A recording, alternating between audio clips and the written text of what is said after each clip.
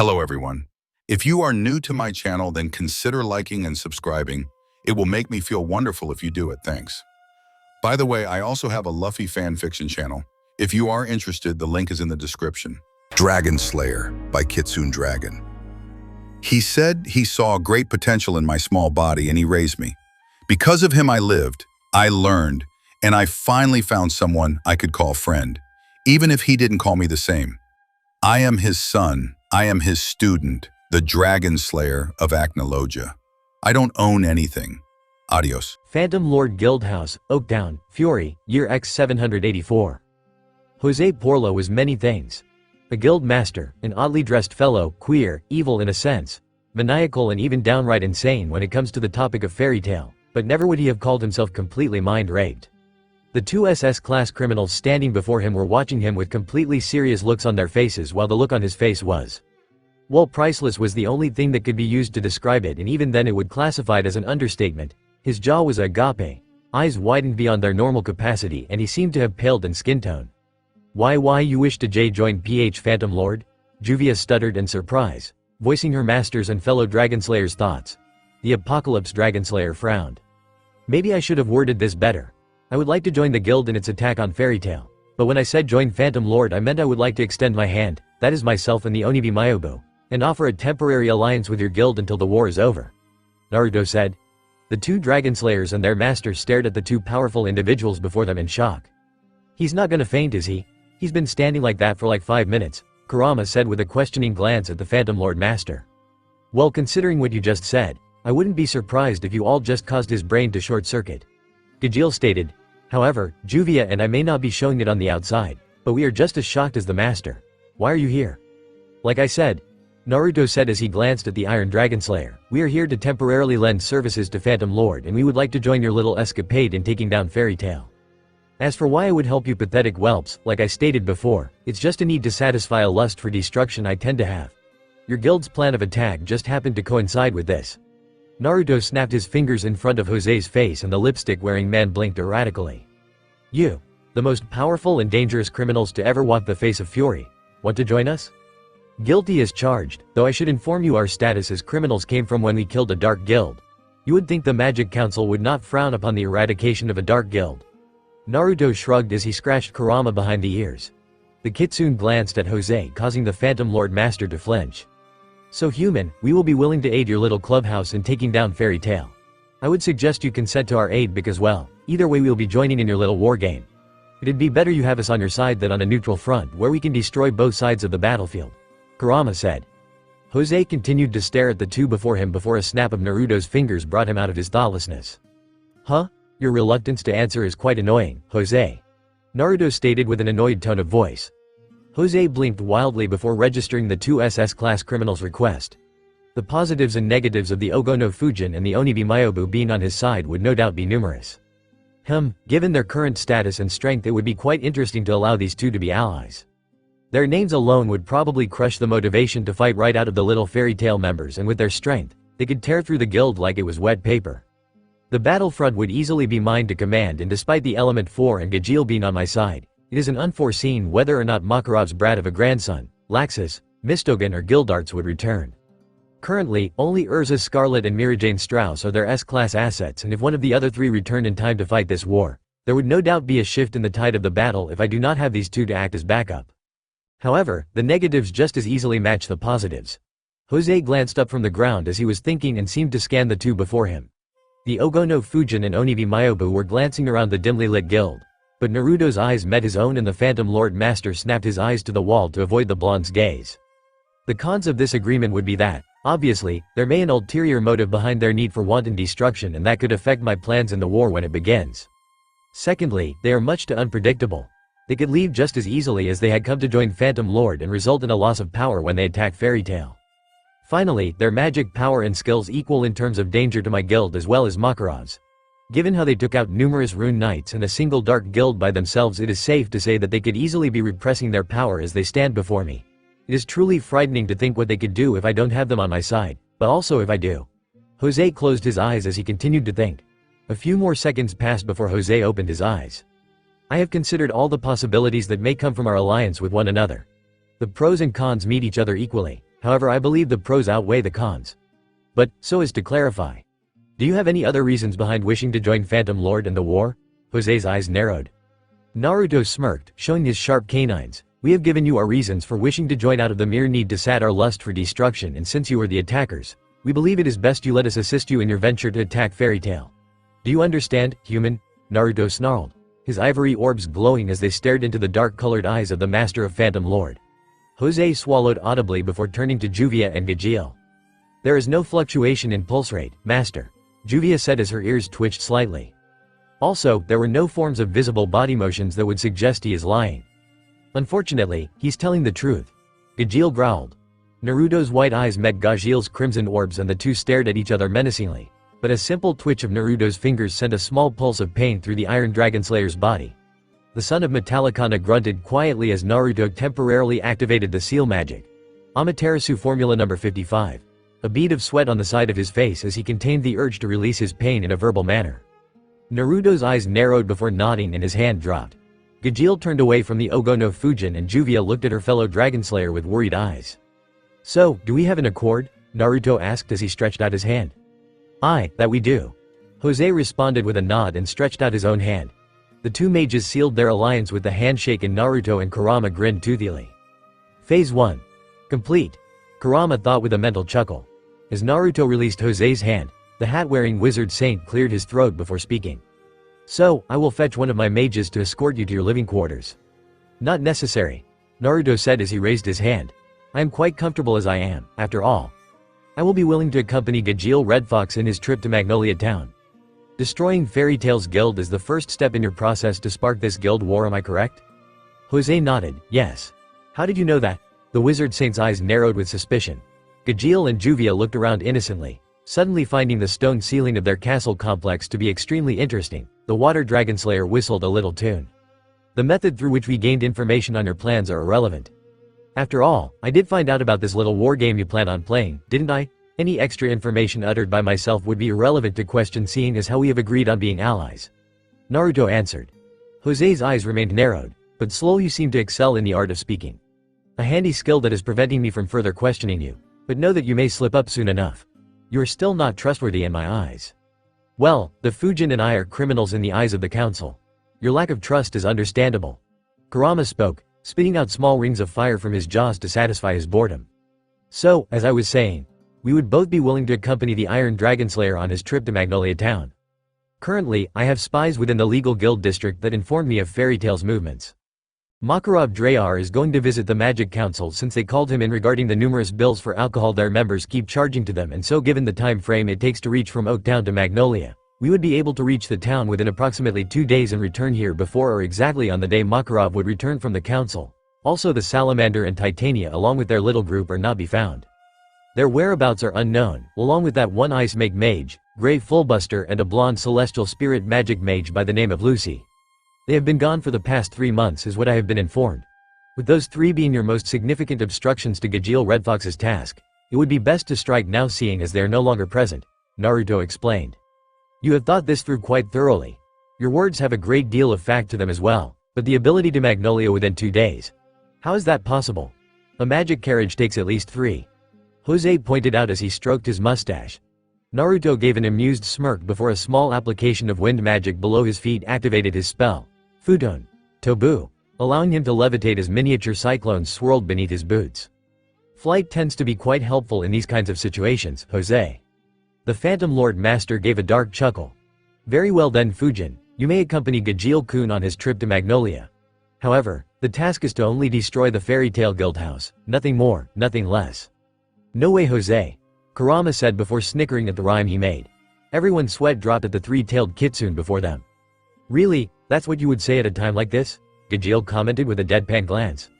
Oh, you all are no fun.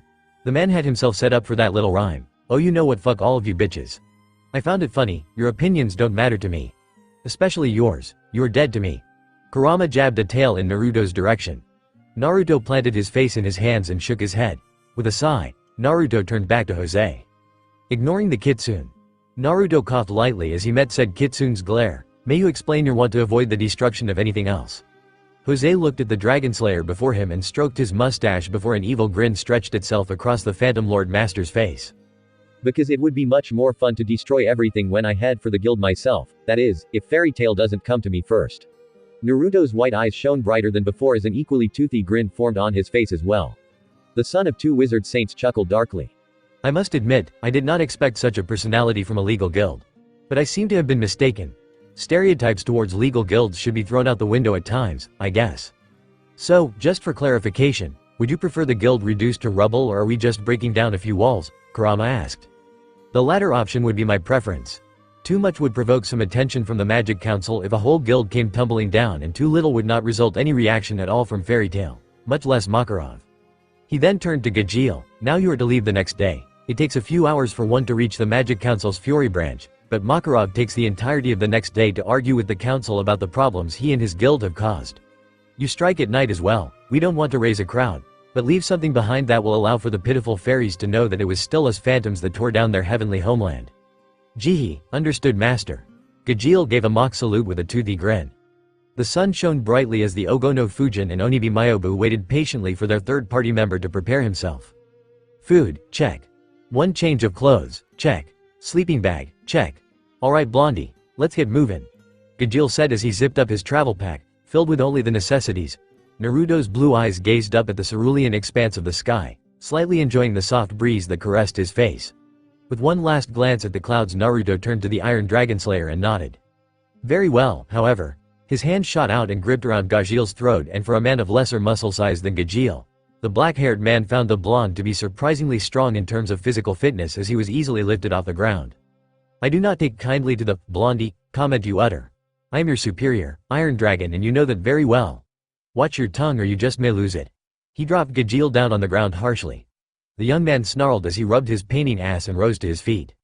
Asshole. The black-haired son of Metallicana thought. Now tie that rope around your waist and I will attach it my own. We will fly once you are securely fastened, Naruto said. Yes, my liege. Gajeel responded sarcastically.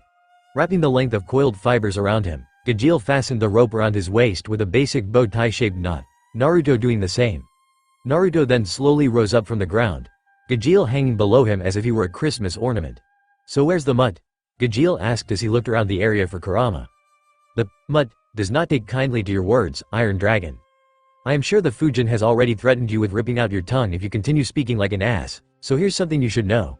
Despite his lethal nature, the Fujin is very lenient towards carrying out his threats. But me? I'm not so lenient. Kurama snarled as he suddenly appeared below Gajeel.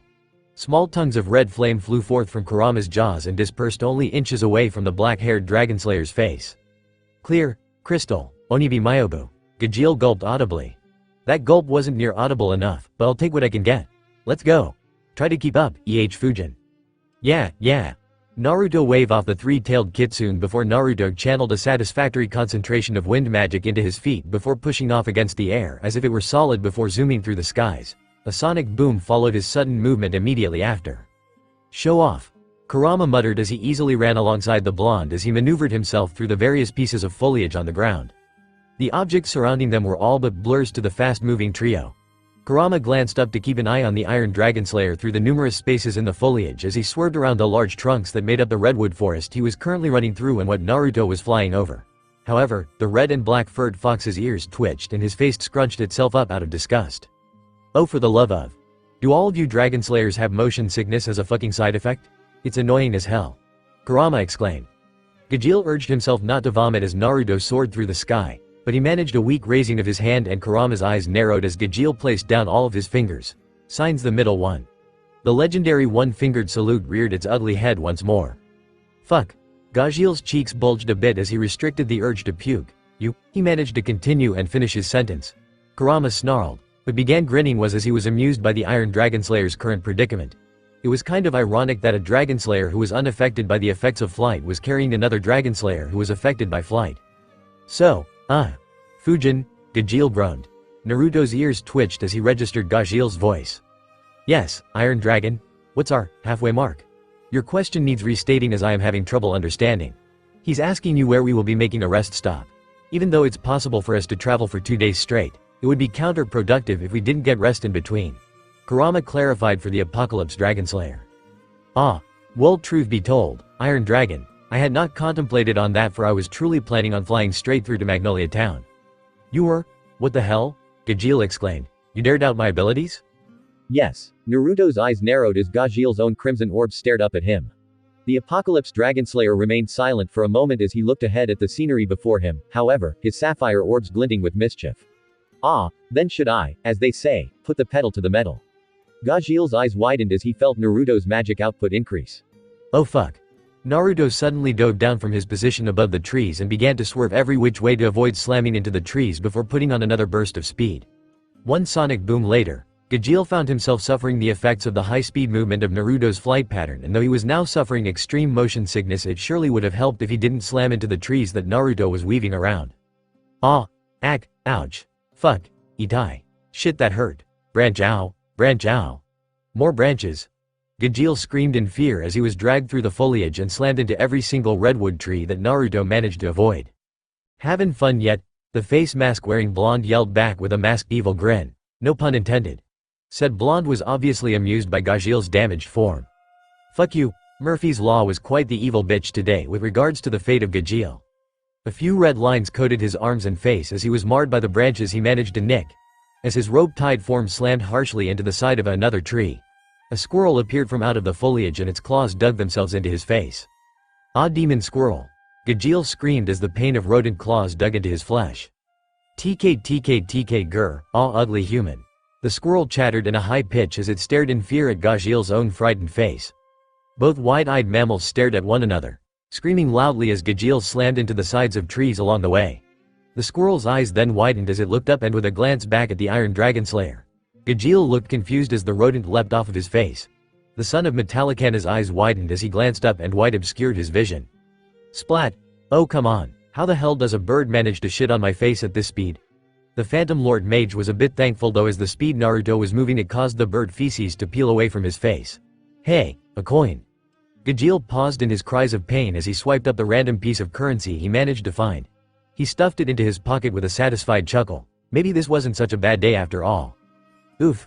And it's gone. Sadly for the black-haired Phantom Lord Mage, the moment of happiness was lost as Naruto had came to a sudden halt and Gajeel's forward momentum traveled forth, sending him crashing into the trunk of a redwood tree hard enough to leave an indentation. Ooh. The pain. Gajeel groaned as he forcefully pulled himself free from his wooden prison. Asshole, what the hell was that for? A mere demonstration to show you not to underestimate my abilities, Iron Dragon. I recommend you not do that again should you wish to meet your friend the squirrel again. Naruto said with smirk as he hovered above Gajeel. A growl of annoyance was then heard next to the two Dragonslayers as the horse-sized kitsune that was Kurama landed on a nearby branch. You annoying Gaki. You're lucky that I was able to keep up with you, otherwise we would have had a problem with me losing your trail. Naruto and Kurama glared at each other and Gajeel's sweat dropped as he could basically see the anime lightning sparking between their heated gazes. After the glaring session ended, Kurama and Naruto growled at one another before continuing forth towards their destination, only at a much slower pace in comparison to the speeds Naruto was previously moving at. I hate you. Gajeel commented. A lot of people hate us, but that is all a matter of opinion. People can like me, hate me or whatever they wish to feel, but in the end it does not affect me in any significant manner, so if you wish to express your emotions to someone, I would suggest you say it to someone who actually cares. Gajeel opened his mouth to utter a rebuttal, but scowled as his mind drew a blank. Stupid, smartass, SS class level asshole of a Dragonslayer. For a few more hours, Naruto flew with Gajeel hanging beneath him by his rope attachment as Kurama leapt through the trees, landing on branches with skills like that of a shinobi's. There was no form of communication at all between the trio as the two SS-class criminals and one Phantom Lord Mage traveled towards Magnolia Town. However, daylight was quickly being burnt as the once blue skies turned into a beautiful mixture of fiery colors. Orange, red, pink and yellows all blurred together as the yellow sun's light diminished, and as another hour passed, the colors vanished only to be replaced by the darkness of the night along with the shining silver moon and stars. Gajeel yawned as he woke up from one of his short naps. The reason being it was one of the only ways he wouldn't be able to be affected by his motion sickness, and the only other way was to let Naruto not carry him, but it would be a very unnecessary move since Gajeel would obviously be left behind. The mission was to just destroy the guild house of Fairy Tail after all, and the Iron Dragonslayer knew very well that neither of his two co-travelers would need any help in performing such menial task. Oi, Fujin. How long again until we reach your rest stop? Gajeel exclaimed. Naruto and Kurama winced at Gajeel's boisterous voice. And just as I was beginning to appreciate the silence, Naruto thought as he glanced down with annoyance at his humanoid baggage. Well, it's obvious that you wouldn't be able to stay quiet for the entirety of this trip unless you were asleep, so I will comply to your request to rest. The eastern mountains near Clover Town are near here. There's a cave where we can rest in for the night. It will take only 10 minutes at the speed we are currently moving it to reach that location, Kurama added. The muscular Iron Eater nodded. Eastern Fiorian Mountains. Fiorian owl hooted as its bright golden eyes stared down from the branches, the nocturnal bird zeroing in on its prey. A little rabbit hopped through the grass, nibbling on said foliage, pausing every few moments as its ears and nose twitched, eyes like coals surveying the environment for any form of predators. The owl rustled its feathers as it watched the rabbit continue to eat its late-night snack, and with a small flap of its wings, it leapt from its perch and swooped down towards its prey. The rabbit's eyes widened as it spotted the large horned owl and took off like a shot, but just as the owl's talons were about to make contact, a bestial roar filled the forested area. A flash of crimson and both mammal and bird fell as their bodies were now bearing deep slash wounds. Hee, I still got it. The crimson eyes of one multi-tailed kitsune shone in the blackness of the forest as he grabbed the two dead animals. Two tails snaked their ways around their respective animals before gripping them tightly. With a lick of his black outlined lips, the kitsune keys exceed form so as to return to the former cave of Acnologia at a faster rate. Not to mention his stomach was growling loudly. Kurama exited the forest and reverted back to his kitsune form, still holding the dead rabbit and owl in his crimson tails. He then padded his way towards the two Dragonslayers as they sat apart from each other do their respective activities within the mountain's cave. Gajeel was busy munching on a few screws and bolts to satisfy his hunger, and Naruto was doing the same as small streams of eternano flowed into his mouth from the atmosphere. Dinner is served, you annoying Dragonslayers, Kurama said with a grin as he held the two animals over the roaring campfire. Naruto and Gajeel gave nods of appreciation to the crimson and black furred fox. After plucking the owl and shaving the rabbit, they gutted the two animals. They fed Kurama the entrails, which he burnt to improve the flavor. I mean, can you imagine the taste of the small and large intestines? The stuff that comes out of there is nasty. Naruto then sliced the two animals into pieces with wind blades and Gajeel's fingers extended, becoming black spires of steel which impaled every single piece of meat that was airborne. Impressive accuracy, Naruto commented as he observed Gajeel's technique. Gajeel scoffed at the blonde's compliment. I suppose I should be grateful that the almighty Dragonslayer of Wind is willing to pay me a compliment? I would suggest you should, seeing as I am a stronger mage than you are and receiving compliments from a superior tends to show that you do have some level of skill that is able to impress me. As such, I believe the answer is yes. Silence filled the air as Naruto blinked in confusion as Kurama and Gajeel gave him deadpan looks. What? That was sarcasm, you idiot. Not to mention the questionable tone of his voice may have suggested the question to be rhetorical, Kurama stated dryly. Naruto shrugged. Application of understanding one such as Iron Dragon would be a waste of my intellect. Naruto then returned to gazing at the heated iron and noted the lack of orange and red that marked the metal being superheated. Interesting, Kurama's flames are one of the hottest flames ever created, and yet your iron techniques have not even been superheated or melted yet. Fascinating. Your metal must have an extremely dense molecular structure to withstand such high temperatures. Natalikana trained you well. Gajeel snarled at the mention of his teacher and father. Look, just shut up, alright? Excuse me? Naruto said with a raised eyebrow and slight edge to his tone. You don't even speak of your own dragon, and yet you go around spouting stuff about my dragon and even Juvia's. Look, I don't need you to sing me praises just so you can try and earn my trust or some bullshit, cause I'm not buying it, Gajeel growled. It was merely a compliment, Iron Dragon. Your temper is comparable to that of fire dragons. Peefed, please. I got more of a brain than the salamander any day. A statement I am sure is true. Kurama chuckled. The boy lacks strategy in battle and he runs in yelling and screaming. Naruto gave a nod of confirmation to the kitsune as he turned back to Gajeel. Also, a correction to your statement earlier. Gajeel raised an eyebrow at Naruto, his crimson orbs staring into Naruto's blue ones until a sudden snarl caused them to shift to shining white.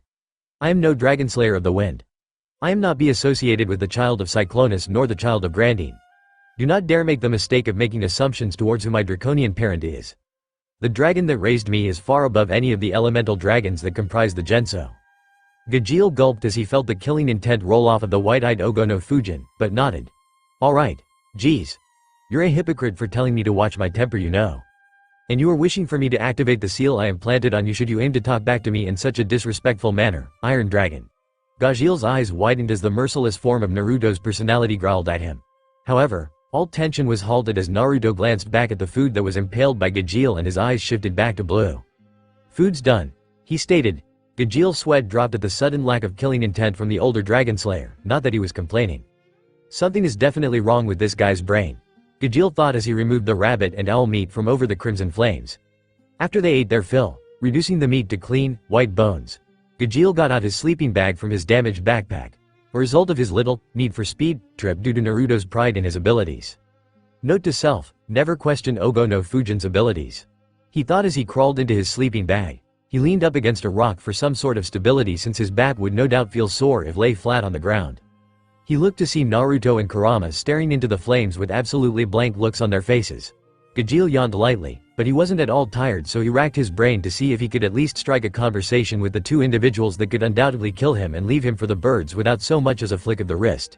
He still hated the guy, but he was just so goddamn bored. However, he was surprised as he found himself to not be the one to spark the conversation. "Do you ever find yourself missing your parent, Iron Dragon?" Naruto asked as he scratched Kurama's ears. The kitsune closed his eyes to sleep as Naruto did so, not wishing to take part in a conversation between the two Dragonslayers. Huh? Gajeel's intelligence seemed to shine through with that reply. Naruto rolled his eyes before looking up from the campfire. "Are you deaf?" "No, I heard you. It's just quite an unexpected question." Gajeel looked down at the flames, staring into the flickering abyss of crimson. "Yeah, I guess I do. Natalikana did raise me and made me strong. Strength, he told me, was the best attribute anyone could ever have. After all, what's the point of being the son of a dragon if you aren't strong? It seems as if you met the Dragon of Iron as a child to have been able to be the age you are now and speak of him so fondly. You were close with your dragon, it seems." Naruto stated, a tinge of envy lined the blue-eyed man's tone. Gajeel didn't pick up on it as he continued to speak. "Well, to be honest, I was still a tyke when I met Natalikana.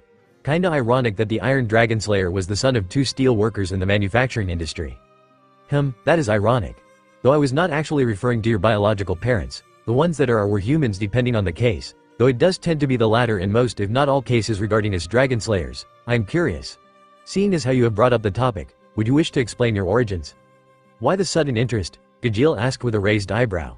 It's not like an almighty Dragonslayer like yourself would be interested in someone beneath you, as you would so bluntly put it. I will admit, I do bear a superiority complex. Though even you would agree I have good reasoning to have one, seeing as how my strength is unparalleled. Before you say it, I am also entitled to my share of vain statements for the same reasons. Gajeel remained silent, staring at the crimson flames. As for my sudden interest in your past, I'm bored, to be honest. Truth be told, your biological parents would not seem to be significant variables in your explanation, seeing as how your story would lead to your eventual adoption by Natalikana. Is there any time that you can just not use logic so that I can actually make an argument? Gajeel deadpanned. Naruto tapped his chin and thought. No, not really, the blonde replied, causing Gajeel to sweat drop. Asshole. Says the original asshole. Gajeel narrowed his eyes at the blonde, but chose to avoid another argument and instead just began to speak. The black-haired Dragonslayer explaining his origins, something most people in the world couldn't care for, but given how that he tended to keep things to himself, the young Red Fox couldn't help but want to share his story. He wanted a lent ear to just talk to, and even though he had Juvia back in Phantom Lord, Gajeel never spoke to anyone other than her and Master Jose. Also, despite his horrific status as a killer, the Ogo no Fujin seemed to have a sort of charisma that expelled a feeling of trustworthiness. A trait Naruto unknowingly gained from his biological father. I am actually not a citizen of the Kingdom of Fury, to tell you the truth. I was born in 7, the country next to the Kingdom of Fury. Okawa-san and Oto-san moved here to Fury when I was 3. Any particular reason for that? Naruto asked, curious about the Iron Dragonslayer's past. We weren't involved in anything bad like the mob or dark guilds, if that's what you're thinking. As a Dragonslayer, having no parents is kinda seen to be a compulsory qualification, and having a hard time growing up is also one. But, I didn't have that. You had a good life? Naruto asked with a raised eyebrow. The Iron Dragonslayer nodded. I was a quiet kid, quite the opposite to what I am now actually. Ka-chan and Tu-san were like any other pair of parents, they loved and cared for me. I did what I was told, and I was a good kid by their standards because I did what I was told. You know, the usual stuff like pee here, shit there, eat vegetables, don't pee there, don't shit there, go to bed at this hour. Naruto's sweat dropped at the bluntness of Gajeel's explanation, but chose not to question it, seeing as how the glazed look in his eyes showed he was experiencing a mental flashback of some sort maybe. The factory where Ka-chan and Tu-chan worked was what resulted in my moving from 7 to Fury. The factory didn't have its sanitary conditions up to par during a few of its inspections. Dust and harmful bacteria were found left, right and center. Lead from some intersecting water pipes bled into the waterways of the factory, and so drinking water supplied by the factory's own taps were contaminated with lead and made people sick and whole set of other shit. Eventually, it led to the factory shutting down. So you moved during that time? Gajeel nodded in confirmation. The very next day to be specific. Once we made it to Fury, Okage-chan and Odo-san found themselves another job. They worked on building exporting ships to ship things to other continents here in Earthland. Like I said, I was a tyke, and so being young I was enrolled in a school. I learned, but being quiet and a foreigner led to me being bullied by the older brats, and not to mention I was ostracized from my classmates due to my strange eye color. I mean, how many people do you know that have red eyes? Gajeel's sweat dropped as Naruto pointed at the sleeping fox at his side. That kind of social stratification can be hard on a child. Given your current mention of gaining a primary level of education, I would venture that you probably were at an age of 5 or 6, Naruto guessed. 4. Close enough. Yes, so I was set apart from everyone else. I was basically on my own. No one would play with the creepy red-eyed boy. You don't have eyebrows either. You're not helping, you asshole.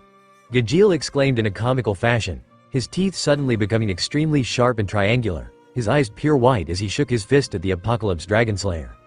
Anyway, home was my fortress of solitude and my parents were the only people that I could socialize with. Gajeel released a shaky exhale as more childhood memories sprung up. Then they got promotions for their hard work at the shipyard, began working all over Fury. They couldn't take me around all the time, so they hired a nanny to look after me during the days that they would be away. Bitch, hardcore bitch. She was a former disciplinarian at a private school for juvenile delinquents. Naruto hissed at that, a show of sympathy towards his fellow Dragonslayer.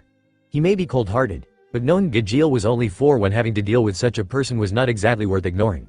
See the studs on my arms? She gave those to you? No, she took the original screws to give me small, yet painful puncture wounds to discipline me. He made air quotes as he said this. When Ka-chan and Odo-san returned from their jobs at the other shipyards, they saw the puncture marks and the bitch of a nanny told them I was going through a goddamn phase about how I wanted to get piercings, and so I tried to do it with fucking screws. The Iron Dragonslayer punched the ground, cracking it slightly, and they believed her, and well, I got my alleged wish. My parents' loving attitude basically earned anything I wanted if I asked, but I never asked for much, and I sure as hell didn't ask for this. He gestured to the iron studs in his arms. So that led to getting the ones on your eyebrow, less face and chin? I'll kill you if you keep making that eyebrow wisecrack. He snarled. But yes, it did actually. After getting the ones in my arms, I just thought as long as I was there, might as well get some other piercings in other places. So I got them on my chin and the area where my eyebrows should be. After that, the nanny was back when Okage-chan and Odo-san left for another job away. Well, she seemed pissed that day and she was excessively verbal in her discontent, and she decided to take her anger out on me. Abuse? Gajeel didn't respond, merely turning his head away. She used a piece of metal rod she had used from her disciplinary days and basically beat me down. I'm a 4-year-old, I had no way of defending myself. I was frail and fragile. Not to mention I had nothing to fight her off with. So, I did what instinct told me to do. You ran. Naruto stated. Jihehe, see, that's where you are wrong, Fujin. I'm surprised too at this little bit of information as well, but I guess I did run, but I didn't run away per se. I ran into the kitchen, the nanny following behind me. I reached into the top drawer, pulled out the carving knife, and well, I stabbed her in the stomach. Twice. I grabbed the iron she dropped from her hands and beat her to death. You should be traumatized then. No 4-year-old child could ever be mentally stable after such an event. Fujin, have you seen the way I act? Do you even hear how I laugh? No one laughs, jihehe, except for me. I'm sharing my story with you of all people. Do you really think I'm mentally stable? Good point, was the simple reply. I have a sadistic nature somewhere in this mess thing I call my mind, because you know what? I took quite a bit of joy watching the blood fly from that battered bitch's corpse. Gajeel's face suddenly became aerially encompassed by shadow, his red eyes glowing within the darkness. Naruto didn't shudder at the gaze because he had seen worse things and he was the cause of said things. So after you killed her, what did you do? It was after that I actually did perform the act of running away. I left home, blood over my clothes and hands, and I still had the carving knife gripped in my hand as a reminder of how I stabbed the woman in her stomach. I ran until my feet were hurting and then kept running. Stopped when I fell from exhaustion. And then Metallicana found you? The Iron Dragonslayer shrugged. Sounds cliché, but hey, I'm not complaining. I'm alive and I learned to be strong. I learned resilience, I learned strength, and I learned to endure from Metallicana. I learned to be a Dragonslayer. After that, it was only a matter of time before I came across Phantom Lord and joined them. I mean, they were the true top guild in Fury at the time, and Fairy Tail was still only trailing behind as a second-place guild. And that's the story of Kurama Gajeel, Black Iron Gajeel. Naruto stared at the red-eyed man, not even wishing to take notice that the Phantom Lord mage was still wearing the torn and shredded garb from the Redwood Forest escapade. The nude to stare at the man, as if analyzing him. Closing his eyes, Naruto released a sigh through his mask-covered lips. The cloak-wearing SS-class mage rose up from the ground and walked over to Gajeel, pulling the younger man up by his arm. "What are you?" "Ah." Naruto's fingertips became ignited by violet flames and he thrust it back, positioning it so that it looked like he was holding a Rasengan. He then slammed his hand forth, his violet fingers hitting Gajeel in the stomach, and the Phantom Lord Mage clutched it as he fell to his knees gasping for breath. "Whwa. You have earned your freedom. Do not disappoint me, Iron Dragon, Gajeel Red Fox. You have followed my orders, even going so far as to betray your own master and even letting one such as myself being the listening ear you wanted. If you can trust me with such things and follow my orders, then you have earned it. You are free of Amaterasu Formula number 55. Gajeel's eyes widened as his head snapped up to look at Naruto, but the blonde was already walking back to Kurama's sleeping form. Wait, don't fuck with me. Are you really done with that seal? Only you and one other member of my growing spy network have been marked with such a seal. You both have been freed, but before you ask, no. Water Dragon is not the second person. What about Juvia? If I am freed, why can't she be? She and I have both done as you asked, and so she should show the same level of trustworthiness as I have," he exclaimed. Naruto's eyes flashed wide. "Water Dragon has obeyed me and showed me her willingness to follow, but I still require a form of proof to show that I can trust her. Do not interfere with such matters, Iron Dragon, or you just may find yourself beaten and battered. Though, a warning. Though I have removed your seal, you have my communication seal so I can keep track of your whereabouts and I have your scent. So if you try to betray me, it does not matter where you run or how far because I can find you and I will kill you. This is not merely a threat, but also a fact. Keep that in mind, Iron Dragon." Gajeel cursed as he lay curled up in a ball on the ground as he held his hurting abdominal area, and his body decided to react and put Gajeel into a state of unconsciousness in order to block out the pain of having his seal removed. As Gajeel slept in his fetal position, Naruto lay next to the large fire-breathing Kitsune, scratching the canine's ears absent-mindedly. "You know, it's kind of hard to sleep with you all talking so much," Kurama stated as he cracked open a single black eyelid to reveal the evil crimson color of his iris.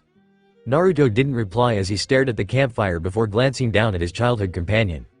"Have I gone soft, Kurama? That depends. What do you mean by that?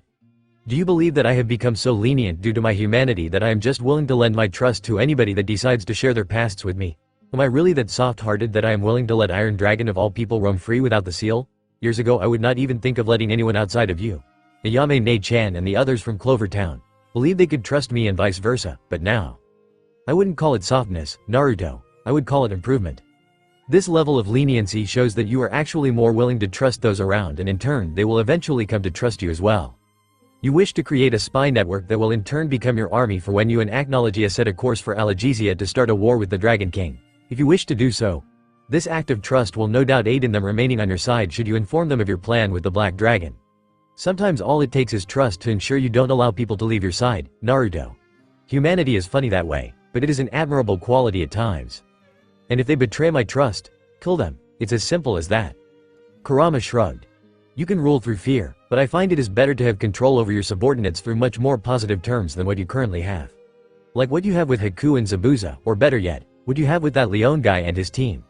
You haven't placed the Amaterasu seal on them, and yet you have let do as they please, and look how willing they are to serve you and carry out your orders. They have spied on Fairy Tail since the day you gave them a chance to find a purpose in their lives when you destroyed Deliora. Do you know why? I will assume the answer is that they trust in my judgment and in me given the current topic of discussion. Correct. Don't let your humanity seem like a restraint, as it can also be the thing that gives you an edge in battle. The tales of Camelot told of knights and kings who were capable of slaying dragons. Humanity is something that cannot be underestimated. Just look at you." Kurama became silent at that as he curled into a ball, his three visible tails curling around his body before quickly falling asleep. Naruto shook his head as the words went through his mind. Processing what he just discussed with his alleged best friend, the Dragonslayer of the Apocalypse could rub his temples as he felt a migraine forming from trying to understand the discussion from too much thinking. In the end, Naruto just decided to sleep. Humans are not be underestimated, huh? Looks like I may have to rethink my life a bit more now, he thought. Gajeel yawned, baring his sharp teeth to the surrounding environment as he sat beneath one of the mountain's various waterfalls to wash his body and clean himself.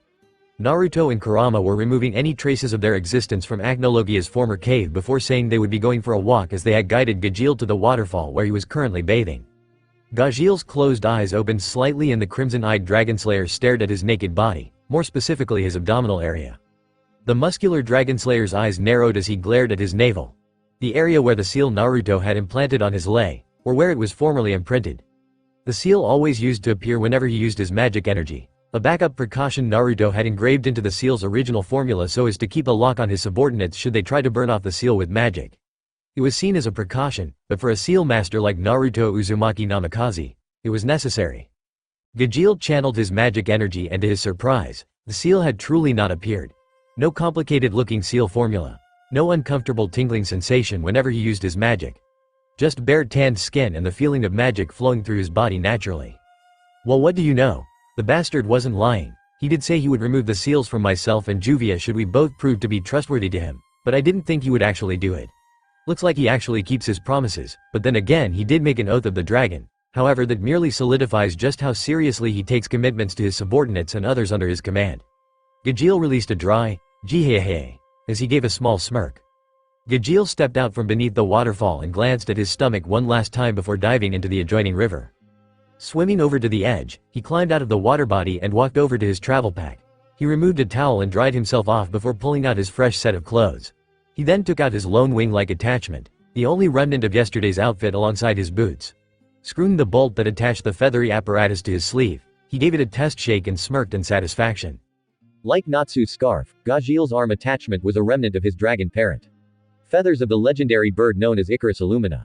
The only bird to have wings as hard as steel, yet have the flexibility and lightweight of aluminium. Still can't believe I happened to chance upon that rare bird on my first hunt with Metallicana. His travel pack before slipping his arms through the straps of the bag and headed back to the cave. As he arrived at the cave's entrance he found Naruto and Kurama already there, but they seemed to be in a heated argument. Remaining where he was, Gajeel slipped behind a tree and stretched his enhanced hearing abilities to its limits, but he only managed to get in a few words seeing as how they seemed to be talking in a moderate tone instead of yelling, which is how it seemed to be at first glance. "Idiot. Too risky. Jose. Wizard Saint," he heard Kurama say. "Wimp. This. Necessary for. Phantom Lord. Mine." Naruto's voice met his ears this time. "We will be. Legal trouble." Again, Kurama yelled his last word. Gajeel clutched his ears in pain as he was suddenly disoriented from the loud shout. Seeing as how this argument may lead to apparent deafness, Gajeel decided to step out from behind his tree. "We'll talk about this later," Kurama said as he spotted the son of Metallicana. "Are you prepared to continue our flight to Magnolia Town?" Naruto asked as he adjusted his face mask. The Phantom Lord Mage groaned at the thought of having to fly once more, but he had no choice in the matter seeing as how he didn't want to walk there. Gajeel sighed as brought out the trussed rope and he and Naruto tied either end around their waists. "Ready," Gajeel said with a shaky thumbs up. Naruto nodded and shot off into the sky as Kurama ran along the ground before taking to the branches of the pine trees.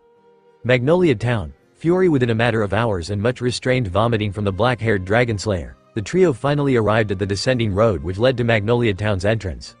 Such a quaint and quiet place. The Phantom Lord member commented as he spied the town's inhabitants going about their daily lives, basking in the glow of a sunny day. "Yeah, so when do we blow shit up?" Kurama asked. Naruto and Gajeel sweat dropped at the multi-tailed kitsune. "Baka kitsune," Naruto muttered. "We wait for night, but for now it would be best to scope out the town." The blonde adjusted his face mask and threw up his hood, his blue eyes remaining obscured by the shadows the black cloak's hood produced. "Why are we doing that?" the red-eyed man asked his blue-eyed superior. "Do you know where the guildhouse is?" Huh? Gajeel said as he got cupped his chin with his right hand. "You know, for the entire time we've been rivals with that guild. I never took the time remember where the hell their guild was situated in Magnolia. But hey, it's fairy tale. I highly doubt they'd be that hard to find." Your response is both annoyingly stupid yet holds truth in that last statement. We shall take separate paths throughout town so as to cover more ground. Onibi will stick with me of course, so you will be on your own Iron Dragon. However, it would not be wise for a Phantom Lord Mage to be spotted within Magnolia Town where Fairy Tail resides. Do you have anything to prevent your identity from being found out? Gajeel tapped his chin in thought before nodding as he pulled out a brown, hooded trench coat. It's designed to be used only for when it rains, but given the circumstances, I'd say it will do the job of hiding who I am. Naruto nodded. "Very well, Onibi, come. Have a nice day," Kurama sarcastically told Gajeel. "Don't tell me what to do, Mutt." The Kitsune Exceed chuckled lightly at the Iron Dragonslayer. "Too easy. It's just like pushing the salamander's buttons, only with a much more comical facial expression." As they reached the entrance of the town, Gajeel entered town and looked around for a few seconds. He then turned to see Naruto and Kurama had disappeared. Looking up, Gajeel frowned in confusion as he saw neither SS-class individual was present in the air or on land. Where the hell did those bastards go? Oh well, might as well look around for that guildhouse then. As Gajeel had set to embark upon his own path, Naruto and Kurama had taken the time to vanish into the wind via Naruto's futon. Shunpo no Kazejin to appear in a dark alley where Kurama transformed into his smaller exceed form for better maneuverability in populated areas. Naruto pulled back his hood slightly to allow the winged cat to fly into the recesses of the hood and remain unseen by the populace. After all, the key to any reconnaissance mission was to not be suspicious, and Naruto and Kurama were sure a flying, talking feline would draw attention to themselves. "Alright, let's go," Naruto said as he and Kurama melded into a small crowd of people so as to not look suspicious upon their leaving the alley. Naruto and Kurama glanced every which way to search for the fairy tale guild house before Kurama offered a suggestion. "You know, although we may feel a bit idiotic for not doing this, but why are we not asking people for directions?" the crimson-furred exceed asked. Naruto glanced up at his feline nakama and narrowed his eyes. "Don't be a smartass now, Kurama. Besides, the reason for not doing so is because strange hood-wearing people should not ask for directions to a known guild," he whispered hotly. "Well, Gajeel is gone, so maybe it would be fit to pull down the hood and take off the mask," Kurama suggested. "I'll concede to the mask, but the hood stays. We still have to keep you concealed, and my hair color is not exactly a traditional color," he replied before pulling down his face mask. His face now visible, the hooded blonde walked up to a nearby newspaper vendor. Seeing if maybe there was anything new occurring in the world of Earthland, Fury specifically, Naruto began flipping through the pages, Kurama's red orbs glancing from the shadows of the hood. The stocks are up. The kingdom is planning to remodel the west wing of the royal castle, and it seems the magical item industry is booming these days," Kurama muttered so only Naruto could hear. Naruto rolled his eyes at his hair-dwelling companion before flipping through to the area that spoke of mage activities. "Dark mages on a new high, the most ever active in 20 years. Oh, but what's this on the bottom?" Kurama noted. The son of two wizard saints glanced down at the page where an image of blurry black thing was shown in the sky. The blob was very oddly shaped, but Naruto was able to distinguish the Y shape associated with flying animals, wings spread and the lengthy tail that stretched out behind it. "Odd magical creature found." Creature moved too fast to get a perfect still image of the creature, but experts claim it to be a new species of some kind. An actual wyvern that has undergone an impressive form of evolution, seeing as how there seem to be the shadows of limbs present on the underside of the body, or maybe a giant long-tailed bird. Naruto uttered to himself. He stared at the picture, noting that the shape was very familiar. The creature was much too large to be a wyvern if the scaled proportions of the photo were correct in the article. However, the wings were spread apart, similar to that of a bird's, as the wings were quite feather-like and its tail was not like any bird Naruto had ever seen before. The tail is much too lengthy to be of any bird, but those wings. Wait a minute, that pincer-shaped tail. I can't believe it. The overgrown garden snake nearly got caught on film. Naruto looked up at Kurama. "Kurama," he whispered. "That's no bird, nor is it a wyvern." "What is it?" the exceed whispered back. "That's Tucson, that's Acnologia." Kurama's eyes widened within the hood as he glanced at the blurry photo. "You can't be serious. You have to be lying. Are you calling me a liar?" Naruto snarled. "I ain't calling you a truther," Kurama retorted. Taking into account the various elements such as widely spread wingtips shaped like feathers and the lengthy tail with a twin spear-like appearance at the tip, Kurama was able to put two and two together. "Holy son of a bitch, you little fucking truther. That really is the overgrown garden snake." Naruto and Kurama quickly put down the newspaper before walking awing the odd looks he was getting from people who had managed to hear the last bits of his and Kurama's little spat. Naruto then sniffed the air for Gajeel, but just as he did so he felt a pulse within his cloak's inner pocket. Reaching it, he pulled it out and pumped a small bit of magic into the seal formula on the paper. "Oi, Fujin. I found the guild. Understood, Iron Dragon. I shall be there shortly." He thought back to the red-eyed Dragonslayer. However, Naruto's call hadn't finished there as he received a second pulse. Answering the call, Naruto communicated with his thoughts. "Speak," he answered. "Fujin-sama, it is Leon Vastia of Lamina Scale. Your subordinates from the Galuna Isle incident." The Ice Mage spoke. Naruto pinched the bridge of his nose at the white-haired mage's words. "Leon Vastia. You annoying little human. We have been over this. Stop introducing yourself in that manner. I know who you are." Naruto could practically feel the non-reaction from the young ice user. "So what is it?" "It is a very interesting piece of information I think you would find most interesting. Are you familiar with the Hartfilia concern railroad industry?" "Very. One of the richest and most well-financed railway systems ever built, owned by Jude Hartfilia, whose wife, Layla, passed away in X777 and all he had left was his daughter whose name escapes me." "Yes, well, like you said before, Jude Hartfilia does indeed have a daughter. Lucy Hartfilia is her name. The spitting image of her Ka-chan too, since I've run comparisons between the family members. Anyway, It seems that Lucy had run away from home 4 months ago and he is issuing a request with a great reward for anyone who can find and bring his daughter back to him. Leon informed his superior.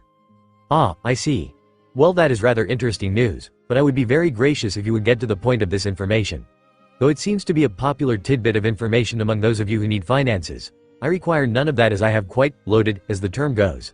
Now, I am running on a tight schedule and I have a bit of a mission of my own to carry out Vastia. What is it that this all leads up to? Yes, well. Now, Sherry and Toby had done some digging per my instructions and it seems there's a bit of a problem with this particular job request.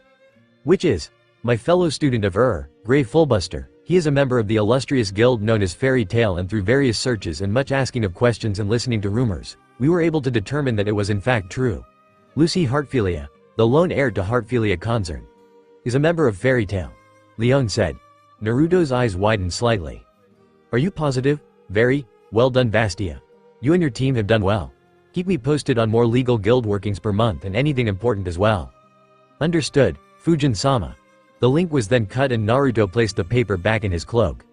What happened? Kurama asked. Naruto looked around before sniffing the air, taking in the various smells before separating Gajil's scent from it all. Vanishing into the wind, Naruto and Kurama blurred out of existence as they headed towards Gajil's location. Leon Vastia has just told me that Lucy Heartfilia, the heir to Heartfilia concern, is in fact a member of Fairy Tale and had run away from home. So what does that mean for us? Kurama asked. Absolutely nothing. But Jose will probably find out about this soon enough. Given the fact that guild wars are illegal, he may use the mission request as a way to legalize his attack on Fairy Tale. That does sound like something a man of Jose's nature would do. Insert music. Fairy Tale Dragonslayer. We've arrived. Naruto stated as he appeared out of a gust of wind before Gajil's cloaked body. The hooded blonde observed the brightly colored guild house and his eyes narrowed as he stared at the piece of infrastructure, a snarl forming on his face as he stared at the orange and white cloth that bore the image of the guild symbol. Fairy Tale. Naruto mentally growled, his teeth gritting as his fingers twitched, ready to shred the guild house without any moment's notice. While you were on your way here, I received a message from Master Jose through the communication lacrima he gave me. He said to strike at night when all of Fairy Tale is not present so that the next day, there would be more people wishing to partake in war to strike back at us for destroying their guild. A larger populace would spark more anger and thus result in the war.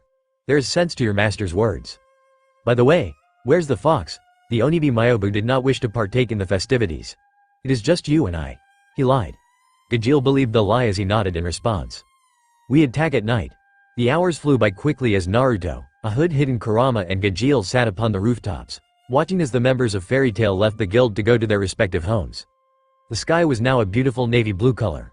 A few clouds drifted past the crescent moon and the few stars present twinkled. Naruto's eyes snapped open, revealing the shining white of his Dragonslayer persona. Oh, how I do enjoy the destruction of things. Come, Iron Dragon. These pitiful humans must know what it is like to lose their guild at the claws of a dragon. Jihei, you don't have to tell me twice.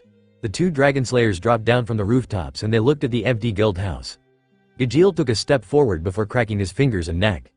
I'll go first, he said before slamming his fist into the ground. The ground rumbled beneath the guild of Fairy Tale before large black spires erupted from beneath the earth and tore into the wooden guild house, scattering splinters and pieces of furniture everywhere. The result made it look like a giant iron trees had sprouted out of the ground, though Naruto thought it looked more akin to bamboo shoots. Tetsuryuso. Mori, Iron Dragon's lance. Forest, Gajil said with a challenging tone towards the Ogo no Fujin. Naruto rolled his white eyes before looking at the guild house with disgust. Without even using an actual technique, Naruto simply swiped his arm multiple times before wind blades that were infused with his Dragonslayer magic tore through the air and sliced through the guild house. The proud guild house of Fairy Tale then slipped and fell apart into pieces along with pieces of Gajil's iron spires. That is how it's done, Iron Dragon. I could make it much more destructive, but this is simply an act of aggression, so I will leave it as it is. Come, the noise is waking up the populace. We must evacuate the premises. Grabbing the Iron Dragonslayer, the Apocalypse Dragonslayer vanished into the wind with his cohort. Fairy Tale Guild House, Magnolia Town, Fury, what the hell? Exclamation mark quote, was the cry of the various Fairy Tale mages as they arrived at the doorstep of their guild, or at least what remained of their doorstep. After the daytime had come around, it was around 9 o'clock in the morning when the Fairy Tale members all came from their respective homes to take part in the life of a mage, doing mission requests and having fun in their little paradise. However, that image was utterly shattered as they looked at the pieces of their guild. Giant black spires made of what seemed to be steel or iron protruded from the ground and tore various holes through the guild, but the guild was now in mostly pieces. The building itself had been bisected before the bisected pieces were reduced to mere rubble, as large blocks of stone and wooden pieces were all that remained of their beloved guild. Mary Jane covered her gaping mouth as her blue eye began to water. She latched onto her brother and Elfman consoled his sobbing sister. "It's okay, Nei-chan." He stroked her hair softly. "It's okay, the master will be back soon. He'll take care of whoever did this. Whoever attacked our guild is not a man." "Who could have done such a thing?" Mikao exclaimed. "Well, who doubt who? We're gonna kick their asses for destroying the guild," Wakaba said as he violently puffed out a plume of smoke from his pipe. The other members of Fairy Tail voiced their opinions. A few too shocked by the slaughter of their beloved guildhouse to even utter a sound. One Levi McGarden fell to her knees, her brown eyes remaining unblinking as they forced her to take in the image of her second home, completely shattered and broken before them. As other citizens of Magnolia Town came around and began to watch the destroyed guild, a loud cough was heard behind them. "What's all this negativity about? I just reach back and I find my children all like this. Would someone care to tell me what's going on?" A jovial, elderly voice spoke. All the Fairy Tail members' heads snapped in the direction of the voice, their eyes widening as they saw the waving figure of their master. "Master! Master Makarov! Master! You have to do something about this," Jet and Dwa yelled simultaneously. Makarov pushed aside the two young men as he walked between them and observed the destroyed guild house. He then turned around and looked at the crowd of members. "So our guild was destroyed, it seems. You don't say?" Everyone gave Makarov a deadpan look. "What are we gonna do? You have to make whoever did this pay." Makarov stroked his mustache and twirled his staff and thought. "I must ask, were there any of my children that were hurt during this attack?" Everyone was home and the attack seems to have been done at night, since it's only just this morning we heard and saw this. We questioned a few civilians who said they heard loud noises coming from the guild, but they ignored it thinking it was just us being noisy as usual," said a purple-haired female wood-make user by the name of Lackey. The glasses-wearing girl adjusted her glasses as she continued to speak. "So, no master. No one was hurt during the attack. I see. Well then, we do have a basement, don't we? We can move in there for the time being." "But Master Makarov, I understand many of you are distraught and angry at the fact our guild house was destroyed, but this is what you all must remember. A guild is not the building, but the people, the mages who make up the guild. A guild house without mages is just another building. As long as none of you are hurt, I am content with having this place destroyed. A building can be destroyed and just as easily rebuilt, but I'd rather not have the same fate be thrust upon my children. Fairy Tail will endure, but for now you all will take refuge in the basement. Lackey, I need you to help me put this house back together as everyone goes back to the basement." "Yes, master." The purple-haired girl nodded. Makarov went into his Titan form and Lackey, being a user of woodmake, generated pieces of wood to be used to construct a basic four-walled base around the area of the destroyed guild. Makarov then placed the bisected pieces of the roof back atop the wooden walls to be used as temporary shelter from the elements as Lackey bound them together with thick pieces of wood. "There, now that the temporary construction is done, we'll manage everything else. Come, we will go to the basement," Makarov said as he led Lackey to the basement. Walking down the untouched area of the guild that lay underground, Makarov and Lackey surveyed the moping Fairy Tail members. Mary Jane was managing the stock of ale and other forms of alcohol to be used as the temporary bar while the other members shifted around boxes, tables and chairs. When all was set up, Makarov cleared his throat. The sound echoed through the basement and all the other members of the strongest guild in Fury sat down to listen to their master. "You all saw the giant iron pillars that destroyed our guild house," he began. "Yes, and we know of only one person that generate black iron on such a large scale." A dirty blonde-haired girl by the name of Mickey Chicken Tiger spoke. "Kurigane Gajeel, the Iron Dragonslayer of Phantom Lord," Mirajane said. The guild froze, glaring heatedly at the ground, their fists tightening in rage as they held back the urge to just destroy something whenever they heard the name of their rival guild. "It figures a snake like Master Jose would pull such a disgustingly sneaky trick on us. He is not manly at all. No man attacks another's guild at night," Elfman roared as he flexed his biceps. "Yes, it was indeed Gajeel Red Fox who generated the iron that tore apart our guild, but know that it is illegal by the council to create a counterstrike as it would lead to a war between guilds. Guild wars are illegal, and if any of you do anything to threaten the peace, it could mean an end to the Fairy Tail Guild. We can handle all attacks, that much I am sure of, but the Magic Council has absolute power over any and all guilds that remain in the scope of their law's parameters. So I mean it when I say do not do anything to provoke Phantom Lord." Silence filled the guild. It was so quiet you could hear a pin drop. "Am I understood?" Makarov bellowed to let across his point to not promote violence against Master Jose's guild. The guild members winced at their master's harsh tone, but nodded. "Yes, master." was the unanimous response. Good.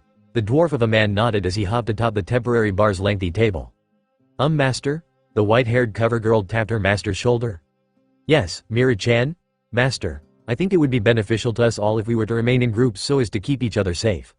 Knowing Phantom Lord, if we not reply to this act of aggression they may do something else, and so I think we should have guild members pair up or stay in groups to make sure none of us are harmed. The eldest Strauss sibling suggested. An excellent idea, Mira-chan. Did you all hear what Mira-chan said? Makarov asked loudly.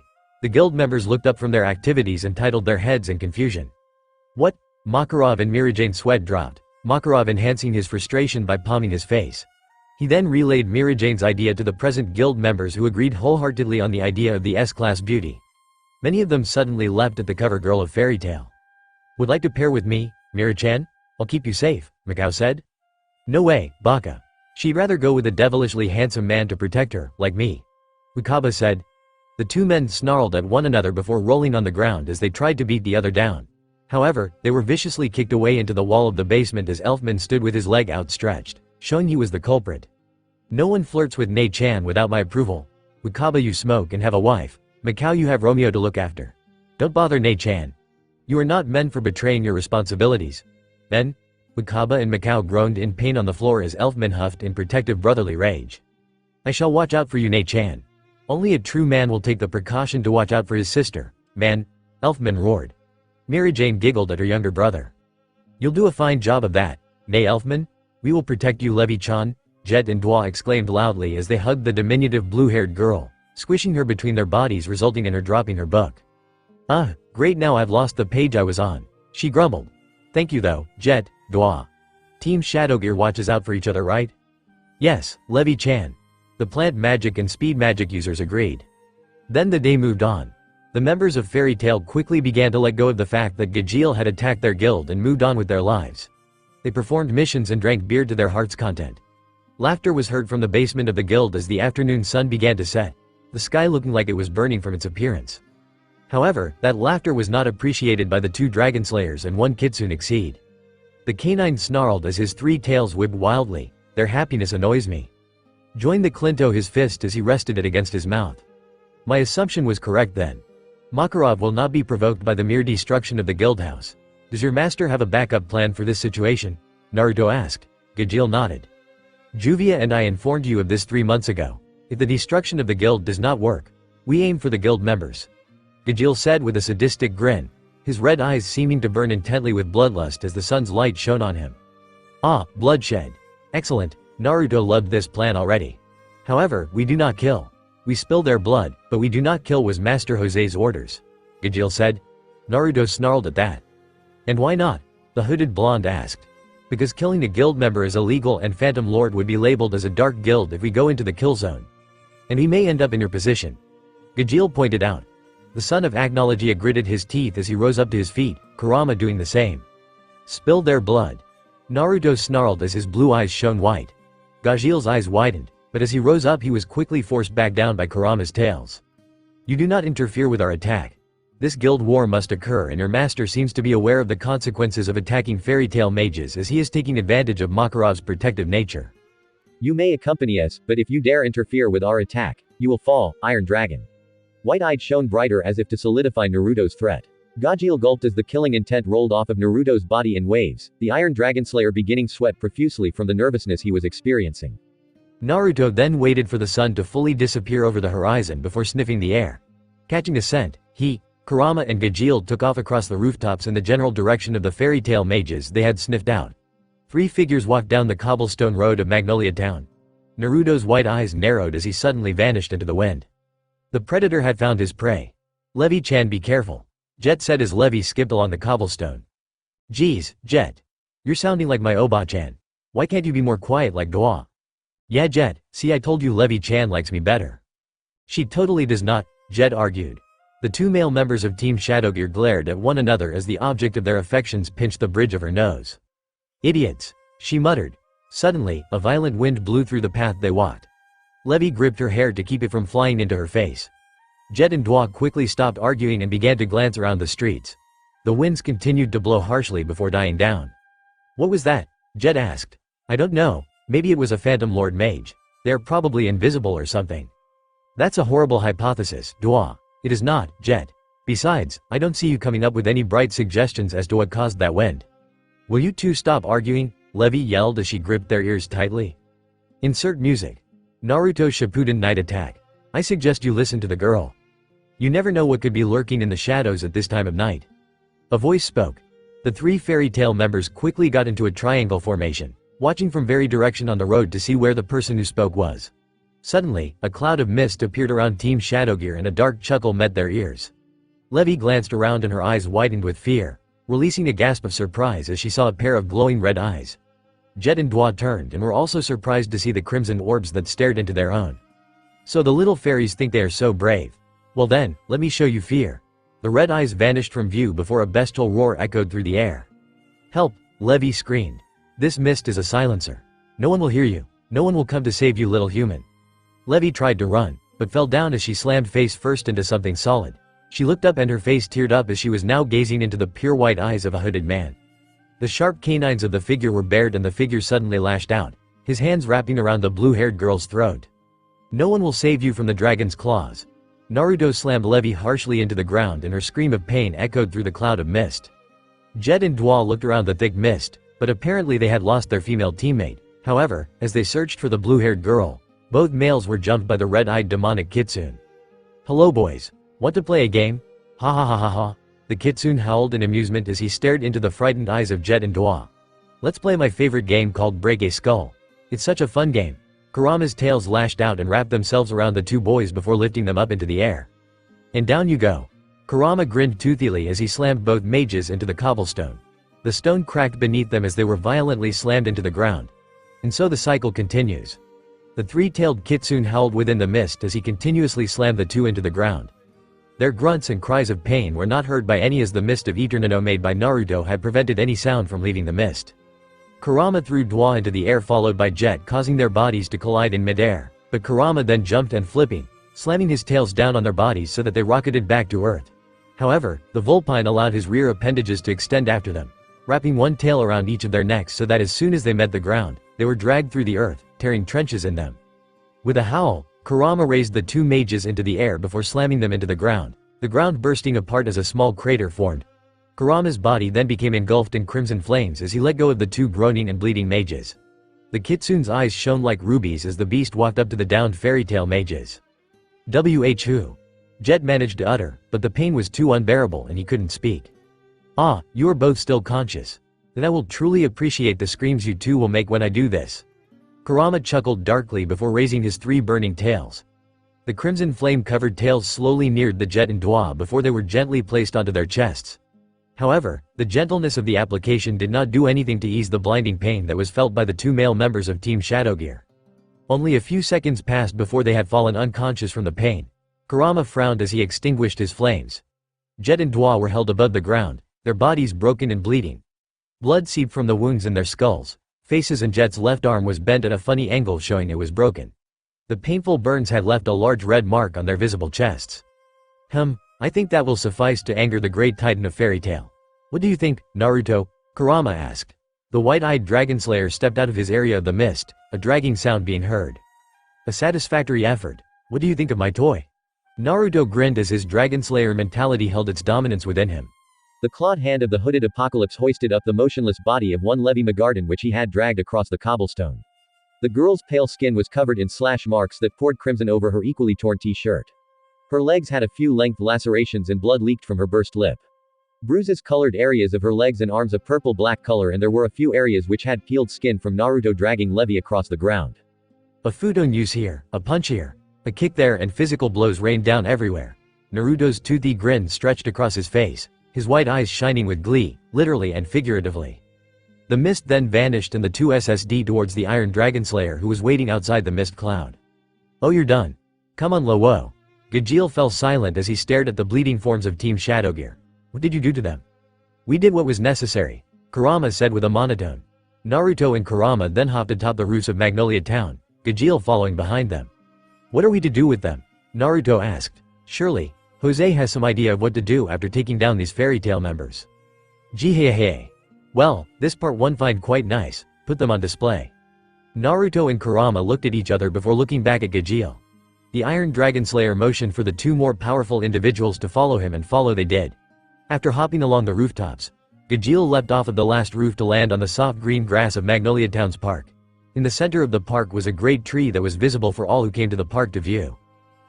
Simple yet satisfactory, Kurama complimented. However, as they landed, Naruto stumbled forward, dropping the damaged levy, and clutched his head.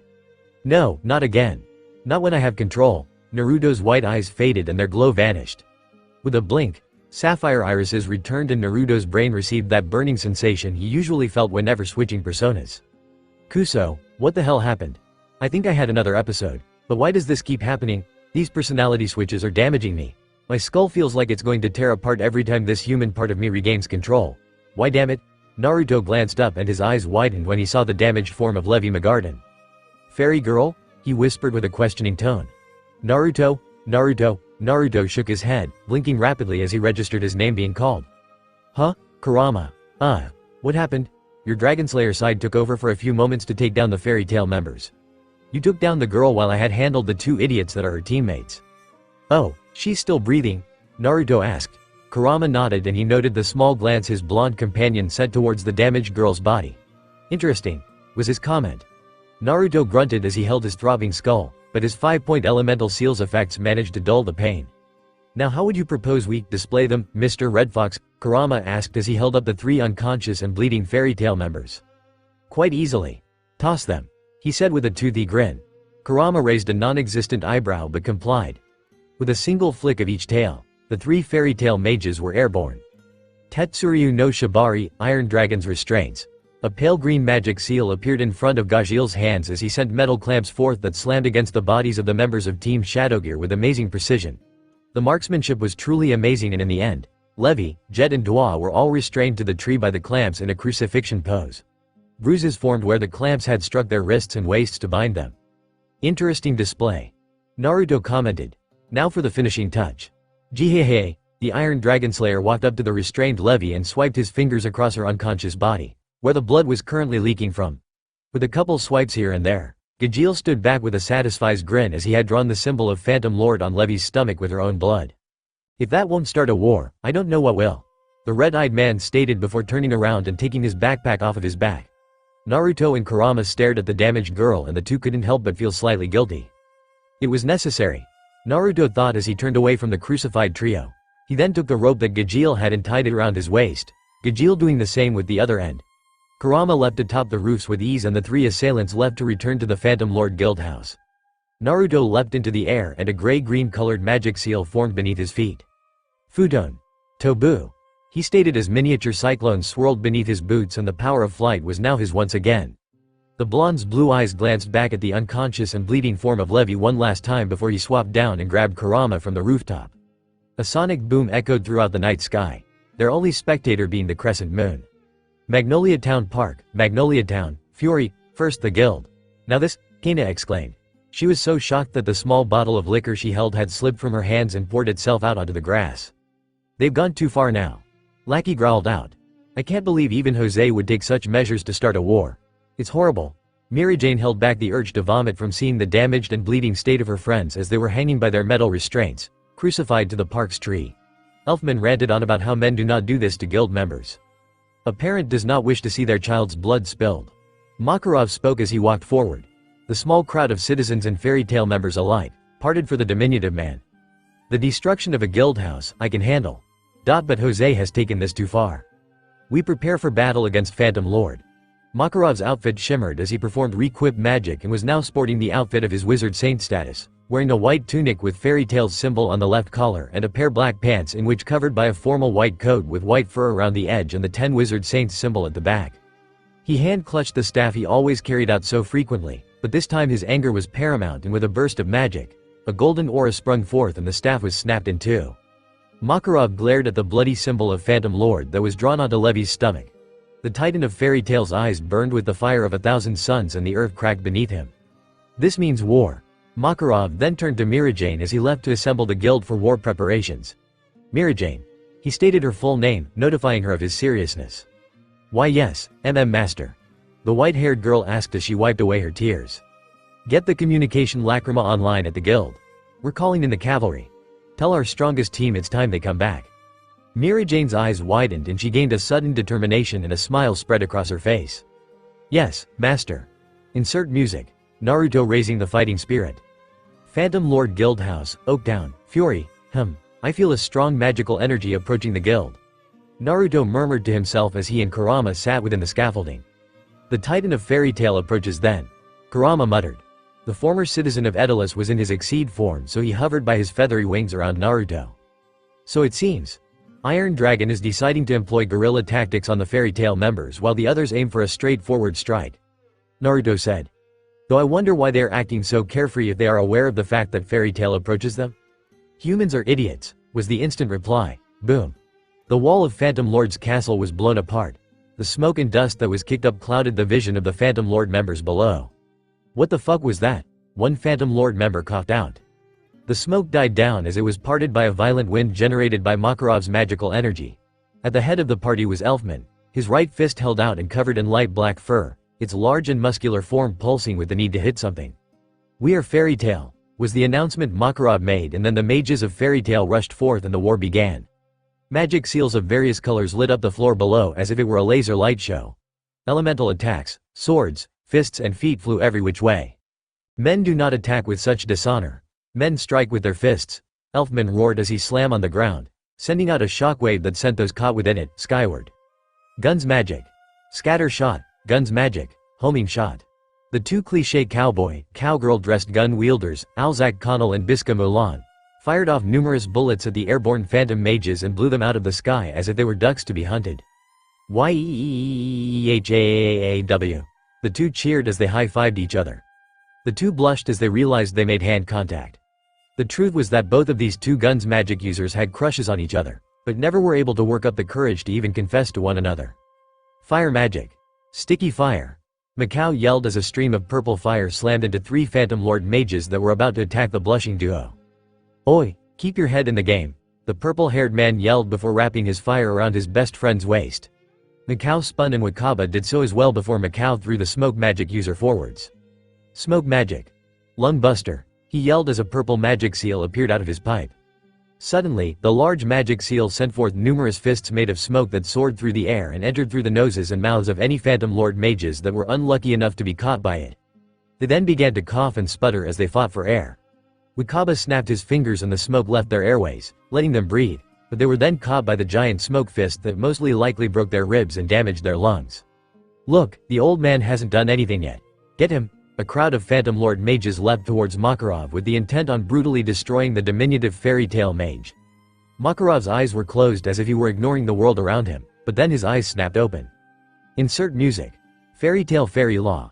You younglings dared to take on a titan, Makarov roared as he transformed his fist into a giant one that was at least 50 times its original size.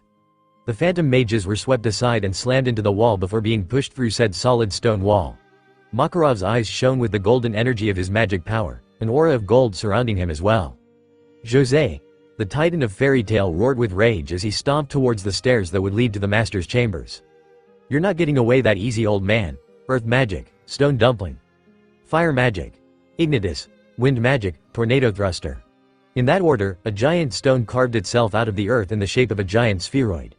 The spheroid hovered in the air as the magic seal appeared below it. Suddenly, a burning red magic seal encompassed the stone orb as it was then ignited, burning like a meteor. Then the third and final mage sent forth a giant gust of gale force winds that sent the flaming piece of earthen material towards Makarov, its flames burning much more intensely than before due to the winds. Unison raid. Giga impact, was the cry from the three mages. The large meteor that was the unison raid spell rocketed towards Makarov, but the Titan of Fairy Tail didn't even stop moving as he coated his gargantuan fist with light magic and slammed it against the meteor. The Giga Impact spell flew back towards its users, causing them to scream in fear like little girls. The resulting explosion damaged any Phantom Lord mages, as well as Fairy Tail mages that were caught in the blast. Well, this seems interesting. Naruto chuckled as he watched Makarov merely swat away his opponents like the flies they were before entering the staircase. Light exploded out of the walls as Makarov quickly ascended the stairs, forming cracks in them and destabilizing the castle fortress's tower. Do you think we should join? Kurama asked, a bit of bloodlust and killer intent laced with his voice. He really wanted to attack the humans below, whether it be phantom or fairy, he just wanted to see the blood fly. We could, or we could be smart and let the war play itself out. Let both sides exhaust themselves and then we take the prize that we originally planned to have, Naruto said. Fine, but I still want to taste the blood on my tongue. I'm itching for a good fight seeing all that carnage below. On second thought, I'll throw in one good move just for the hell of it, Naruto said. He raised his hand and a giant grayish-green magic seal appeared above everyone's heads. The whole battle froze as they felt the great amount of magic power infused with killing intent. What is this magic energy? Alzak gasped as he fell to his knees, gasping for air. It's unlike anything I've ever felt. It's not Jose's and it's not even the master's, Bisca said as she nearly dropped her rifle. Phantom Lord and Fairy Tail mages alike glanced around, searching for the owner of the gargantuan magic energy, but the magic was encompassing the entire guild so it was impossible to pinpoint. Futon. Atsugai. Naruto's sapphire orbs gained a steely look as he brought his raised hand down.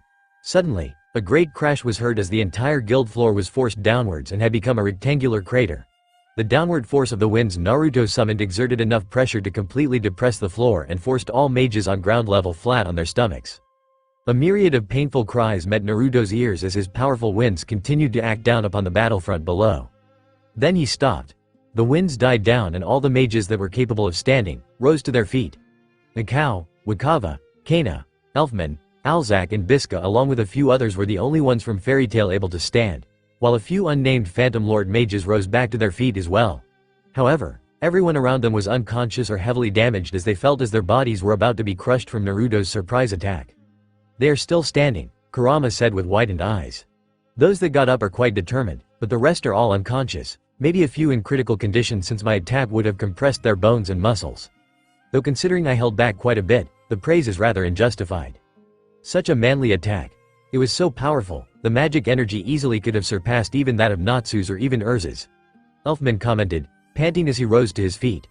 With a stretch of his body, he removed the tension from his compressed muscles with an audible pop. The standing Fairy Tail mages did the same. However, their ears twitched as they caught wind of an eerie-sounding laughter. Insert music. Fairy Tail Shishi no Hoshi, Jihehe. A loud, yet odd-sounding laugh filled the air as Gajeel decided to make his debut in the battle. Oh, it seems Iron Dragon has decided to join. Interesting, though I just realized. Where are Titania, Fire Dragon and that Ice Mage we met earlier? Naruto wondered. Kurama paused as he just caught onto that detail as well. Where were they?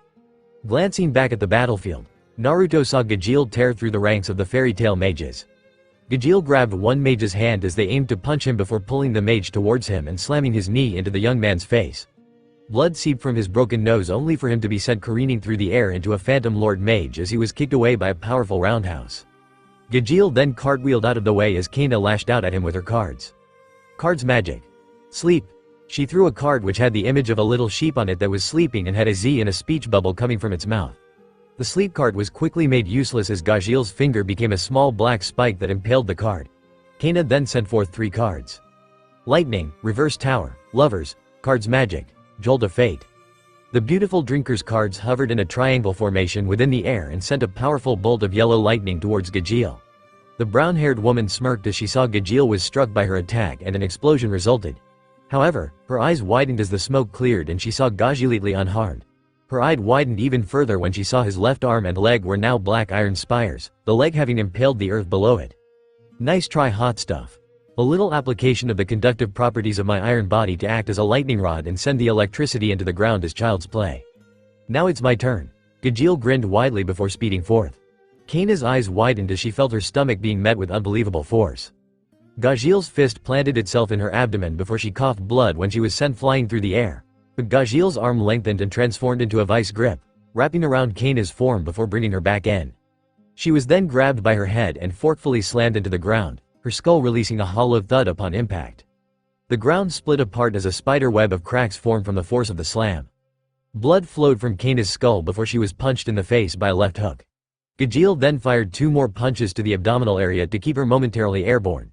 He then leapt and spun, lashing out with a devastating spin kick that the brown-haired beauty into a wooden support beam, cracking it from the impact.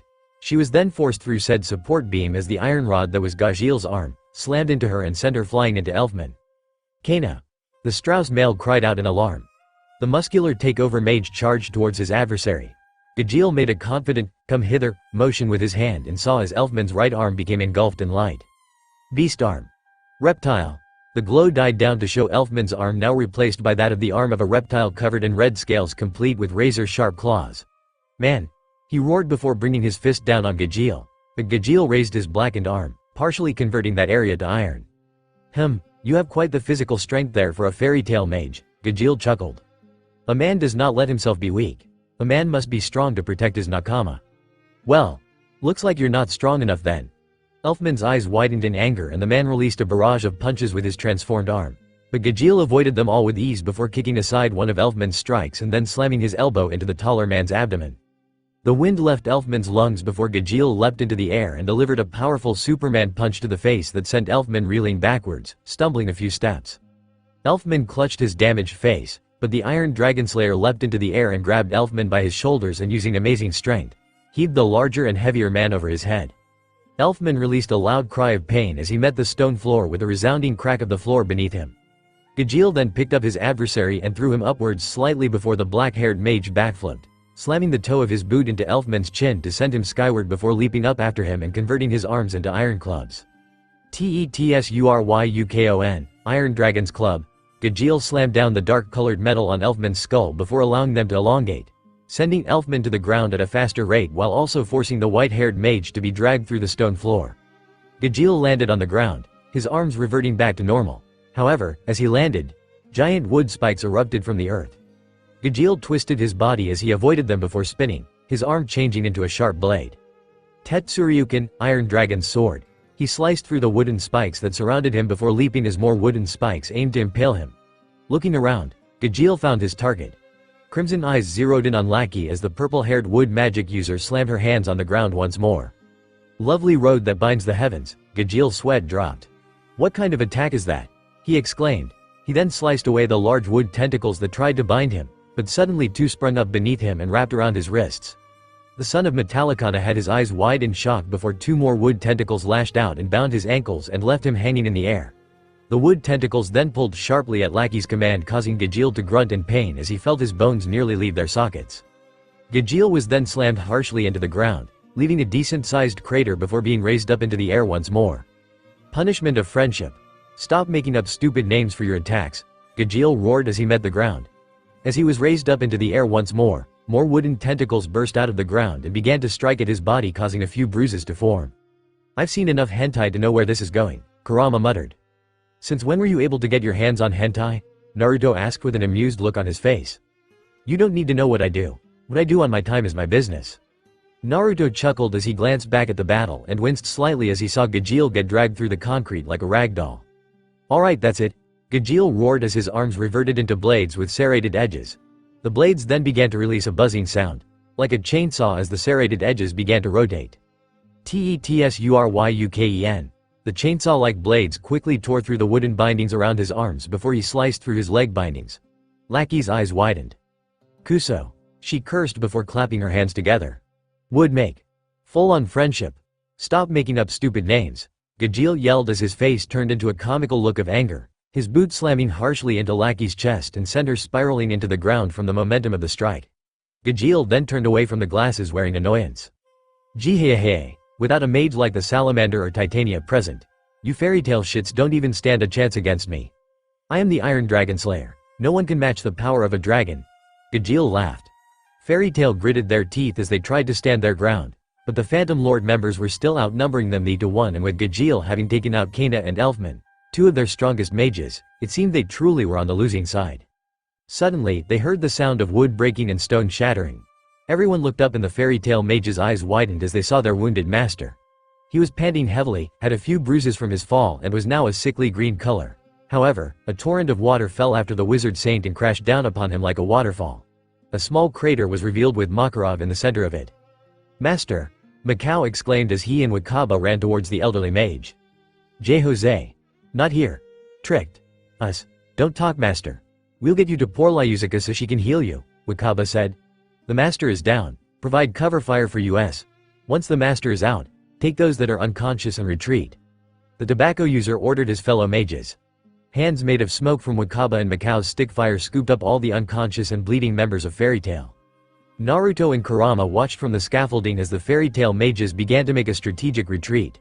But suddenly, the ceiling of the guild was suddenly coated with gray storm clouds. Rain fell suddenly and 3 words met everyone's ears. To Phantom Lord, it was another form of salvation. To Fairy Tail, it was quite the opposite. Drip drip drop. The sky suddenly darkened and the Fairy Tail mages were stopped when they saw a large column of water explode from Makarov's crater. The water within the crater then morphed as Juvia Loxer, one of the element 4, and the water Dragonslayer appeared out of the crater in liquid form. Her form then solidified and she gained her original color. Master Jose says that Fairy Tail is not granted the luxury of surrender. Her eyes narrowed as she saw Fairy Tail still continuing their retreat. Instead, you will be the ones to taste defeat at the hands of Phantomolves for the torrential aquatic power of the mighty Levia. Juvia's eyes narrowed before she took in a deep breath. A bright blue magic seal formed over her jaws before she formed a small tube shape with her hands. Suiryu no Hoko, water dragon's roar. Water accumulated from the rain she formed from above before letting out the concentrated water spheroid as a powerful torrent. The water washed over the Fairy Tail and Phantom Lord armies, but mainly that of Fairy Tail. All members of Fairy Tail were swept out of the guild house, even the unconscious ones. Fairy Tail then retreated, running with their tails between their legs. The Phantom Lord members released a chorus of cheers as they released their jovial cries of victory. Suddenly, all the festivities had ceased when an image of Jose arrived before them. Alongside the hologram was Arya, the air magic user of the element 4. Arya was a large man. One could even go so far as to say he was a giant of a man. He seemed to be extremely rotund, though his clothes could be giving off the image of being so, and he had extremely tanned skin. The clothing consisted of an orange shirt with a dark blue sash worn around his waist. He wore a pair of burgundy-colored pants and a pair of green shoes. His body was then covered by a large, high-collared green robe similar to what priests wear and had white sleeve cuffs. A purple and white stole rested on his shoulders, covered with intricate patterns. Around his neck was a red necklace made up of crosses with its center charm being a jar of some kind. A green top hat was worn on his head and white bandages covered his eyes for reasons Naruto and Kurama could not understand. Fairy Tail has been defeated by Phantom Lord. This is so sorrowful. The man suddenly began to cry rivers of tears. Naruto and Kurama sweat dropped as they stared at the grown man who was crying. Fairy Tail has been defeated, yes. Master, how did you beat that monster of a guild master? He's really strong. Well, as you all can see, I am merely a hologram. I am staying within the main base of operations away from all the action. However, I knew Makarov would head for this base and so I set a trap. When he entered the chambers of the guild master, he attacked, but was surprised to find that I was indeed a hologram. The old fool didn't even notice when Arya snuck up on him. Arya then used air magic. Metsu, a spell which saps one's magic energy to their lowest level given enough time. After that, it was mere child's play for Juvia to defeat the old man. Jose explained, his holographic form flickering every now and then. I merely obeyed your wishes, Master Jose. The umbrella-holding Dragonslayer bowed to her superior. Quite impressive use of deception and taking advantage of a person's nature.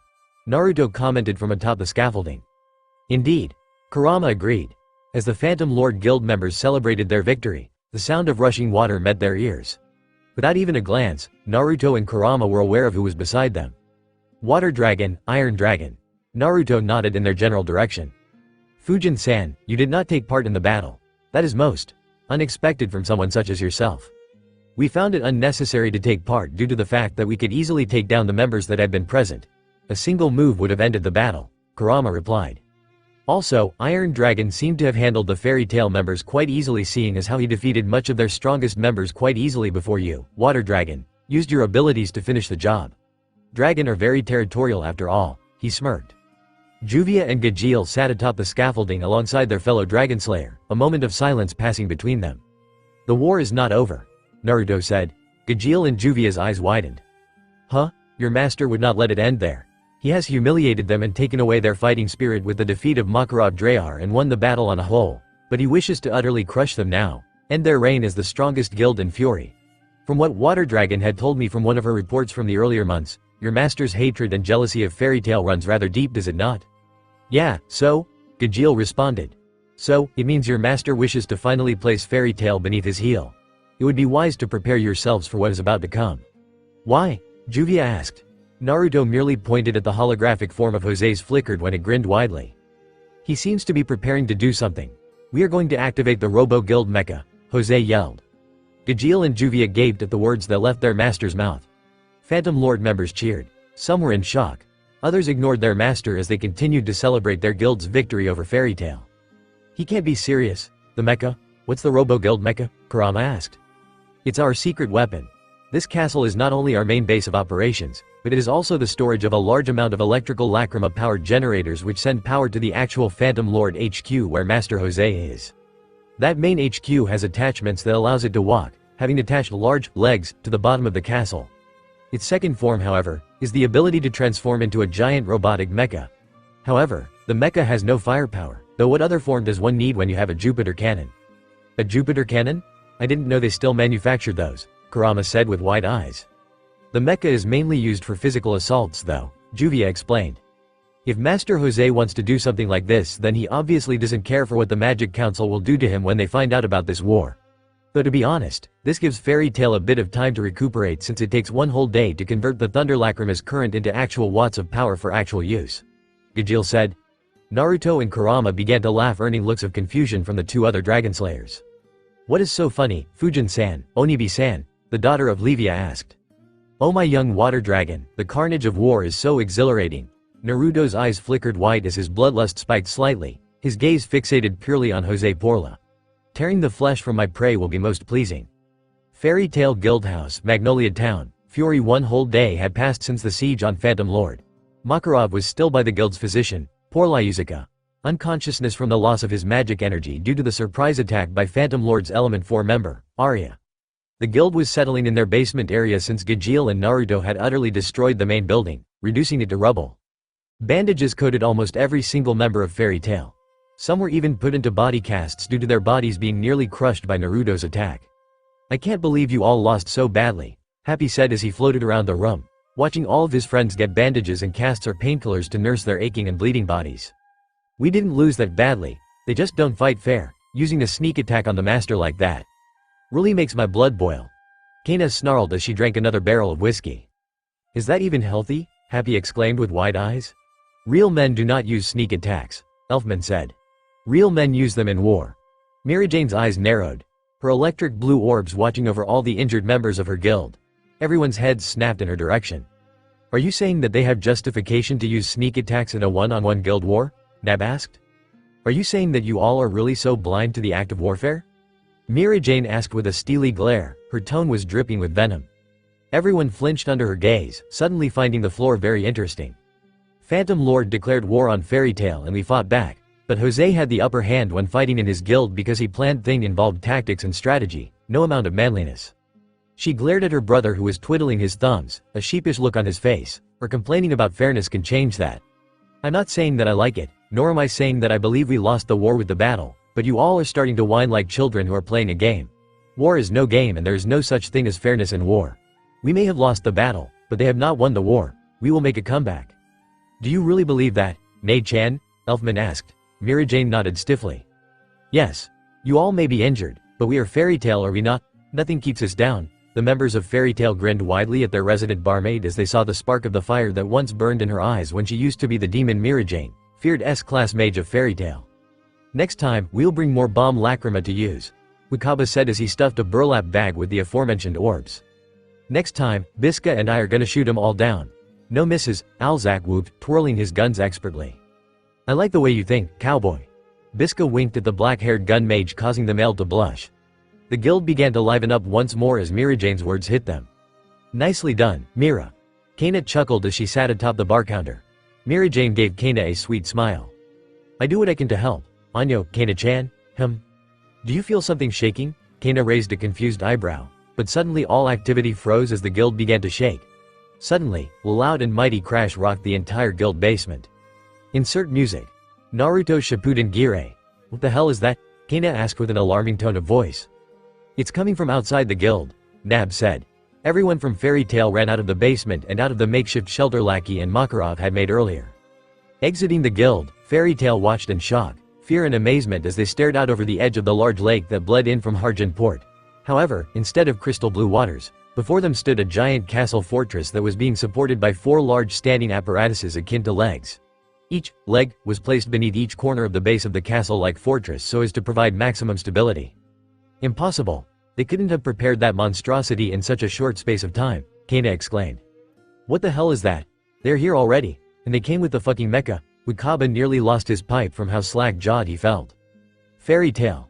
The voice of one Jose Porla echoed from the Phantom Lord Robo Guild Mecha. Your end has come. Never again shall Phantom be referred to as second best, and never again shall I have to deal with your pitiful guild. All your speeches about friendship and nakama. They sicken me. Now cower in fear before the might of the great Jupiter cannon.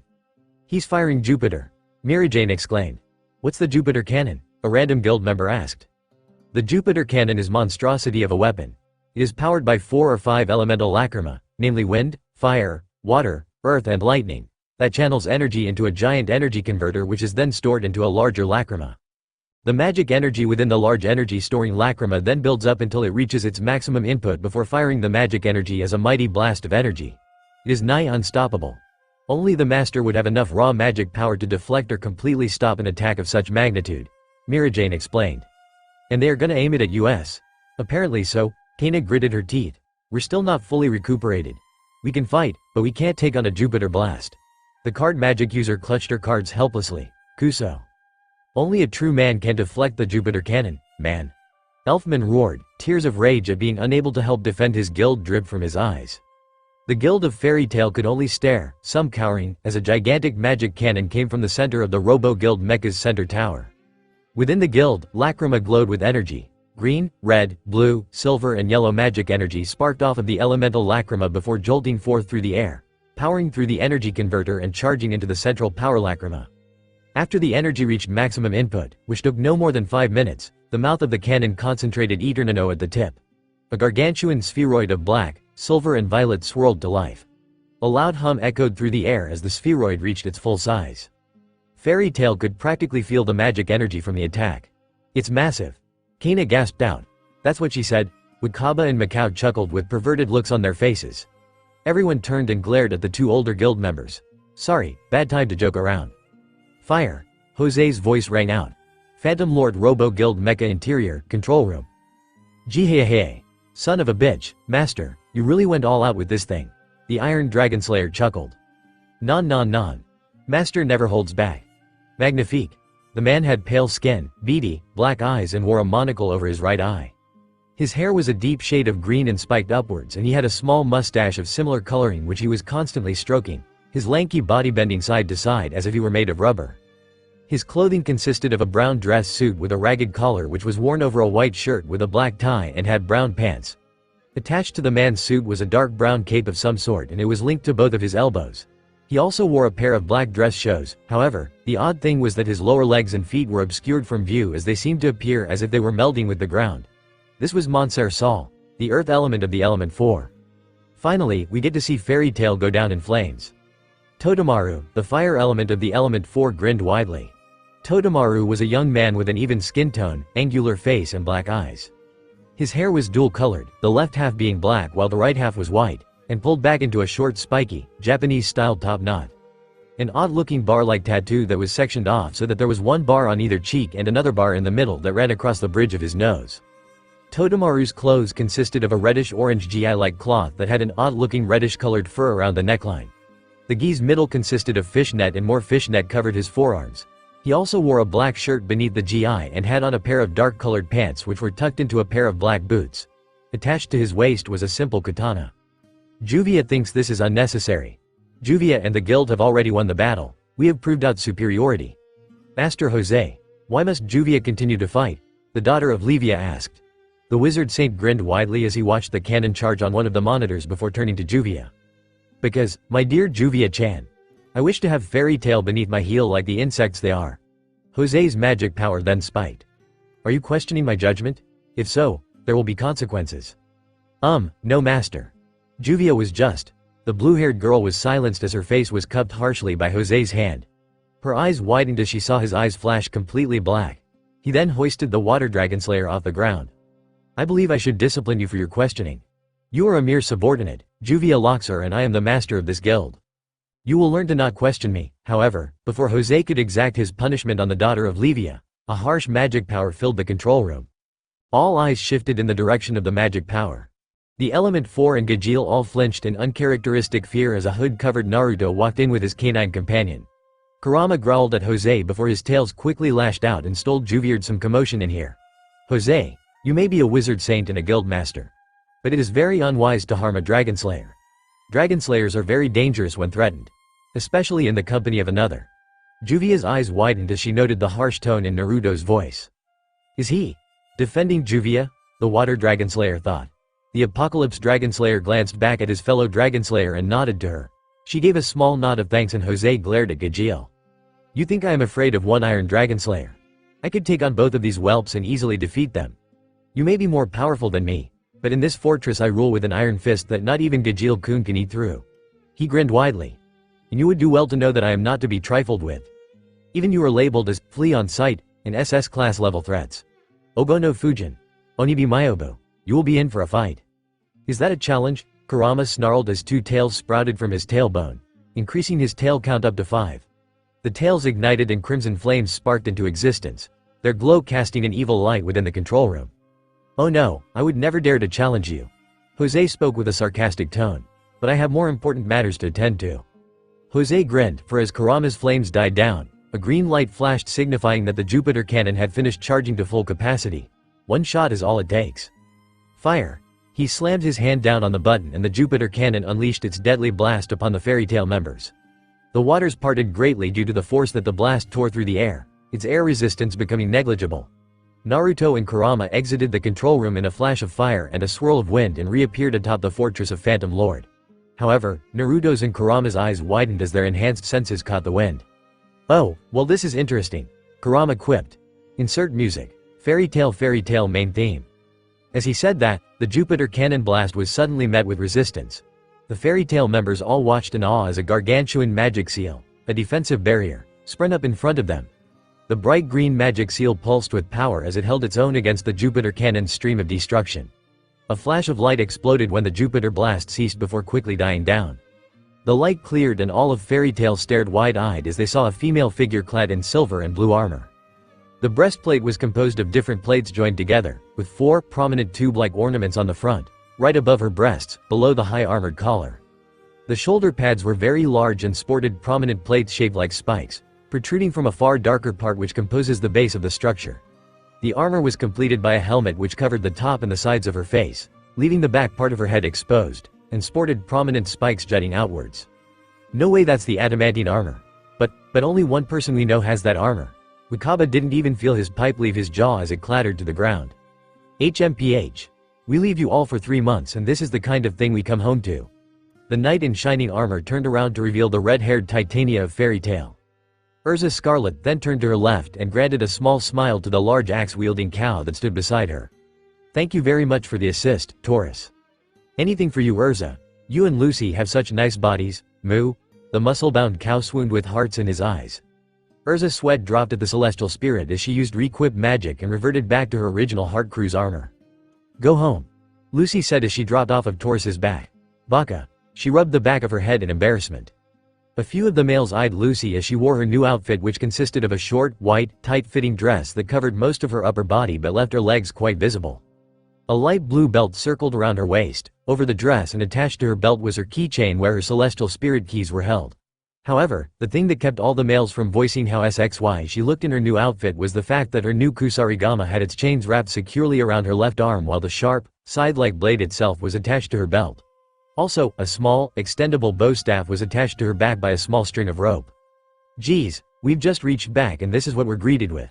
Phantom Lord. Gray sighed, appearing in a swirl of ice and frost. Lucy's sweat dropped as she saw her friend unconsciously threw off his shirt, leaving him in his black pants and brown boots. Old habits die hard I guess, she thought. The ice make user then glanced around.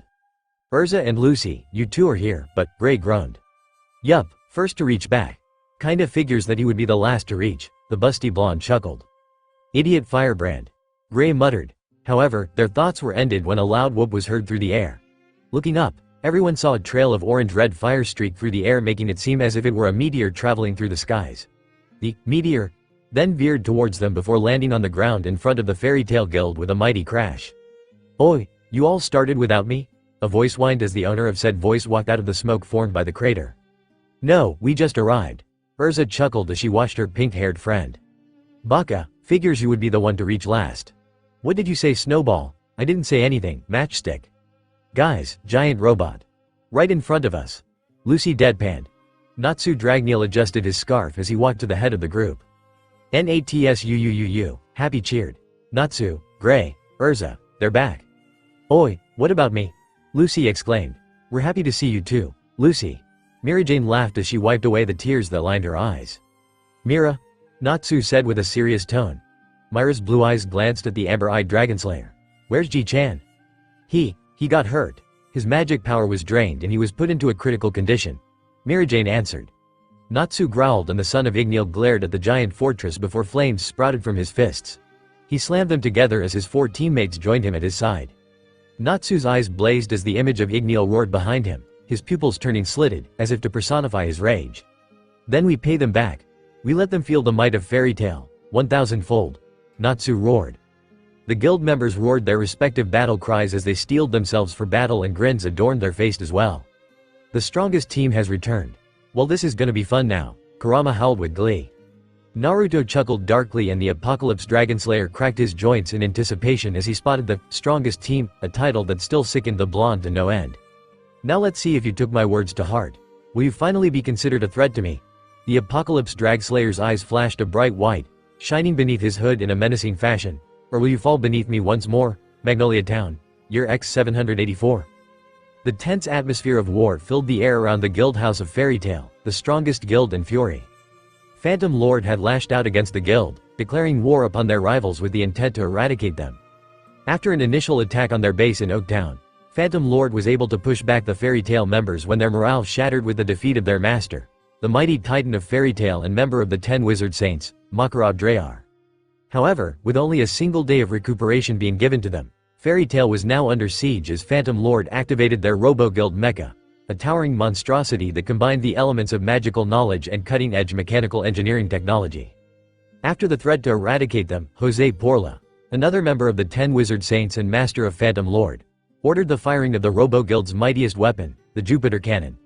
With fear in their hearts and all hope lost, Fairy Tail could only watch with wide eyes as they were about to destroyed by the magical blast only to be saved in the nick of time as their strongest team returned to them. Natsu Dragneel, Grey Fullbuster, Urza Scarlet and Lucy Heartfilia. These 4 had left the guild for 3 months to train after a crushing defeat at the hands of the Ogono Fujin and the Onibi Myobu, but now they had returned. They stood proudly in front of their guild, eyes brimming with strength and hatred towards the Phantom Lord guild that stood before them. My, what do we have here? Seems Salamander, Fullbuster and Titania have returned to your aid. But who is this pretty little blonde thing? Jose said through his Robo-Guild Mecha's speaker system. She's a Fairy Tail mage. That's all you need to know, Urza roared back. The other guild members showed their agreement before Jose spoke once more. A pity she's with you idiots instead of Phantom Lord. A young beauty such as herself would have found fortune, fame and power with us. Like I would join a scum guild like yours. Lucy growled back. She spat on the ground and mashed it into the pavement, shocking the other Fairy Tail members at her sudden crude behavior. Urza, however, merely smirked.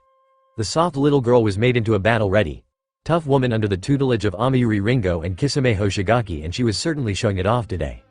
That is what I think of Phantom Lord. She pointed at her dirty spittle as she raised up her boot. Now why are you attacking the guild? Guild wars are illegal by the laws of the Magic Council, Lucy yelled. Why, I'm simply here on legal business. Legal? Gray shouted in disbelief. You're waging war on us. Ah, but that is merely half the story. True, I am engaged in war with you all, but I have a little incentive to assure that should legal action be taken, I have my defense. You see, Jude Heartfilia, the owner of Heartfilia Concern, the richest and most powerful railway company in all of Fury, has offered to pay a large sum of money, a small fortune exceeding the millions, if I return to him his one and only daughter. Well, I doubt you'll find her here, Natsu yelled back. The other guild members nodded in agreement, some being more vocal with their responses, but Lucy remained silent, her brown eyes wide with shock, but she bent her head low so that no one would see her face. Jude Heartfilia, she thought. A period of silence filled the air before Jose's laughter filled the air, getting louder and louder through the Robo-Guild Mecha's speaker system. Oh, so that's where you have been hiding. It seems none of you have known the true identity of your little blonde friend, it seems. Lucy Heartfilia is standing right there. Your pretty blonde friend is the cause of your demise. Lucy is a Heartfilia? Macau asked. Come to think of it, we never knew her last name, Malzak said. Lucy, did you know about this? Your father's mission request, I mean? Urza asked. Lucy turned to her red-haired, sword-wielding friend and shook her head. I didn't know, she replied. She chuckled as she began to speak again. I ran away from home on the day I turned 17 to go off looking to join Fairy Tail. I can't believe it, it's been months since I ran away from home and now he looks to bring me back. I am his only daughter, his only child. 4 months I've been gone and now he looks to bring me back? Like hell I'm going to go back to that bastard. Everyone looked in shock at the normally sweet and kind girl that was Lucy. Her normally kind brown eyes burned with distaste and rage, her hands tightened into fists. He always used to ignore me as a child, he never played with me, he never read me stories, he never even gave me the time of day. He was always cooped up in his stupid office playing with his railroads and documents. He doesn't have the right to be labeled as my father. Lucy said with gritted teeth. A hand rested on her head and she turned to face Natsu. It's alright Lucy, we're not letting Jose or your father take you anywhere. You're a member of Fairy Tail now, you're one of us. Like hell we're going to let you get taken away from us without a fight. The son of Igneel smiled toothily at his friend. Lucy's eyes widened as she saw all the other Fairy Tail mages smile and nod at her. Real men don't let their nakama be taken away, Elfman roared. Stubborn little girl aren't you? Very well, if you won't come with us willingly to your father, we will have to take certain measures. In 10 minutes, the Jupiter cannon will finish recharging and we will fire another shot. I highly doubt your Herculean armor will be able to handle a shot of that magnitude for a second time, Titania. Now quake in fear as your demise bears its fangs at why. Jose was interrupted in his speech when suddenly Gray and Natsu attacked the cannon barrel. Ice Make. Kiss of Shiva. With the appearance of an ice blue colored magic seal, the Jupiter cannon's muzzle froze all the way from cannon mouth to the inner room where the energy lacrima lay. The energy converter, the elemental lacrima, everything was encased in ice. Well, that escalated quickly. Natsu stated, you think I was slacking off? I learned a new style of ice make and this ice is unable to melt. Gray smirked as she turned to the Robo-Guild mecha. You were saying something about quaking in fear of the Jupiter cannon I believe. Well there's nothing to fear now that your little toy is broken. A growl from Jose was heard through the speakers. Suddenly, a giant magic seal appeared above the Phantom Lord Robo-Guild mecha, its sickly purple color casting an evil glow upon the Fairy Tail mages below. Suddenly, a large black mass emerged from the magic seal before the mass began to split apart into small specter-like figures.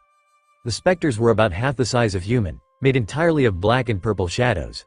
Piercing crimson eyes and sharp claws made of pure shadow made creatures ready for a battle. Behold, my shade magic. I can summon as many of these specters as my magic allows and they are practically immortal. Behold the might of Phantom Lord. Jose laughed loudly as the red-eyed phantoms descended upon the guild of Fairy Tail. The shades roared in their ghostly tones as they descended upon the Fairy Tail mages. Prepare for attack, Kana yelled. No, don't worry. Everyone looked in shock to see Lucy had been the one to say these words. I got this. I protect my family, my nakama. I've been told that I was useless by my master, that I was weak. I felt useless and weak when I first came to Fairy Tail because Natsu, Gray and Urza. You are the ones who did all the fighting while I hid behind my keys and never fought a battle in my life. But that changes today, Lucy said as she drew forth her staff from the sheath that was tied to her back. Insert music. Fairy Tail Shishi no Hoshi. Extend. She yelled and everyone stared in amazement as Lucy's staff shone with a golden light as it began to grow and extend beyond Irie feet, to far beyond 40 feet. She then spun the staff with amazing skill and the wooden weapon tore through the shades as if they were made of butter.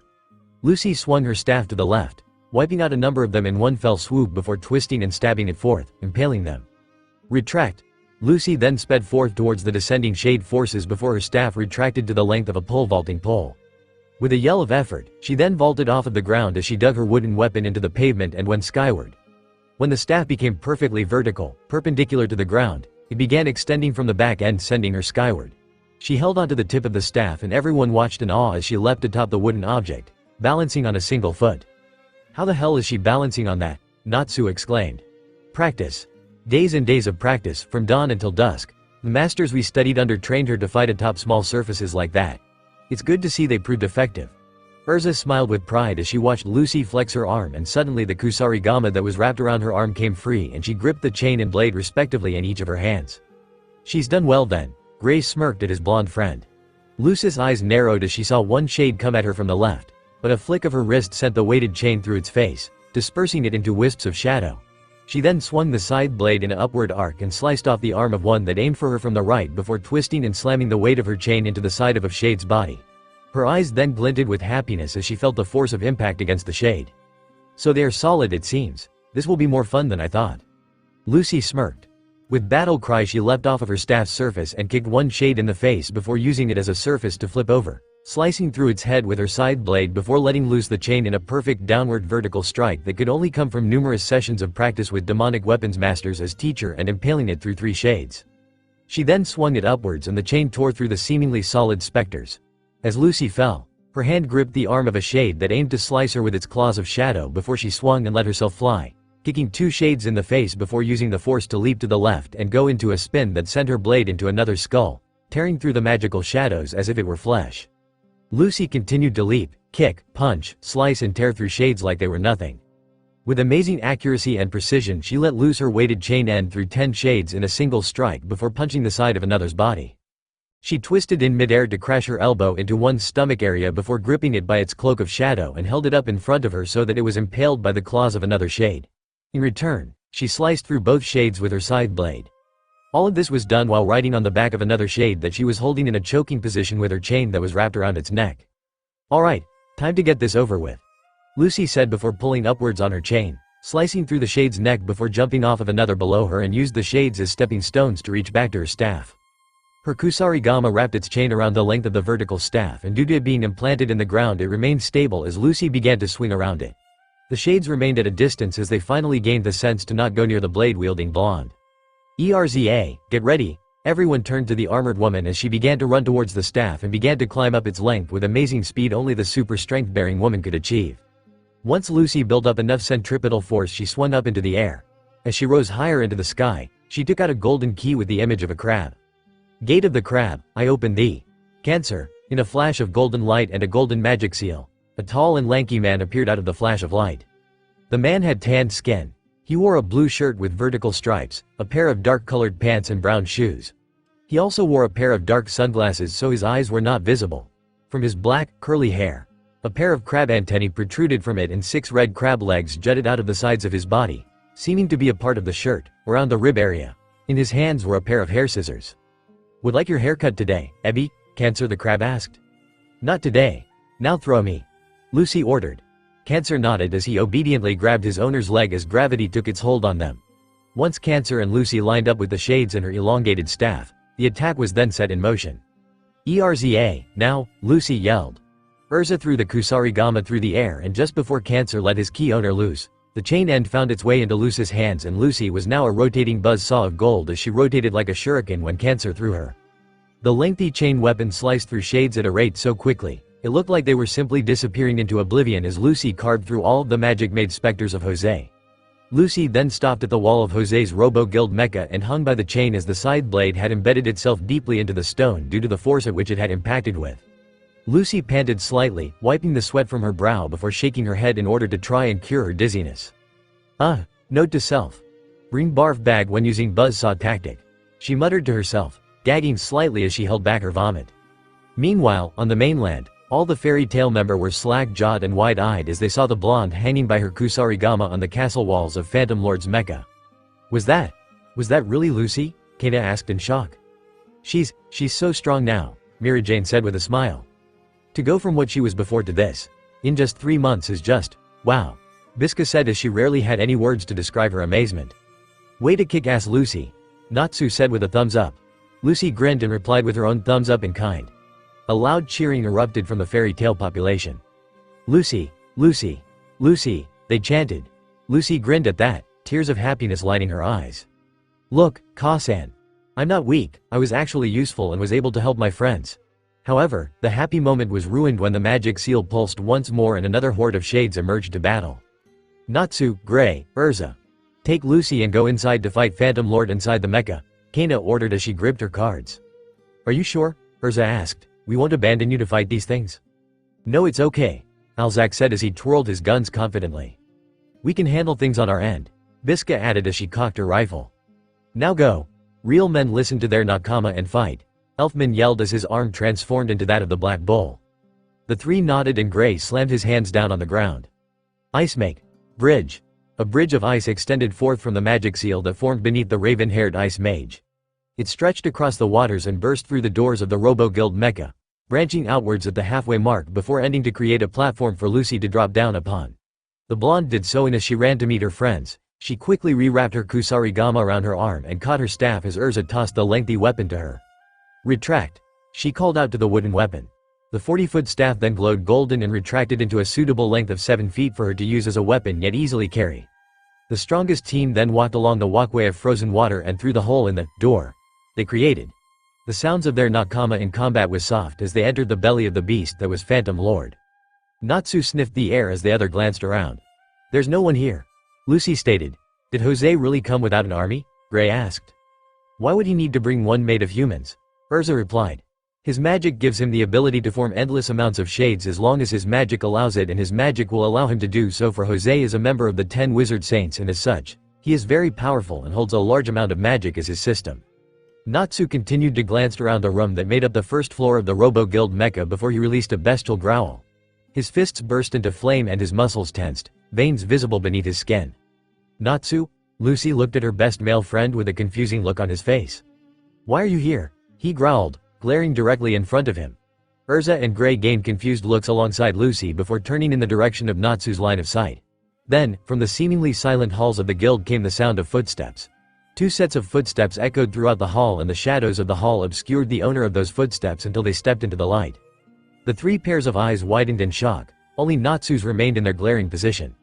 "Ogono Fujin and Onibi Myobu," Gray hissed. "Oh, so you were able to smell me, young fire dragon?" Naruto chuckled as he and Kurama stepped into the light. "He seems different. They all seem different," Kurama noted as his 3 tails swished back and forth in the air. "You all seem stronger. No, you're more aware. You have the look of people who have faced harsh realities and learned from them. You have experienced, and so you've grown. So you did listen to the Fujin's words that day he crushed you 3 months ago. You do appear to have grown," Naruto said with a nod of approval, "but you are 100 years too early to be able to match me in terms of skill and power. If you wish to fight me, then come. I will break you like I did before. Only this time, I will break the blonde and the ice mage physically rather than mentally. Insert music. Naruto Shippuden. Kokuten. You aren't breaking anyone today, Fujin," Gray roared as he slammed his palms of the ground. "Ice make. Dragon." The large crystalline serpent exploded out of the magic seal that Gray made upon his declaration of the spell. The gargantuan serpent released a deafening roar. However, Kurama met the roar of the dragon with a mighty howl accompanied by crimson flames. The wave of fire washed over the dragon like it was a river over stone, and all that was left was a cloud of steam. "Ice make. Eagle," Kurama snarled as his tails lashed. 3 eagles Gray constructed with his magic screeched, but they were silenced as Kurama's first tails stabbed through its mouth and out the back before turning it into vapor as the rear appendage burst into flame. The other 2 tails had been wrapped around the other 2 eagles' throats before they were smashed against each other and reduced to mere shards. "Karyu no Hoko," Natsu roared as he unleashed the stream of fire at Kurama, but the demon Kitsune howled loudly, released a mighty shockwave that parted the blaze. However, Kurama's eyes widened as he was forced to leap back when Lucy, someone he did not expect to perform the lunge, brought down her kusarigama blade down upon the area where his skull lay. Lucy twisted when she landed and sent the weight at the end of her chain soaring towards the unmoving blonde as he stood with his arms crossed. Even as the weight moved towards his skull, he didn't move as the weight halted a mere centimeter before his cheek as it was held back when Kurama stepped down on it. The chain went slack as it fell to the ground, and Urza, clad in her blackwing armor, swooped down from above for an aerial attack, but she was stopped easily as Kurama's tail elongated and snaked its way around her ankles. Her eyes widened in shock as she was tugged downwards and slammed into the ground. She was raised and slammed into the left wall and then the right before being thrown high up into the air. Kurama leapt after her and crashed his 3 tails down upon her and sent her painfully to ground zero. As Kurama fell, Gray saw his chance. "Ice make. Geyser." The geyser of ice exploded out of the earth and encompassed Kurama in a prison of ice, but the kitsune merely slid through it as his body temperature was raised to such a degree that steam was rising off of him. Natsu then leapt at Kurama with fists ablaze and brought it down on the quadruped, but Kurama leapt to the side to dodge it and kicked Natsu in the back of his knees, sending him into a kneeling position. But Natsu went into a forward roll as he fell so as to avoid the follow-up slash of Kurama's claws. Once the dodge had been committed, Natsu went into a handstand and spun, his feet releasing stream of flame so that whips of the burning magic made its way towards Kurama. However, the fox merely ducked beneath them before leaping at his prey. However, his eyes widened once he realized Natsu had dropped his legs and lay on his back. "Gotcha."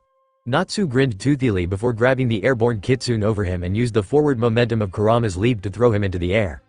Kurama then saw Lucy strike with her chain and wrap itself around his paw that he used to strike at Natsu, and with amazing strength, Lucy swung Kurama right into the path of Urza and Gray. Urza's black and wing-clad form held a gargantuan broadsword while Gray held a giant blade of ice.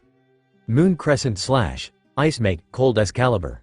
Kurama raised his tails and gripped the two mages' wrists, halting their strikes before they could touch him, but his crimson eyes widened as he realized the move was merely a distraction when he felt the searing heat behind him. Natsu jumped through the space between his restrained friends, his fist shrouded in the flames of his father, Igneal. Karyu no Tekken, the son of Igneal, brought his flaming fist down upon Kurama and a mighty explosion erupted forth from the strike. Gray and Urza were freed from their bindings and flew back from the blast wave of Natsu's attack. Lucy's chain fell to the ground as it went slack and she dragged it back into her hands. Did Natsu get him? Gray asked as his ice sword shattered with his concentration to maintain its form. I believe we did. Urza smirked. We hit the Onibi Myobu? Lucy asked in disbelief. The fairy tale mages smirked in victory. However, their joy was lost with the voice of their blonde adversary. No, you did not, was what the blonde said with a monotone.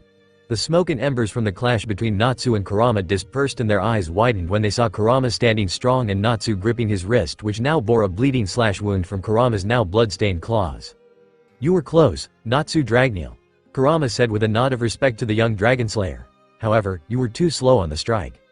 Too slow? But we saw you get hit by the attack and explode in your face, Lucy exclaimed. True, but 2 points you must take into account, Miss Heartfilia. Lucy winced as the fox used her last name to address her. The first is that, as I stated before, young Fire Dragon was too slow on the descent. The second is a very obvious reason to the fact that I am fire-based. I eat flame, I breathe flame, I create flame. It was rather stupid of you all to send in a fire user as the one to land the strike, and even if it wasn't Fire Dragon, you still wouldn't have laid a scratch on me. I've taken far worse hits and they were all from the man standing behind me. But in the end I will commend you for. You have improved, but I think I'm done testing you all. The four gritted their teeth in rage at how the Onibi Myobu was talking to them as if they were children. Fujin, if you would be so kind as to educate your enemies on combat. Kurama smirked as he stepped back. Naruto cracked his joints before his closed eyes OT shining in those blue orbs of his. You wish to show me your improvement firsthand? I can tell you all were holding back in your battle against my partner. Come at me with the intent to kill, only then will you even have a sliver of gaining a hit on me. A hit? Not a victory, but a hit? Was the Ogono Fujin really that confident? The four fairy tale mages tensed their muscles and surrounded their opponent in a circular manner. The black-cloaked blonde remained standing in his single position, his body straight as a pin and his arms crossed confidently. Or was it in boredom? It was hard to tell given that his eyes were merely filled with lust for battle and the mask covered the lower part of his face. There was silence as Kurama sat on his haunches at the end of the hallway, his tails wagging lazily as he observed the scene before him. They were holding back, just like Naruto said.